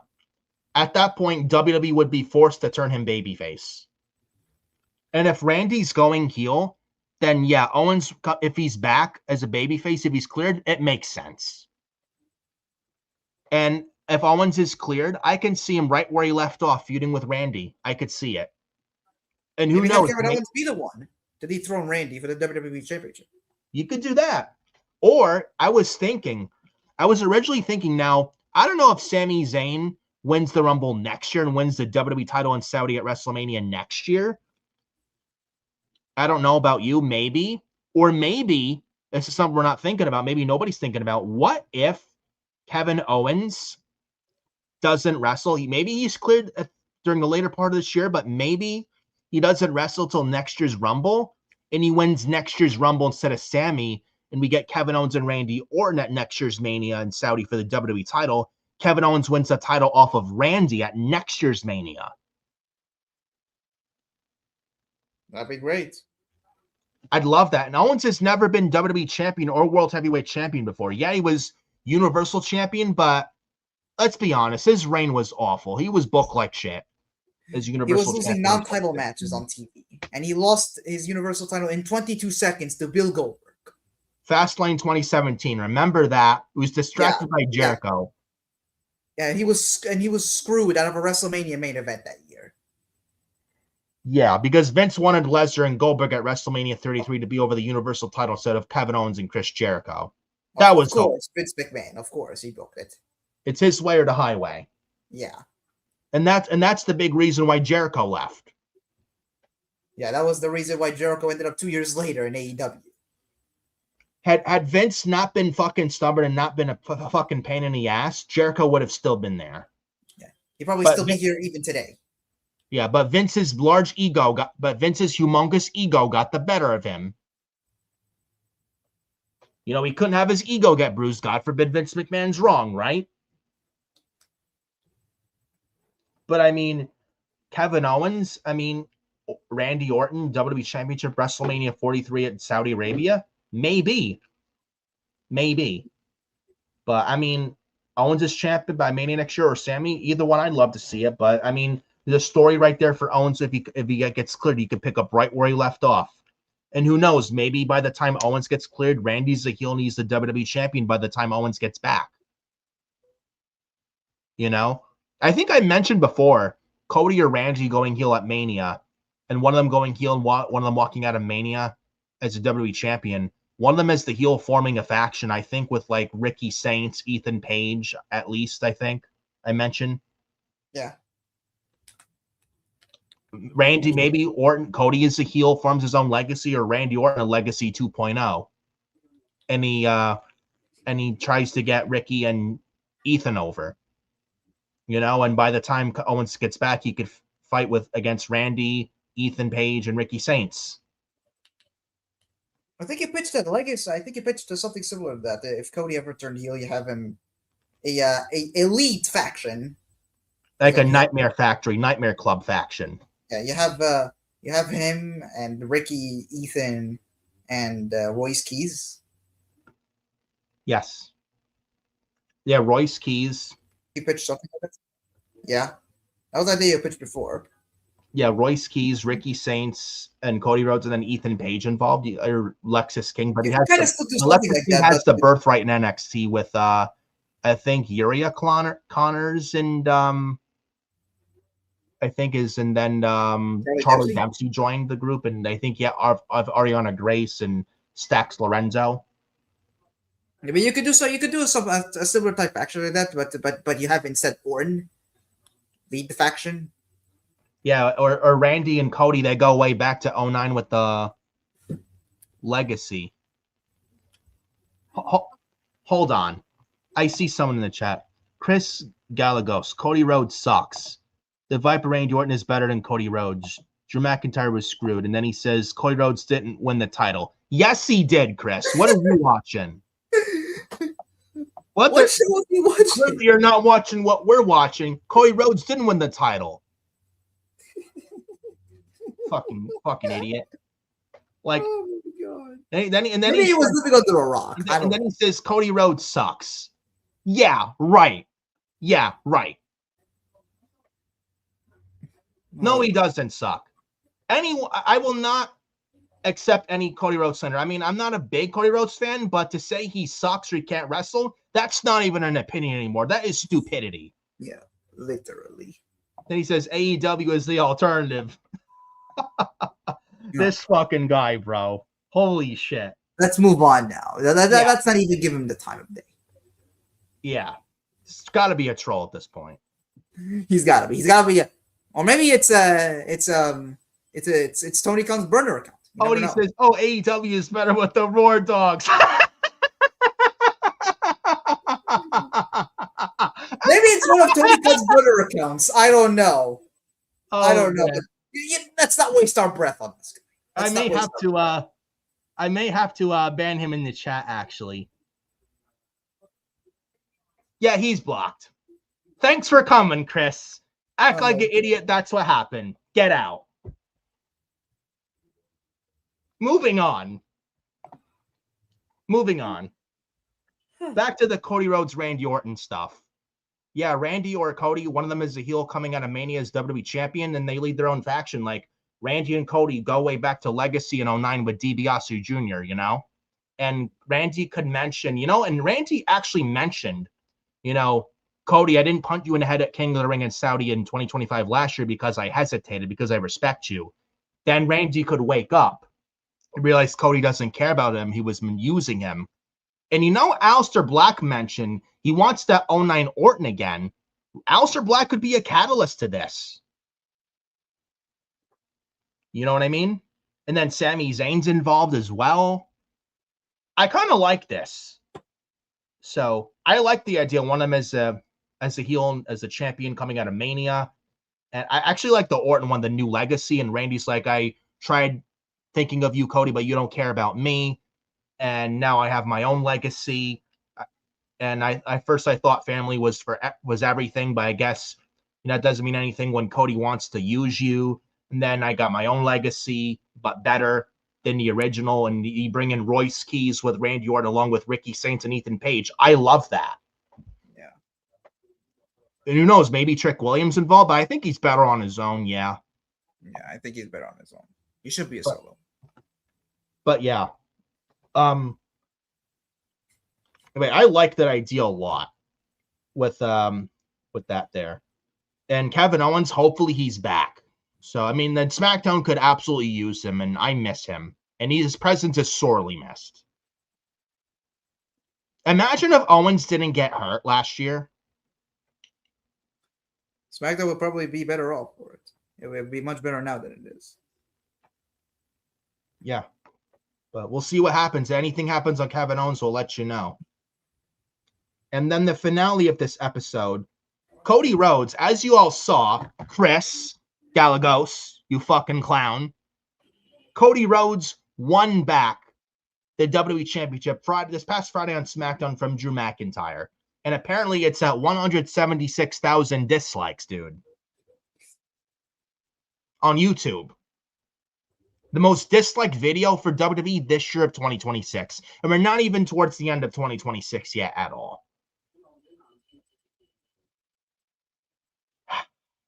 Oh, God. Any comments on this, bro? Oh, my God. Speed. This is what we are.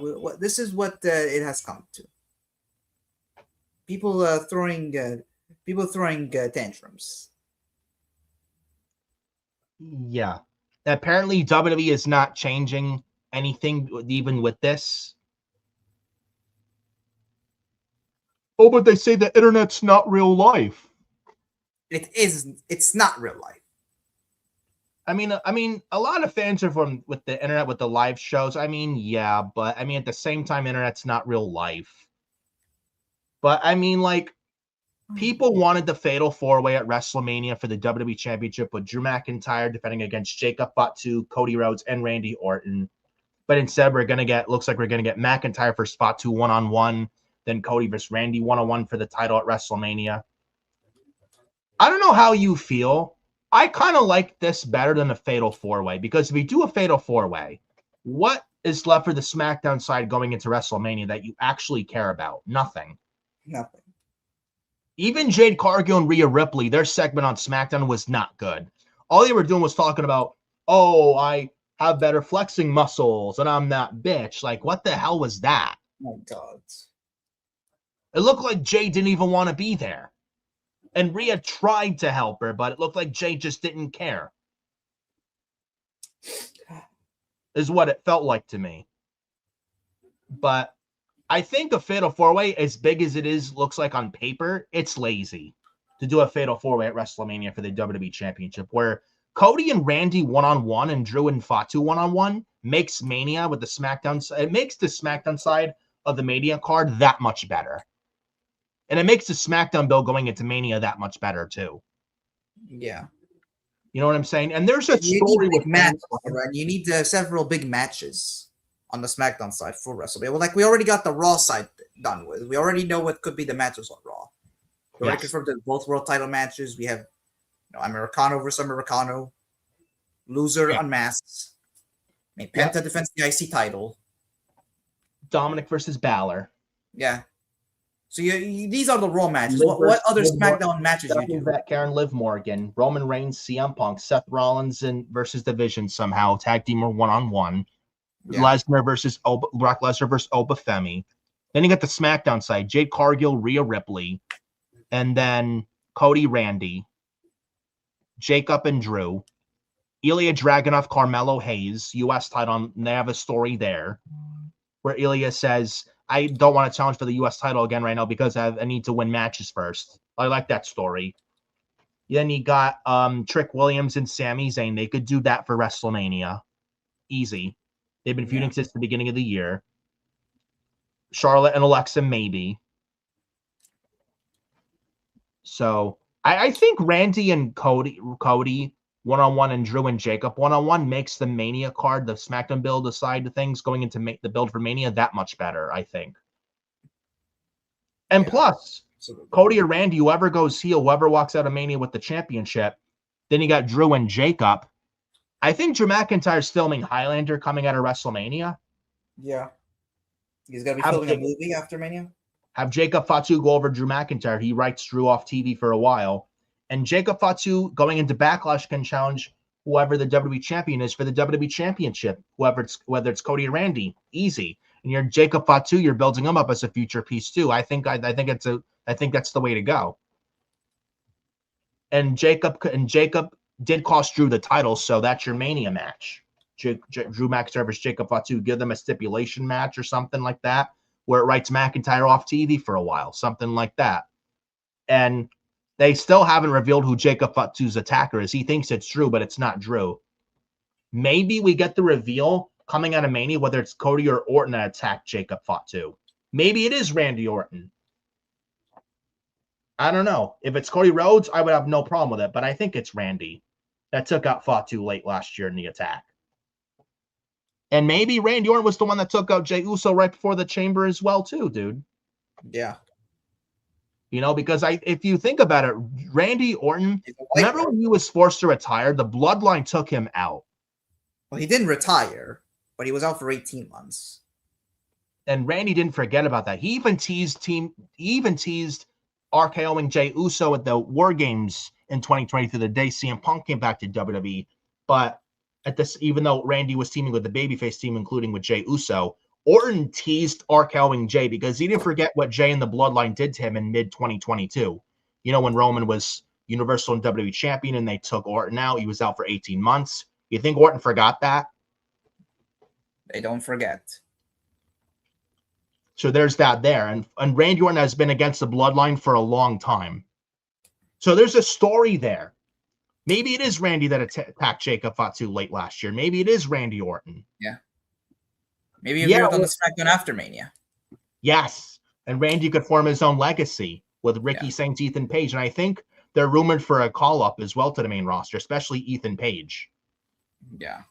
I read something, Ethan Page, they may want to have him hold the NXT title or challenge for the NXT title. He doesn't need it. He doesn't need the NXT championship. I think he's ready for the main roster. And so is Ricky Saints.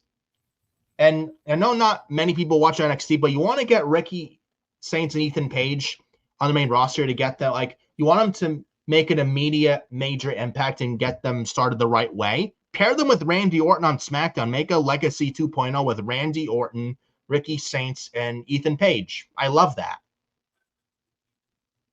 And Ricky has the history with Cody, so does Ethan. It makes sense. Makes all the sense in the world, dude. And Jacob could beat Drew at Mania. Writes Drew off TV for a while. Jacob challenges Orton for the title at Backlash. WWE Championship, that is. I think I like that idea a lot. So I actually like this scenario instead of the Fatal 4-Way. Fatal 4-Way sounds good, big on paper to main event night one WrestleMania, but it's lazy writing. It's lazy. The more I thought about it, and I mean, do I like Cody winning the belt back? No. But if we're getting Cody and Randy and finally that story they've been teasing for a year, I'm all for it. There's a big history with the legacy days. And you got two of the best storytellers in Randy Orton and Cody Rhodes. And if there's anything this company, WWE, needs right now is story. Especially, I know some people are upset about Drew McIntyre, not as champion, not going into Mania as champion. I get it. I do. I feel your pain, but this is WrestleMania season. You need to put on the best matches you can with the best stories. Biggest and best matches with the best story.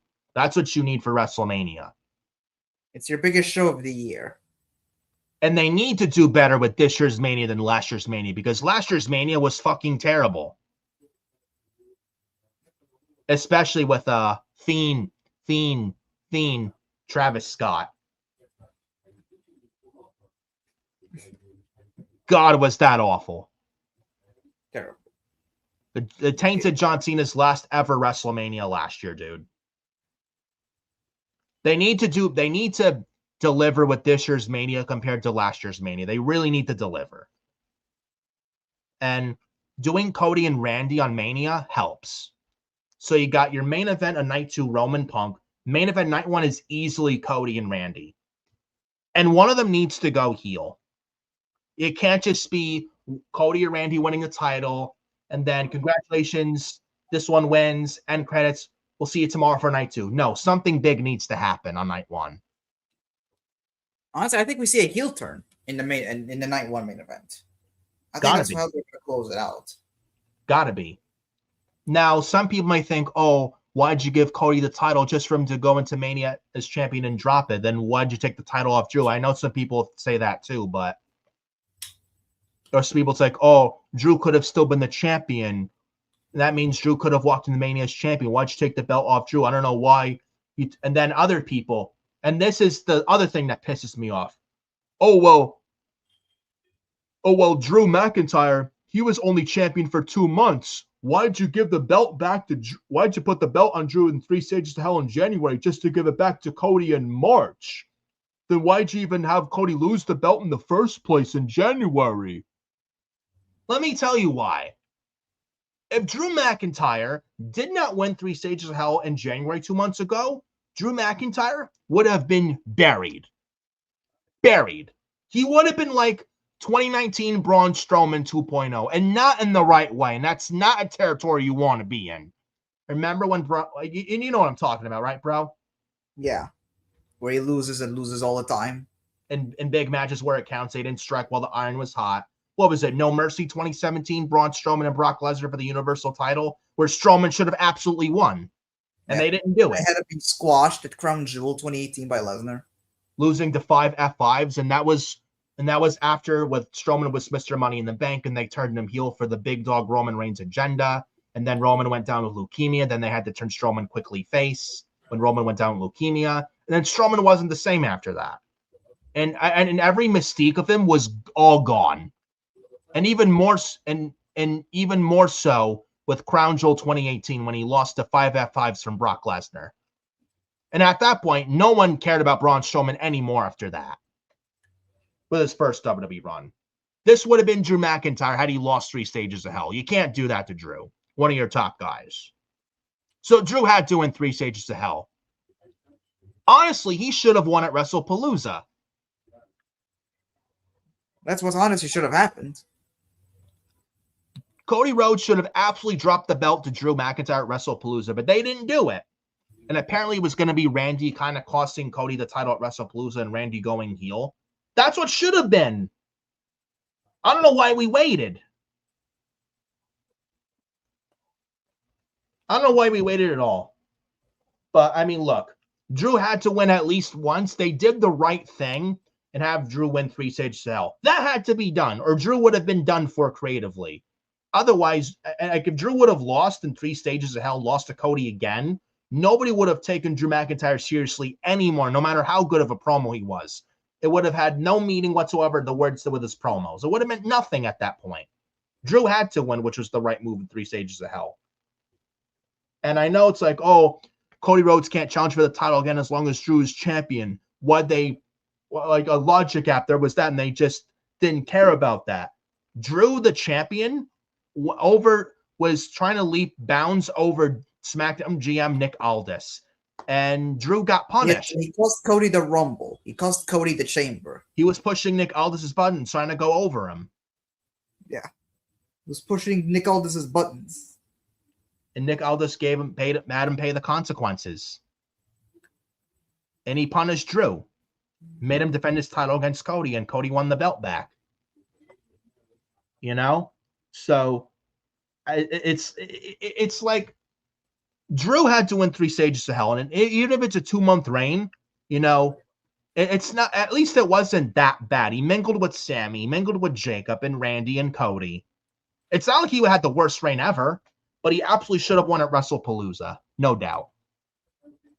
Had Drew McIntyre won at WrestlePalooza, he would have had an even better 6-month reign as champion, even if Cody were to go into Mania this year as champion, regardless. But Cody and Randy were getting it at Mania. I actually like that a lot because it's a big match you can do, and there's a story there to be told, and you need story. If anything, this company needs its story. No doubt. And even I think Cody and Drew was pitched for Hell in a Cell. Cody and Drew for Hell in a Cell. Thank God that didn't go through. We've seen Cody Rhodes versus Drew McIntyre how many times now? They got a 3 stages of hell match earlier in the year.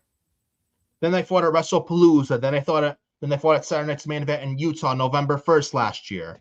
They fought in War Games in November. I think we've seen Cody versus Drew enough times. I think we need to move on from Cody versus Drew. And then there was rumors of Cody and Drew again at WrestleMania. And apparently that was false. That's not happening. Thank God. Honestly, Cody, at the end of the day, ladies and gentlemen, Cody and Randy one-on-one for the WWE Championship, it honestly makes, it's easily a night one main event. It makes things for SmackDown side going into Mania that much better, dude. It really does at the end of the day. Absolutely. You know, if Cody and Jacob is not really a night one WrestleMania main event. Cody and Drew could, but we've seen it enough times. Randy and Drew, do you have any interest in that? I don't. Randy and Jacob, not a WrestleMania night one main event worthy match. Cody and Randy's the way to go. I know I would have loved to see Drew go into Mania as champion, but this is WrestleMania. You need to put on the biggest and the best storyline matches. Cody and Randy's the way to go. And I don't think it's one and done with the two. We could very well get this again at SummerSlam. Maybe have Cody Chase going into SummerSlam. Or the other way around. Maybe Randy's the face, Cody's the heel, and Randy Chase is going into SummerSlam in Minneapolis. Who knows? But I think either way, one of them has to go heel. I don't care if it's Randy. I don't care if it's Cody. One of them's got to go heel. And we need excitement. Anything this company needs is storyline and excitement. The past year, Triple H has played it safe. That's got to stop. That's got to stop. You know, take a risk with Cody going heel. I'd love to see it. You got two WrestleMania matches over it. You got Cody and Randy, you got Drew and Jacob. Yeah. If for Drew and Jacob, I don't know what you think, maybe a last man standing match. Maybe. And Fatu was the last man standing, and that writes Drew off TV. I think that would be perfect. Or maybe, I don't know, have we seen a ambulance match before on WrestleMania? We did get a dumpster match. But an ambulance match at WrestleMania? I don't think so. Or have we seen this in a long time? A stretcher match.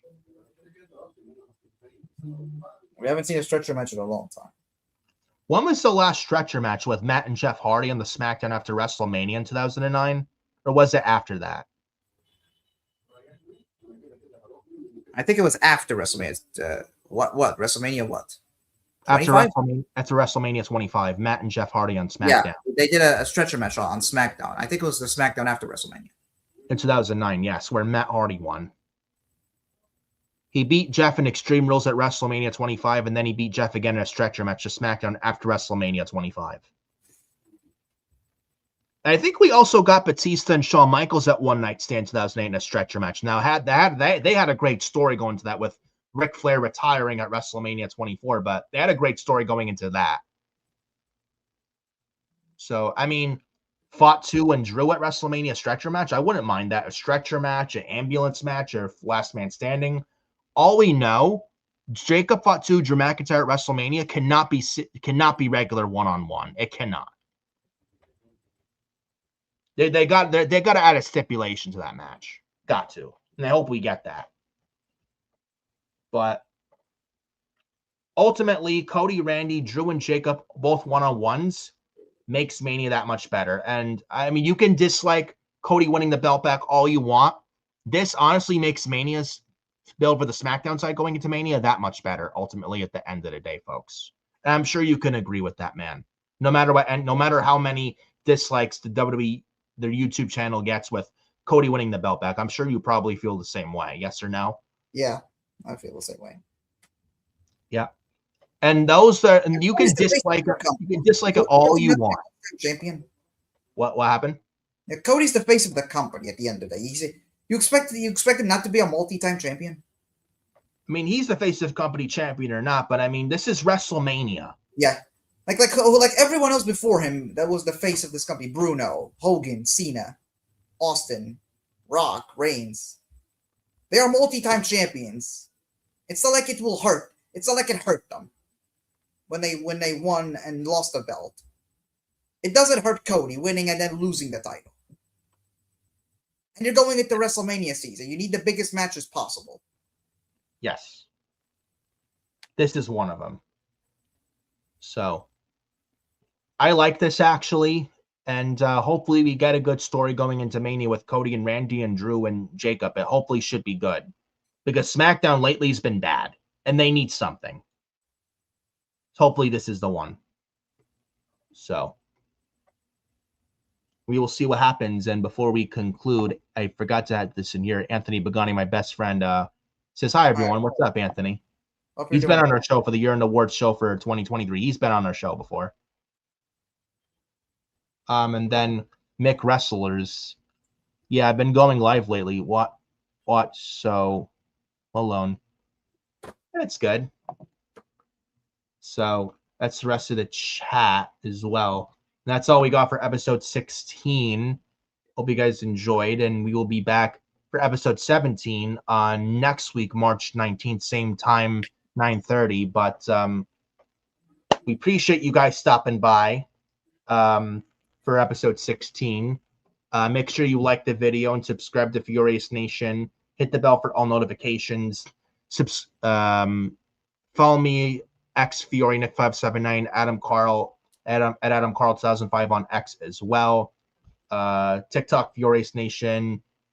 Facebook, Nicholas Peard Fiore, Peard 31, and Instagram, Nicholas Fiore 2014.